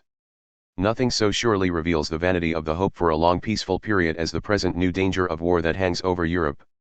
It is the petty bourgeois who dreams about stabilization for decades, blinded as he is by the victory of capitalism over the workers, blinded by the technical, economic, and political successes of capitalism. But the real facts are developing in the direction of a war which will explode every stabilization. And moreover, the working class and the oppressed colonial masses of the East are attempting time and time again to overthrow violently the stabilization. Now in Britain, now in China, now in Vienna. A general strike in Britain and only 5,000 members in the British Communist Party IA workers' insurrection in Vienna, with enough victims for a whole revolution, and only 6,000 members in the Austrian Communist Party, a military uprising of the worker and peasant masses in China, and the Central Committee of the Chinese Communist Party turns out to be a mere appendix to the bourgeois leadership of the Kuomintang. These are the crying contradictions of the present world situation. These are the facts which support and prolong the stabilization of capitalism. Our greatest problem is to help the communist parties raise themselves to the height of the gigantic demand which the present epoch makes upon them. But this assumes, in the first place, a correct understanding of the character of the world's situation on the part of the Communist International itself. Our International Communist Party, the Communist International, ought to give itself the task of consolidating the whole international working class for the struggle to prevent war, to defend the Soviet Union, to transform an imperialist war into a war for socialism. To this end the communist worker ought above all to win over the revolutionary-minded worker who is non-communist, non-party, social democrat, syndicalist, anarchist, trade unionist, and also that honest worker who is still a member of a purely bourgeois organization. By the United Workers' Front must be understood the unity of all the workers who desire to struggle against capitalism, and that includes the workers still following the anarcho-syndicalists, etc. In the Latin countries, the number of these workers is still considerable. This was the resolution of the Fourth Congress of the Communist International, in Lenin's time. It retains its full force and applicability today. The present activities of the leaders of the Second International and the Amsterdam Trade Union International make it perfectly clear that their conduct in a future war will exceed, in scoundrelism and unscrupulous betrayal, the role they played in 1914 to 1918. Paul Boncourt, France, has introduced a law betraying the workers in advance into the hands of a bourgeois dictator in wartime. The General Council of the Trades Union Congress, Britain, is defending the murderers of Foykov and giving its benediction to the shipping of troops to China. Koski, Germany, is advocating an armed insurrection against the Soviet power in Russia, and the Central Committee of German Social Democracy is organizing the Grenade Campaign. The Social Democratic Ministers of Finland and Platform of the Joint Opposition Chapter 9, Our International Situation and the War Danger. http://www.marxist.org/archive/work/1927/opposition/ch09.htm, 8 of 13, June 6, 2002, 15:01 and 20 seconds. Latvia, and the leaders of the Polish Socialist Party, are perpetually ready to support a war against the Soviet Union. The leaders of the American Official Trade Union Organization are talking the language of the most venomous reactionaries, fighting openly against recognition of the Soviet Union. The Balkan socialists are supporting the hangman of their workers and will always be ready to support any campaign against the foreign Soviet Union. The Austrian Social Democratic leaders are for the Soviet Union in words, but people who have helped their own fascists drown in blood the workers' insurrection of Vienna will obviously, at the decisive moment, be on the side of the capitalists. The Russian Mensheviks and socialist revolutionaries are not advocating intervention against the Soviet Union, only because there are not yet any strong powers ready to intervene. The leaders of so-called left social democracy, keeping concealed the counter-revolutionary essence of their opinions, are the chief danger, because they more than anybody else prevent the workers who are following the social democratic banner from decisively breaking with these agents of the bourgeoisie in the workers' movement. Former members of the Communist International, such as Katz, Schwartz, Korsch, Rosenberg, are playing the same traitorous role, having broken with communism by the road of ultra-leftism. Flirting with these social democratic leaders, absolutely anti-revolutionary in all their shades, from the open rights to the pretended lefts, will become more and more dangerous as war draws near. The tactic of the United Front should under no conditions be interpreted as a block with the traitors of the General Council of the TUC, or as a rapprochement with Amsterdam. Such a policy weakens and confuses the working class, increases the prestige of the indubitable traitors, and prevents the maximum consolidation of our own forces. The wrong course, summed up in the phrase of Stalin, "fire to the left," has brought it about in the last year or two that the predominating role of leadership in the most important sections of the International has passed, against the will of the communist workers, into the hands of the right wing. This has happened in Germany, Poland, Czechoslovakia, France, Italy, and Britain. The policy of these dominating right groups, directed towards cutting off the whole left wing of the Communist International, is weakening the power of the International and preparing ominous dangers. In particular, the cutting off of the Urbans group in Germany was dictated by this policy of getting rid of the whole left wing of the International. Unduly emphasizing certain sharply polemical phrases used by the left partisans of Urbans and Maslov, in response to those who slandered and baited them without conscience as renegades, counter-revolutionists, agents of Chamberlain, etc., the Stalin group is obstinately pushing the German left along the road of a second party. The Stalin group is trying its best to bring it about that a split in the ranks of the German communists shall become a completed fact. In reality, upon all fundamental questions of the international working class movement, the Urbans group is defending, and at the decisive minute it will indubitably continue to defend to the last ditch, the Soviet Union.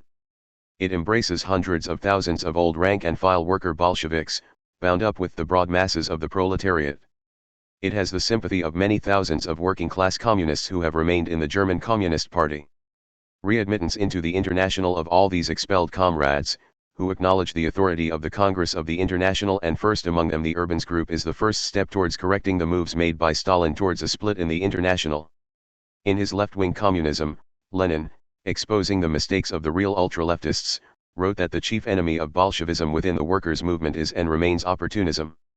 This enemy remains the chief one also on the platform of the Joint Opposition Chapter 9, Our International Situation and the War Danger.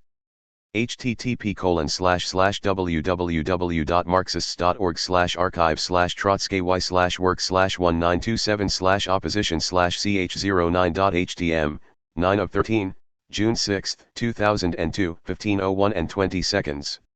International Scale. Lenin. Volume 17 p. 124. At the Second Congress of the International, Lenin added to this the statement that in comparison with this task, it will be an easy task to correct mistakes of the left tendency in communism. I Volume 17, p. 267. When he spoke of the left, Lenin had in mind the ultra-leftists, whereas Stalin, when he speaks of the struggle against ultra-leftism, has in view the revolutionary Leninists. A decisive struggle with the right opportunist movement as the chief enemy, and a correction of the mistakes of the left tendency, that was the slogan of Lenin. We, the oppositionists, propose the same slogan. The power of socialist opportunism is in the last analysis the power of capitalism. During the first years after the war crisis, 1918 to 1921, when capitalism was swiftly sliding into the abyss, official social democracy was weakening and falling with it. These years of partial stabilization of capitalism bring with them a temporary strengthening of social democracy. The defeat of the Italian workers in 1920 to 1921, of the German proletariat in 1921 to 1923, the defeat of the Great Strike in Britain in 1926, and the defeat of the Chinese proletariat in 1927, whatever may have been their causes, have themselves become the cause of a temporary depression of the revolutionary wave in the upper levels of the proletariat. They have for a certain period strengthened social democracy at the expense of the Communist Party. And within the Communist Party they are giving a temporary dominance to the right wing at the expense of the left. The role of the labor aristocracy, the labor bureaucracy and its petty bourgeois associates, becomes at such a period especially great and especially reactionary. To a certain extent these processes must inevitably affect the Communist Party of the Soviet Union. The administrative center has opened its fire exclusively upon the left and by purely mechanical methods has created a new interrelation of forces, still more to the disadvantage of the left, Leninist wing. A situation has been created in which as a fact the party never votes, but only the apparatus. Such are the general causes of the weakening of the influence of the Leninist wing upon the policies of the Communist International, the Russian Communist Party, and the Soviet state. In consequence of it, the right semi-social democratic elements, who long after October were still in the ranks of the enemy, and were at last admitted into the Communist International somewhat as though on probation, Martynov, Smrl, Rafes, D. Petrovsky, Pepper, and others, are more and more frequently and more loudly speaking in the name of the International. And to them must be added the names of downright adventurers like Heinz Neumann and others of the same kind. In the masses, however, the elements of a new movement to the left, a new revolutionary revival, are already gathering together. The opposition is engaged in preparing for that new day, both theoretically and politically. The principal conclusion. 1. In the dominant circles of the majority, under the influence of our break with Britain and other difficulties, both foreign and domestic, such plans are being prepared as the following: a. To recognize the debts. b. To annul more or less the monopoly of foreign trade. c. To withdraw from China, that is, withdraw for a time our support of the Chinese Revolution and of the national revolutionary movement in general. d. To execute within the country a right maneuver, that is, expand the NEP a little. At this price it is hoped to ward off the danger of war, improve the international situation of the Soviet Union. Platform of the Joint Opposition Chapter 9, Our International Situation and the War Danger. http://www.marxist.org/archive/trotsky/work/1927/opposition/ch09.htm 10 of 13, June 6, 2002, 15:01 and 20 seconds. And get rid of, or at least reduce, the international difficulties. The whole plan is based upon the one assumption that capitalism is assured for decades. In reality this would not be a maneuver, but in the present situation a full capitulation on the part of the Soviet power, through the political NEP, the neo-NEP, back to capitalism. The imperialists would accept all our concessions and proceed so much the more swiftly to the new attack and even to war. The kulaks, the NEPmen, and the bureaucrats, taking cognizance of our concessions, would the more insistently organize all the anti-Soviet forces against our party. Such a tactic upon our part would result in the closest possible union of our new bourgeoisie with the foreign bourgeoisie. The economic development of the Soviet Union would fall under the complete control of international capital, a penny of loan for a ruble of slavery. And the working class and the bulk of the peasants would begin to lose their faith in the might of the Soviet state, their faith that the Soviet state knows where it is leading the people. We are bound to try to buy ourselves off from war, if that is possible. But just for that reason we must be strong and united, unwaveringly defend the tactics of the world revolution, and reinforce the international. Only thus have we a serious chance of gaining a really long postponement of war without paying a price that would undermine the foundations of our power, and at the same time, in case war proves inevitable, of gaining the support of the international proletariat and winning. Lenin made certain economic concessions to the imperialists in order to buy us off from war or to attract international capital upon acceptable terms. But neither in these circumstances nor in the hardest moments of the revolution did Lenin ever admit the idea of abolishing the monopoly of foreign trade, of offering political rights to the kulak, of weakening our support to the world revolution in general. We must, first of all, wholly and without reserve affirm and reinforce our support to the international revolution. We must offer a firm resistance to all stabilization tendencies, to all the pseudo-statesmanship which expresses itself in the remarks that we had no business busting in China, that we had better get out of China as quick as we can, that if we will behave ourselves reasonably they will leave us alone, etc. The theory of socialism in one country is now playing a directly disintegrating role and clearly hindering the consolidation of the international forces of the proletariat around the Soviet Union. It is lulling the workers of other countries, dulling their sense of the real dangers. 2. Another task of equal importance is to consolidate the ranks of our party, to put an end to the open speculation of the imperialist bourgeoisie and the leaders of social democracy on a split, or an amputation, or cutting off, etc. All this has the most direct connection with the question of war, for at present the probing of the imperialists is being carried out chiefly along this moral political line. All the organs of the international bourgeoisie and the social democrats are now showing a quite unusual interest in our inter-party disputes. They are openly encouraging and spurring on the present majority of the Central Committee to exclude the opposition from the leading organs of the party, and if possible from the party, and if possible, indeed, to put them out of the way altogether. Beginning with the richest bourgeois newspaper, the New York Times, and ending with the most successfully wriggling paper of the Second International, the Vienna Arbeiterzeitung, Otto Bauer, all the organs of the bourgeoisie and the social democrats are saluting the government of Stalin for its struggle against the opposition. They are urging this government to prove still further its statesmanlike intelligence by decisively cutting off these oppositional propagandists of international revolution. Other things being equal, a war will come so. Platform of the Joint Opposition Chapter 9, Our International Situation and the War Danger. http://www.marxist.org/archive/1927/opposition/ch09.htm, 11 of 13, June 6, 2002, 15:01 and 20 seconds. Much the later in proportion as these hopes of the enemy for a cutting off of the opposition, etc., remain unrealized. Moreover, we can buy ourselves off from a war, if that is possible, and conquer in the war, if we have to fight, only if we preserve complete unity, if we disappoint the hopes of the imperialists for a split or an amputation. Such a thing would benefit only the capitalists. 3.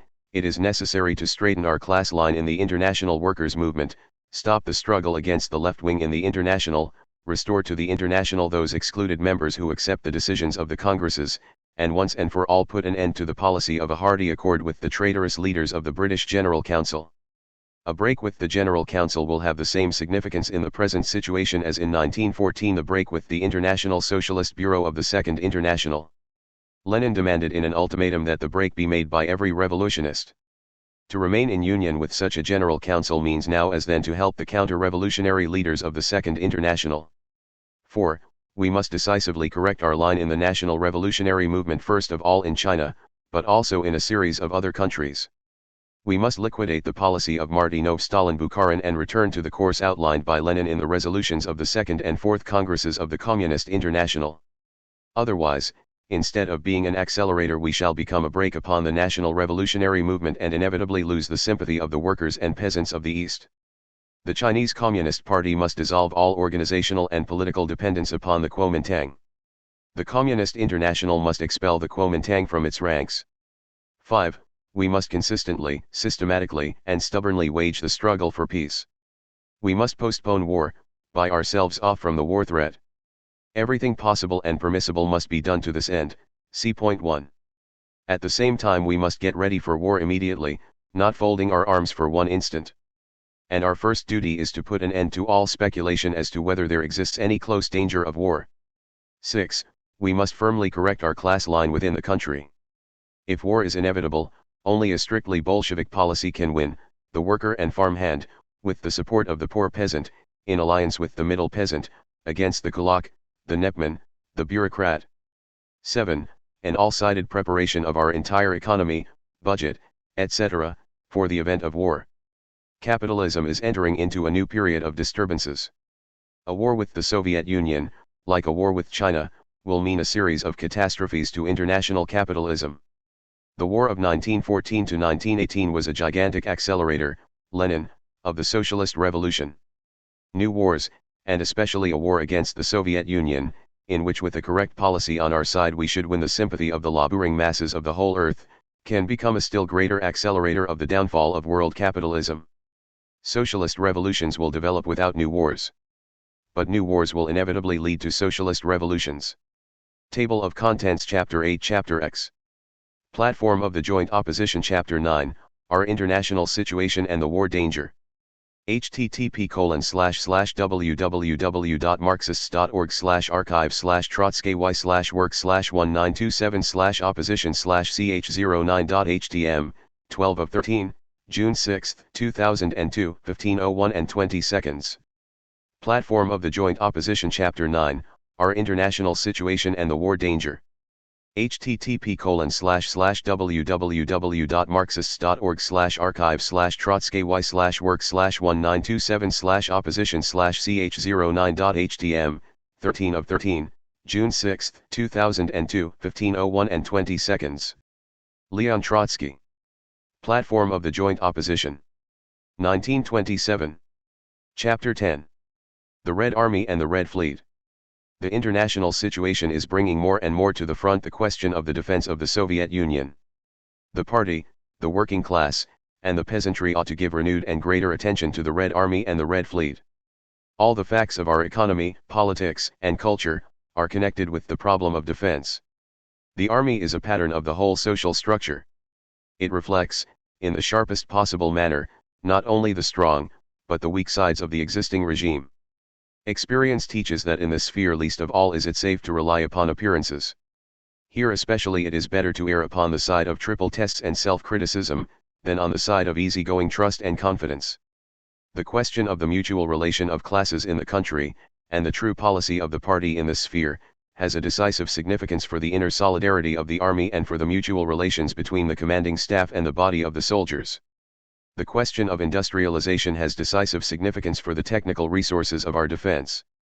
All the measures advocated in the present platform in the sphere of international politics and the international workers' movement, industry, agriculture, the Soviet system, the national question, the party, and the League of Communist Youth, all these questions are of first-class importance in strengthening the Red Army and the Red Fleet. Our practical proposals in this field have been presented to the Politburo. Table of Contents Chapter 9 Chapter 11. Platform of the Joint Opposition Chapter 10, The Red Army and the Red Fleet. http://www.marxist.org/archive/trotsky/work/1927/opposition/ch10.htm, 1 of 2, June 6, 2002, 15:01 and 22 seconds. Platform of the Joint Opposition Chapter 10, The Red Army and the Red Fleet. http://www.marxist.org/archive/trotsky/work/1927/opposition/ch10.htm, 2 of 2, June 6, 2002, 15:01 and 22 seconds. Leon Trotsky. Platform of the Joint Opposition. 1927. Chapter 11. Real and Pretended Disagreements. Nothing testifies so surely to the erroneous political course of the Stalin group as their unceasing determination to quarrel not with our real opinions, but with imaginary opinions which we do not and never did hold.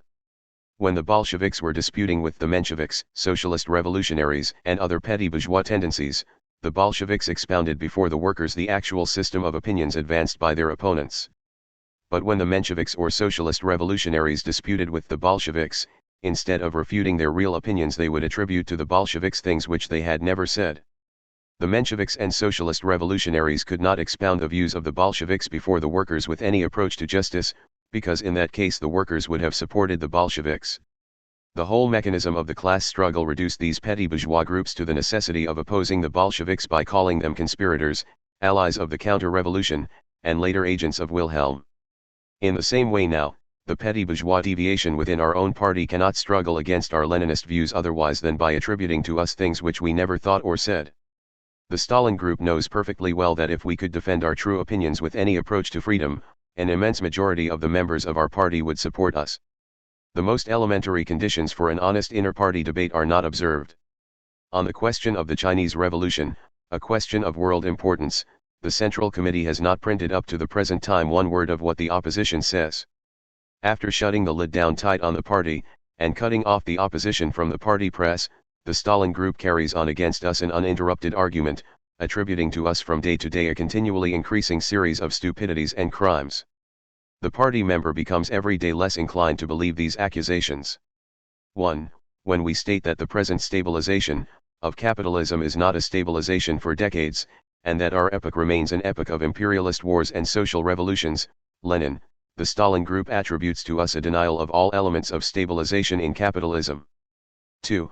When we say, in the words of Lenin, that for the construction of a socialist society in our country, a victory of the proletarian revolution is necessary in one or more of the advanced capitalist countries, that the final victory of socialism in one country, and above all a backward country, is impossible, as Marx, Engels, and Lenin have all proved, the Stalin group makes the wholly false assertion that we do not.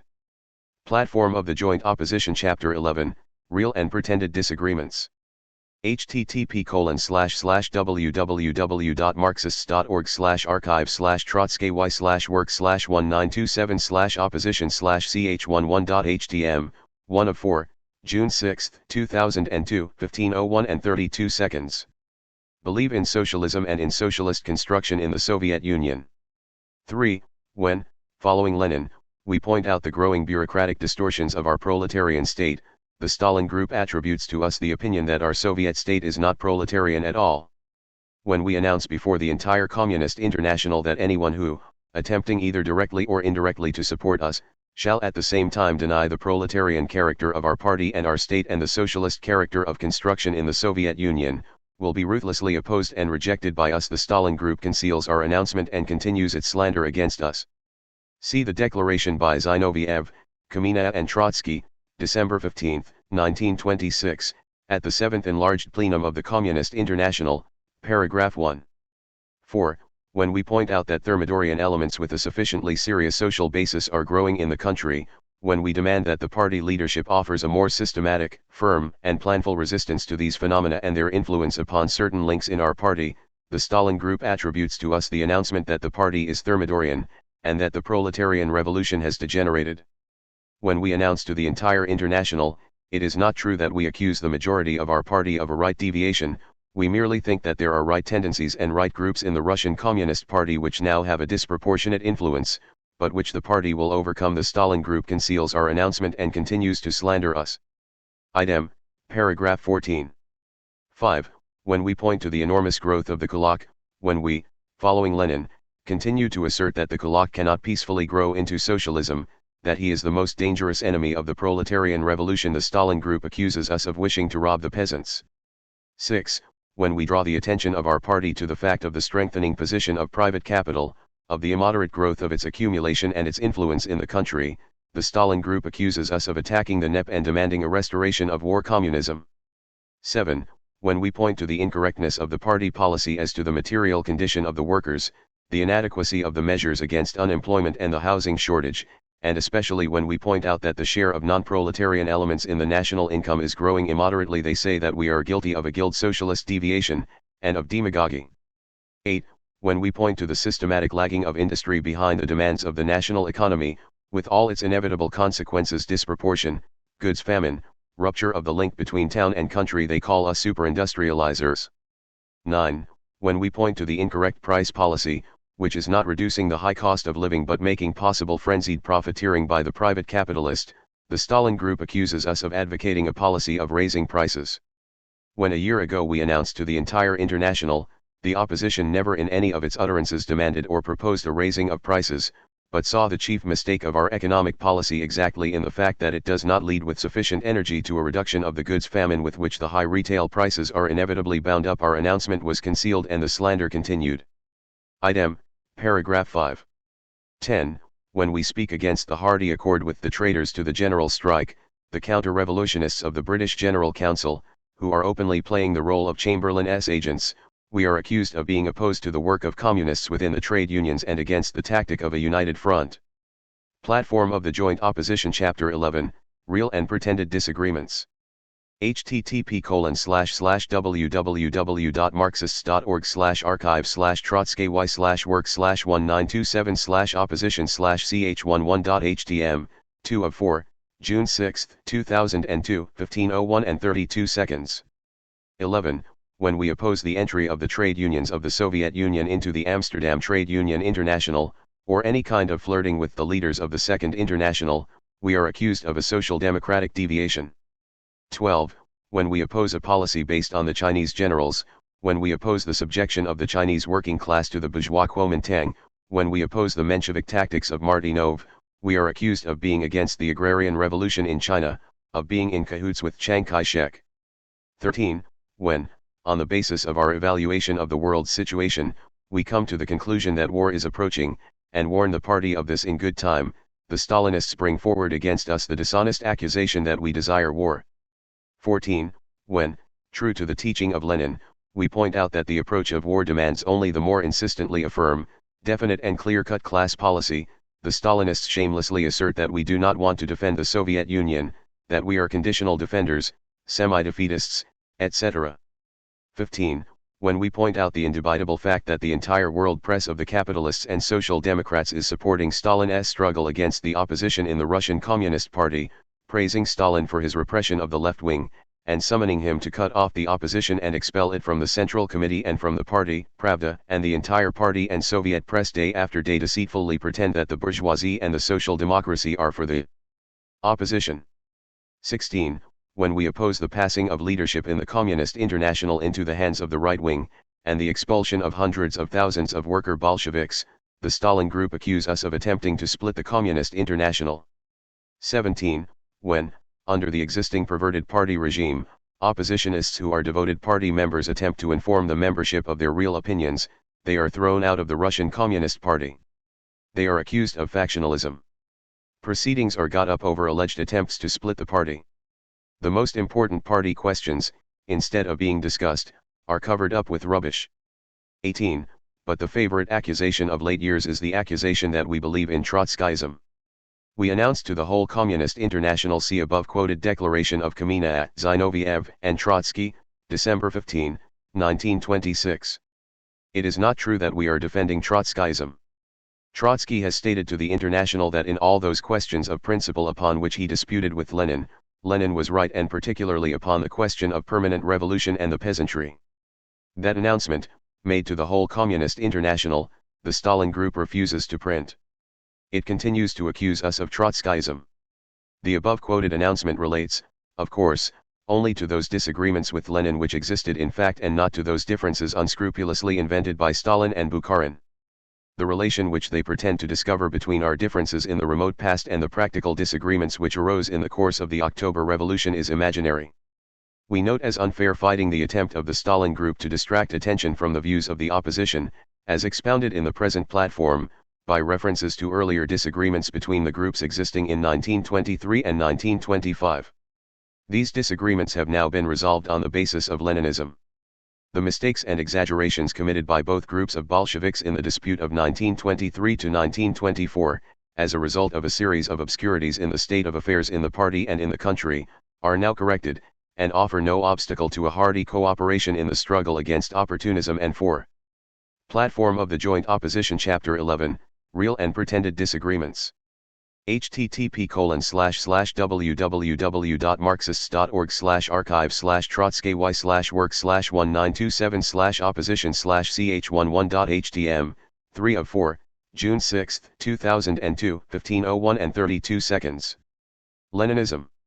By tearing quotations from their context, by a crude and dishonest misuse of partially selected old polemical statements of Lenin's, and by hiding from the party other far more recent statements, by a direct falsification of party history and facts of yesterday, and still more important, by distorting and directly altering all the questions at present in dispute, the group of Stalin and Bukharin, departing farther and farther from the principles of Lenin, are trying to deceive the party into believing that this is a struggle between Leninism and Trotskyism. The struggle is, in actual fact, between Leninism and the opportunism of Stalin. In exactly the same way the revisionists, under pretense of a struggle against Blanquism, waged their battle against Marxism. Our wholehearted joint struggle against the Stalin course has been possible only because we are all completely united in the desire and determination to defend the real Leninist proletarian course. The present platform is the best answer to the accusation of Trotskyism. Everyone who reads it through will know that it is based from the first to the last line on the teachings of Lenin. It is saturated with the genuine spirit of Bolshevism. Let the party find out our real opinions. Let the party get acquainted with the genuine documents of our disagreements, and especially our disagreement upon that question of international historic importance, the Chinese Revolution. Lenin taught us, in case of a disagreement, to believe nothing on any body say so, but to demand documents, listen to both of the contending sides, reject pretenses, and find out conscientiously what the argument is about. We, the opposition, repeat this advice of Lenin's. We must, once and for all, put an end to the very possibility of what happened at the 14th Congress, when the disagreements were suddenly landed in the lap of the party 2 or 3 days before the Congress. We must create the conditions for an honest dispute and an honest decision on the real subject of the disagreement, as this was always done during Lenin's time. Table of Contents Chapter X Chapter 12. Platform of the Joint Opposition Chapter 11, Real and Pretended Disagreements. http://www.marxist.org/archive/work/1927/opposition/ch11.htm, 4 of 4, June 6, 2002, 15:01 and 32 seconds. Leon Trotsky. Platform of the Joint Opposition. 1927. Chapter 12. Against Opportunism for the Unity of the Party. We have frankly set forth our opinion of the serious mistakes committed by the majority of the Central Committee in all the fundamental spheres of foreign and domestic policy. We have shown how these mistakes of the Central Committee have weakened our party, which is the fundamental instrument of the revolution. We have shown that, in spite of it all, our party can correct its policy from within. But in order to correct the policy, it is necessary clearly and candidly to define the character of the mistakes committed by the party leadership. The mistakes made have been opportunist mistakes. Opportunism in its developed form according to the classic definition of Lenin is a bloc formed by the upper strata of the working class with the bourgeoisie and directed against the majority of the working class. In the conditions now existing in the Soviet Union, opportunism in its completed form would be an aspiration of the upper strata of the working class towards compromise with the developing new bourgeoisie, kulaks and nepmen, and with world capitalism, at the expense of the interests of the broad mass of the workers and the peasant poor. When we note the presence of such tendencies in certain circles of our party, in some places just appearing and in others fully developed, it is absurd to accuse us, upon that ground, of slandering the party. It is exactly to the party that we are appealing against these tendencies which threaten it. It is equally absurd to pretend that we are accusing this or that section of the party or the Central Committee of disloyalty to the revolution, of betraying the interests of the proletariat. A false political line can be dictated by the most sincere concern for the interests of the working class. Even the most extreme representatives of the right wing are convinced that the compromises with bourgeois elements into which they are prepared to enter are necessary in the interests of the workers and peasants, that they are merely another of those manœuvres which Lenin considered entirely permissible. Even that right group which represents an open tendency to abandon the proletarian revolution does not consciously desire their mitre. And this is still more true of the center, which is carrying out a typical policy of illusion, self-consolation, and self-deception. Stalin and his closest adherents are convinced that, with their powerful apparatus, they can outwit, instead of conquering in a struggle, all the forces of the bourgeoisie. Stalin and the Stalinists undoubtedly believed in all sincerity that they were playing for a limited period of time with the Chinese generals, and that they would throw them away like a squeezed lemon after having used them in the interests of the revolution. Stalin and the Stalinists undoubtedly believed in all sincerity that they would play with the platform of the Joint Opposition Chapter 12, against opportunism for the unity of the party. http://www.marxist.org/archive/trotsky/work/1927/opposition/ch12.htm 1 of 5, June 6, 2002, 15:01 and 39 seconds. Picels and not vice versa. Stalin and the Stalinists believe in all sincerity that they can freely make concessions to their own bourgeoisie, and afterward with equal freedom take these concessions back. In their bureaucratic self-conceit, the Stalinists facilitate their maneuvers by cutting off the party, in the essence of the matter, from all participation in political decisions and thus avoiding its resistance. The Stalin officialdom decides and acts and then lets the party digest its decisions. But this process weakens, if it does not paralyze, those very forces which might be deployed in a good political maneuver, both necessary and timely, or which might weaken and remove the bad consequences of maneuvers by the leaders which were obviously bad. Thus there is a cumulative result of the opportunist tendencies of the right wing of the Central Committee and the maneuvers of its centrist group, a result which in its sum total means, a weakening of the international position of the USSR, a weakening of the position of the proletariat in relation to other classes within the Union, a relative deterioration of its material conditions of life, a weakening of its bond with the peasant poor, threatening its alliance with the middle peasants, a weakening of its role in the state machine, a slowing down of the tempo of industrialization. It is these consequences of the policy of the majority of the Central Committee, and not its intentions, that the opposition had in view when it raised the question of the danger of a thermidor, that is, a departure from the rails of the proletarian revolution onto petty bourgeois rails. The enormous difference in the history and character of our party in comparison with the parties of the Second International is clear to everybody. The Russian Communist Party has been tempered in the fires of 3 revolutions. It has seized and held power against a world of enemies. It has organized the Third International. Its fate is the fate of the first victorious proletarian revolution. The revolution determines the tempo of its inner life. All intellectual processes within the party, taking place under high-class pressure, have a tendency to ripen and develop swiftly. Just for this reason it is necessary for us to have in our party a timely and decisive struggle against every tendency to depart from the Leninist line. The opportunist tendencies in the Russian Communist Party have, in the present circumstances, deep objective roots. 1. The international bourgeois encirclement and the temporary partial stabilization of capitalism give rise to stabilizational moods. 2. The new economic policy, undoubtedly necessary as a road towards socialism, having partially resurrected capitalism, revives also the forces hostile to socialism. 3. The petty bourgeois tide in a country with an enormous majority of peasants cannot fail to overflow not only into the Soviets, but also into the party. 4. The fact that the party has a monopoly in the political field, a thing absolutely necessary to the revolution, creates a further series of special dangers. The 11th Congress of the party, in Lenin's time, pointed out directly and candidly that there existed already in our party whole groups of people, from the well-off peasants, the upper clerical strata and the intelligentsia, who would have been in the socialist revolutionary and Menshevik parties, if those parties were not illegal. 5. The state machine operated by the party pours into the party in its turn much that is bourgeois and petty bourgeois, infecting it with opportunism. 6. Through the specialists and the upper categories of the clerical workers and intelligentsia, necessary as they are to our constructive work, there flows into our apparatus state, economic, and party a continual stream of non-proletarian influences. That is why the Leninist oppositional wing of the party sounds the alarm so insistently as to the obvious and daily increasing threatening deviations of the Stalin group. It is criminal light-mindedness to assert that the great past of the party, and its old cadres of Bolsheviks, constitute a guarantee in all circumstances and for all time against the danger of opportunistic degeneration. Such an idea has nothing whatever in common with Marxism. Platform of the Joint Opposition Chapter 12, Against Opportunism for the Unity of the Party. http://www.marxist.org/archive/trotsky/work/1927/opposition/ch12.htm 2 of 5, June 6, 2002, 15:01 and 39 seconds. It is not such ideas that Lenin taught. At the 11th Congress of the party Lenin said, history knows degenerations of all kinds.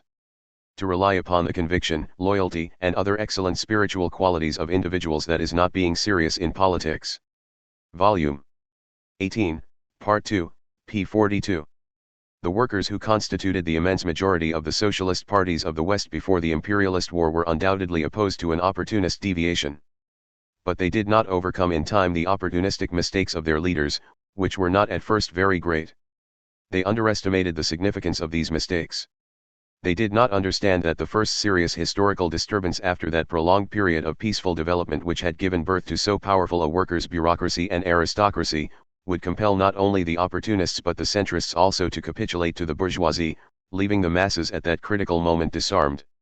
If you can reproach the revolutionary Marxists, who were the left wing in the Second International before the war, with anything, it is not that they exaggerated the danger of opportunism when they called it a national liberal labor policy, but that they relied too much upon the working class composition of the socialist parties of those days. They relied upon the revolutionary instincts of the proletariat and upon the sharpening of class contradictions. They underestimated the real danger and mobilized the revolutionary rank and file against it with insufficient energy. We are not going to repeat that mistake. We are going to correct, in good time, the course of the party leadership. By that very fact we answer the charge that we desire to split our party and form a new one. The dictatorship of the proletariat imperiously demands a single and united proletarian party as the leader of the working masses and the poor peasantry. Such unity, unweakened by factional strife, is unconditionally necessary to the proletariat in the fulfillment of its historic mission. This can be realized only upon the basis of the teachings of Marx and Lenin, undiluted with personal interpretations and undistorted by revisionism. In contending for a definite tempo of industrialization as the premise of our socialist construction, in contending against the growth of the kulak and his aspiration toward supremacy in the countryside, in contending for a timely improvement of the living conditions of the workers, for democracy within the party, the trade unions, and the Soviets, the opposition contends not for ideas which might bring about a separation of the working class from its party, but on the contrary for a reinforcement of the foundations of a real unity in the all-union Communist Party. Without correcting the opportunist mistakes, you can have nothing but a show of unity, which will weaken the party before the attack of the growing bourgeoisie, and in the case of war compel it to reform its ranks on the march and under the fire of the enemy. When they find out our real views and proposals, the proletarian nucleus of the party of this we are sure will accept them and fight for them, not as factional slogans, but as the very banner of party unity. Our party has not yet clearly recognized, and for that reason has not corrected, the mistakes of its leadership. The extraordinarily swift growth of our industry during the Restoration period has been one of the fundamental causes of that opportunistic illusion which the majority of the Central Committee has systematically encouraged in the party and the working class. The first rapid betterment in the conditions of the workers, by comparison with their conditions during the Civil War, gave birth in broad circles of the workers to the hope of a swift and painless overcoming of the contradictions of the NEP. This prevented the party from seeing in due season the danger of an opportunist deviation. The growth of the Leninist opposition in the party has impelled the worst elements of the bureaucracy to resort to methods heretofore unheard of in the practice of Bolshevism. Being no longer able to prevent by decree the discussion of political questions in the party branches, a part of the bureaucracy is now. Platform of the Joint Opposition Chapter 12, Against Opportunism for the Unity of the Party. http://www.marxist.org/archive/work/1927/opposition/ch12.htm, 3 of 5, June 6, 2002, 15:01 and 39 seconds. Resorting just before the 15th Congress to the creation of gangs whose job is to break up all discussions of party problems by means of shouting, whistling, putting out of lights, etc. This attempt to introduce into our party methods of direct physical violence will arouse the indignation of all honest proletarian elements and will inevitably turn against its own organizers. No machination by the worst part of the party apparatus will succeed in separating the party mass from the opposition. Behind the opposition stand the Leninist traditions of our party, the experience of the whole international workers' movement, the contemporary state of international politics and of our economic work of construction as seen by the international proletariat.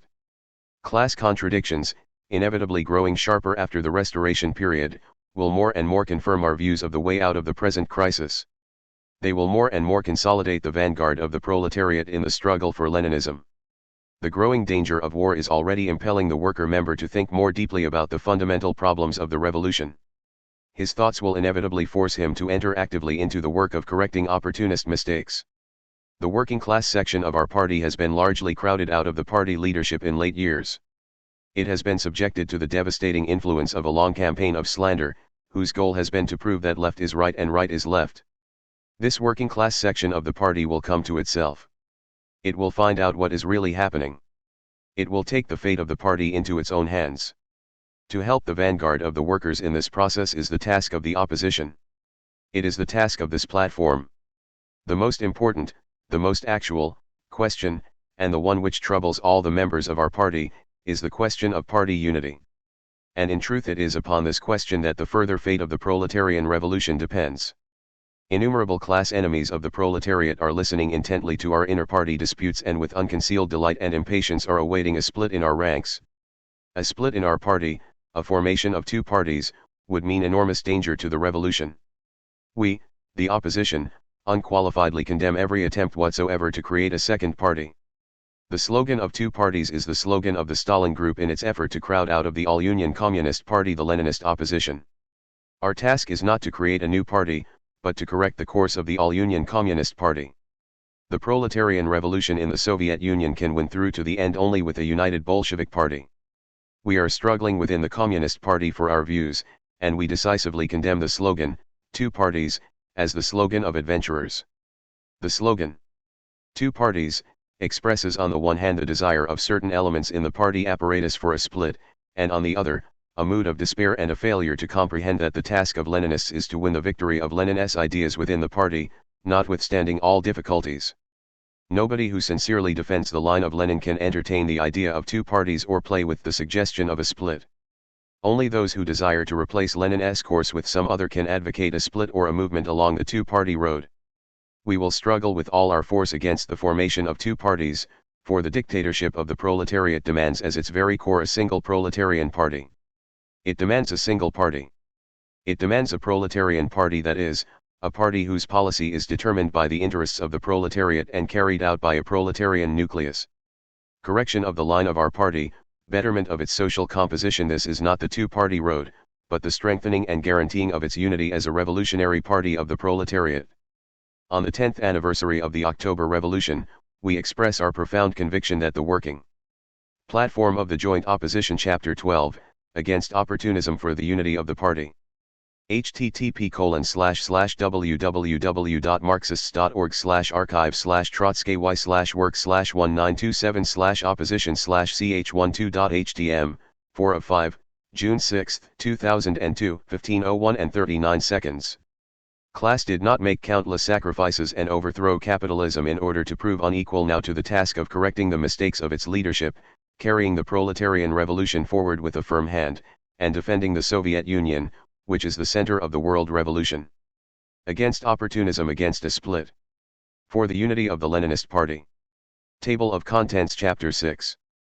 Platform of the Joint Opposition Chapter 12, against opportunism for the unity of the party. http://www.marxist.org/archive/trotskY/work/1927/opposition/ch12.htm, 5 of 5, June 6, 2002, 15:01 and 39 seconds. The Trotsky Archive. http://www.marxist.org/archive/trotsky/index.htm, June 6, 2002, 15:01 and 53 seconds. Missing in action, Marxist writers. 1820 to 1910.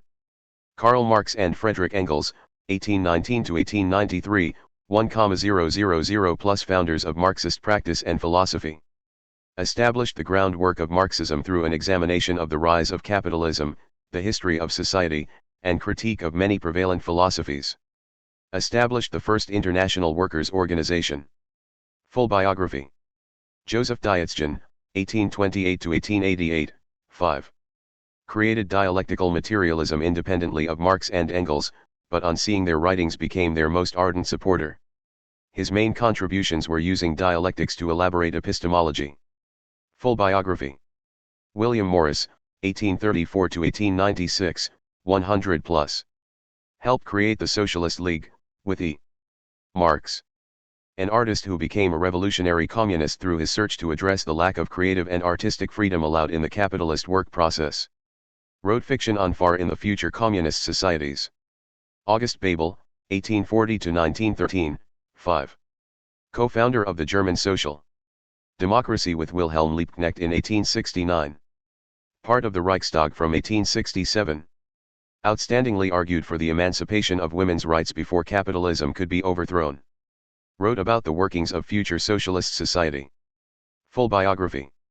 Antonio Labriola, 1843–1904, 5. Among the first Italian Marxists, he was a writer and philosopher. Criticized the theories of Hegel, Nietzsche, Croce, and Neo-Kantianism. Jenny Marx Longuet, 1844–1883, 5. Fought for Irish independence from England. Detailed the atrocities against Irish political prisoners in England. Braved a narrow escape from France after the massacres of the Paris Commune. Marx's eldest daughter. Full biography. Franz Mehring, 1846–1919, 5. A leader of the German Social Democrats, literary critic, writer, and historian. Thoroughly critiqued and dismantled capitalist philosophies. Later a member of the Spartacist League and then helped found the Communist Party of Germany. Full biography. Daniel De Leon, 1852–1914, 40+. Helped create the IWW. Developed one of the most detailed outlines of how socialist society should function. Believed that democratic control of all industries and services must be held by workers organized into industrial unions. Marxists Writers Archive. http://www.marxists.org/archive/index.htm, 1 of 6, June 6, 2002, 15:02 and 6 seconds. Paul Lafargue, 1841–1911, 5+. A member of the Paris Commune. Staunch advocate of women's rights, wrote also on the history of religion, morals, literature, language, and comedy. Married to Marx's second daughter, Laura. Full biography. Full biography. 1850–1930. Karl Koski, 1854–1938, 10+. Helped create the German social democracy, one of the best-known theoreticians of the Second International, and a leading proponent of Marx and Engels after their death. During and after World War I he became a pacifist. Full biography. Eugene Debs, 1855–1926, 20+. Helped build the American Railway Union, and later the American Socialist Party. Arrested for his political criticism of WWI, he ran for U.S. president while a political prisoner and received almost 1 million votes. Full biography. Eleanor Marx, 1855–1898, 10+. Helped form the Socialist League, with W. Morris, and wrote extensively in its paper. Wrote extensively on women's issues. Organizing, writer, record keeper, and speaker for militant trade unions such as the Gasworkers, and the Dockers Union. Full biography. Georgy Plekhanov, 1856–1918, 5+. Helped create the Russian Social Democratic Party, becoming a Menshevik after the split in the party, but he tried to keep the party united. Believed that capitalism need to grow up before socialism was possible, thus he opposed the Soviet government. Full biography. Clara Zetkin, 1857–1933, 5. Leader of the International Women's Movement. National executive member of the German Social Democratic Party. Longtime comrade of Rosa Luxemburg, helped create the Spartacists and German Communist Party. Supported the Soviet government. Full biography. James Connolly, 1868–1916, 150+. Helped create the Irish Socialist Republican Party in 1896, served as Secretary of the Transport and General Workers' Union. Executed for his leading role in the Easter Rising. Full biography. Maxim Gorky, 1868–1936, 5+. World-renowned writer of fiction, Gorky first focused on the plight of societal outcasts in Russia, then turned his attention to the struggles of the working class. Full biography. Christopher Hill, 1912, 1. English Marxist historian. Nadezhda Krupskaya, 1869–1939, 5. Bolshevik revolutionary. Writer, educator, and secretary of the party. Wife and advisor to V.I. Lenin. Secretary to the Board of Iskra beginning in 1901. Brought recognition of International Women's Day. Marxists Writers Archive. http://www.marxists.org/archive/index.htm, 2 of 6, June 6, 2002, 15:02 and 6 seconds. To Russia. Full biography. 1870 to 1960. Vladimir Lenin, 1870 to 1924, 500 plus. Helped create the Bolshevik Party. Led the Soviets to power in the Russian Revolution. Elected to the head of the Soviet government until 1922, when he retired due to ill health. Created the Communist International. Created the theory of imperialism, emphasized the importance of the political party as vanguard in the revolution. Full biography. Leon Trotsky, 1879 to 1940, 100 plus. First Menshevik, later Bolshevik revolutionary. As Commissar of War led the Red Army to defeat the Entente in their invasion of Soviet Russia. Helped create the left opposition to overthrow Stalin and stop the monstrous atrocities he'd soon commit. Created the theory of the permanent revolution, and the Fourth International. Full biography. David Ryazanov, 1870 to 1938, 5.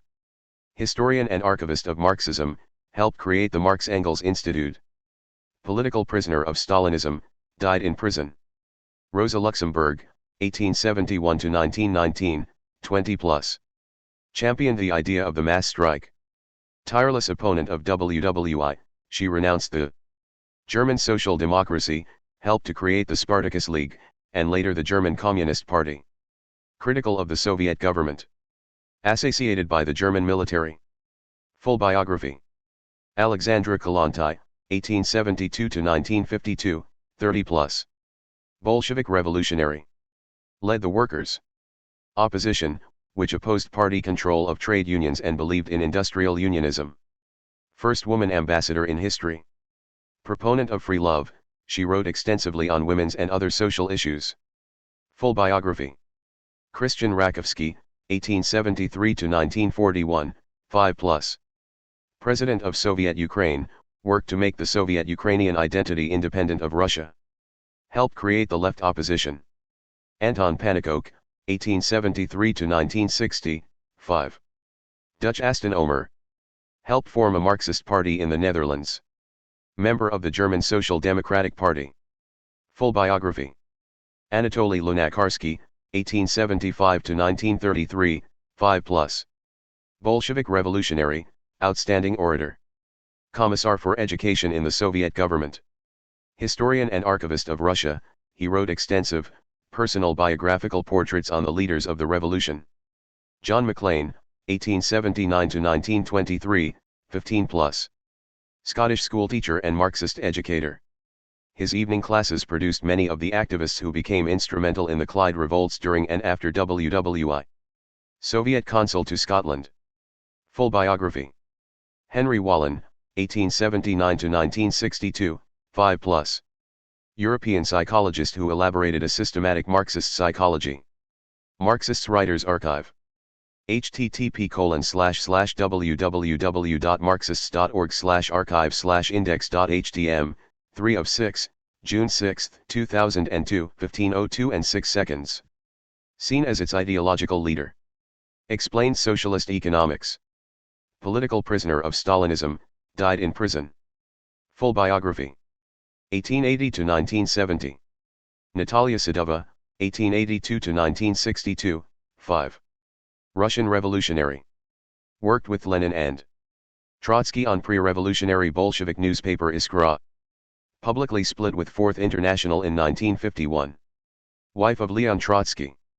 Gregory Zinoviev, 1883 to 1936, 5. Bolshevik. With Kamina, opposed the plans for a revolution. Allied with Stalin and Kamina against Trotskyism. Later, allied with Trotsky against Stalin. Wrote about the history of the party. Executed by Stalin.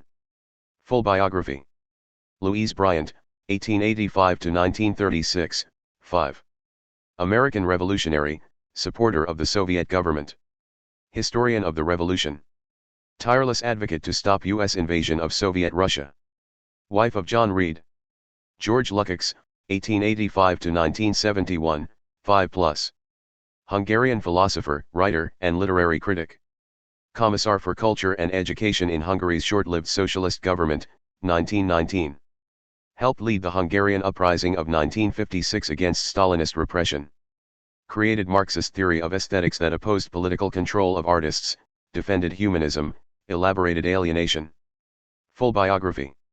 John Reed, 1887 to 1920, 20+. American revolutionary, supporter of the Soviet government. Historian of the Revolution. Tireless advocate to stop U.S. invasion of Soviet Russia. Husband of Louise Bryant. Full biography. Nikolai Bukharin, 1888 to 1938, 5+. Bolshevik revolutionary. Editor of Pravda, 1928 to 29. Joined Stalin against Trotsky, then led the right opposition against Stalin.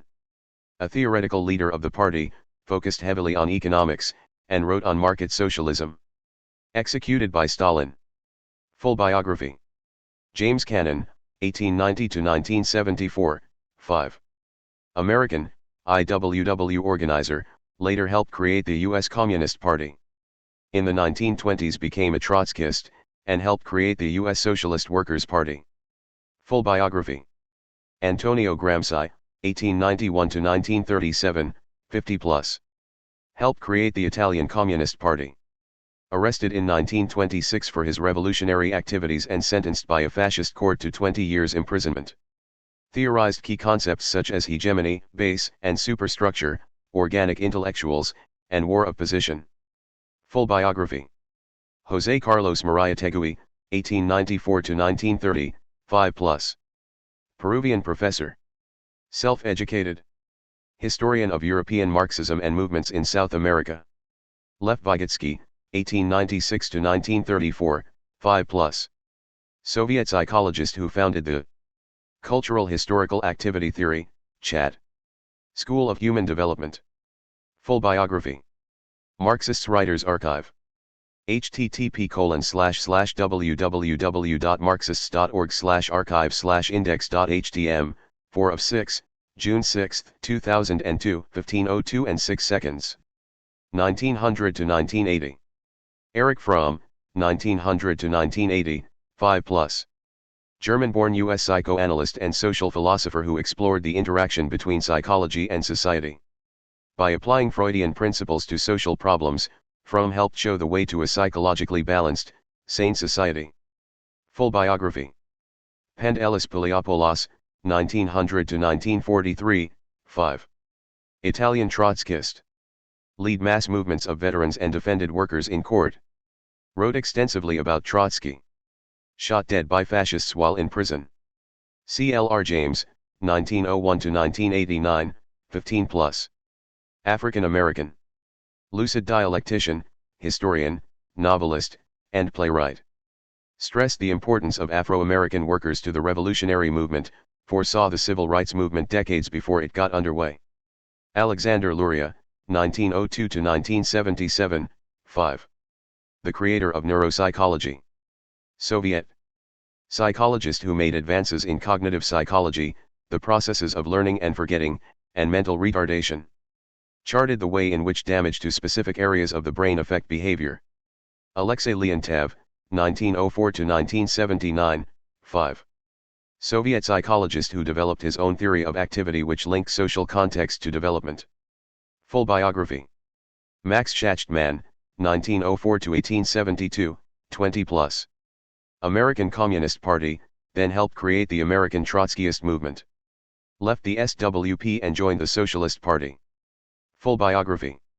George Novak, 1905-198. 5. American Trotskyist. Full biography. Raya Dunayevskaya, 1910 to 1987, 5. American Russian Trotskyist, humanist. Secretary to Trotsky, translated many Marx, Engels and Lenin. Critiqued Lenin's theory of the party being the vanguard. Full biography. Michel Pablo, 1911 to 1996, 5+. International Secretary of 4th International after World War II. Minister in Ben Bella's Socialist Government of Algeria. Developed theory of centuries of deformed workers' states. Full biography. Hal Draper, 1914 to 1990, 5+. American Trotskyist. 1920 to 2000. Marxists Writers Archive. http://www.marxists.org/archive/index.htm, 5 of 6, June 6, 2002, 15:02 and 6 seconds. Evald Ilyankov, 1924–1979, 5+. Soviet philosopher. Charted the materialist development of Hegel's dialectics. Wrote extensively on dialectics, the metaphysics of positivism, and the dialectics of the abstract and concrete in Marx's Capital. Full biography. Che Guevara, 1928–1967, 10+. International revolutionary. Helped create and maintain the Cuban Revolution. Creatively tried to establish socialism in Cuba, worked tirelessly to create revolutions throughout Africa and South America. Created the guerrilla FOCO theory, building a revolutionary movement through militant resistance instead of party building. Full biography. Istvan Mazaros, 1930, 5. Economist. Felix Mikhailov, 1930, 5. Soviet psychologist. Carried on the work begun by Lev Vygotsky, specifically in the area of epistemology. Full biography. Jeff Pilling, 1940–1997. Daniel Elkanin, unknown. Soviet psychologist who developed activity theory along the lines of cultural historical leading activities such as emotional contact, play, learning, social contact, and work. Lucien Seve, unknown, 5. French psychologist. Developed a science of human personality based on historical materialism. Search. Marxist history reference writers subject Archive Encyclopedia of Marxism, Marxists Internet Archive. Marxists Writers Archive. http://www.marxists.org/archive/index.htm, 6 of 6, June 6, 2002, 15:02 and 6 seconds.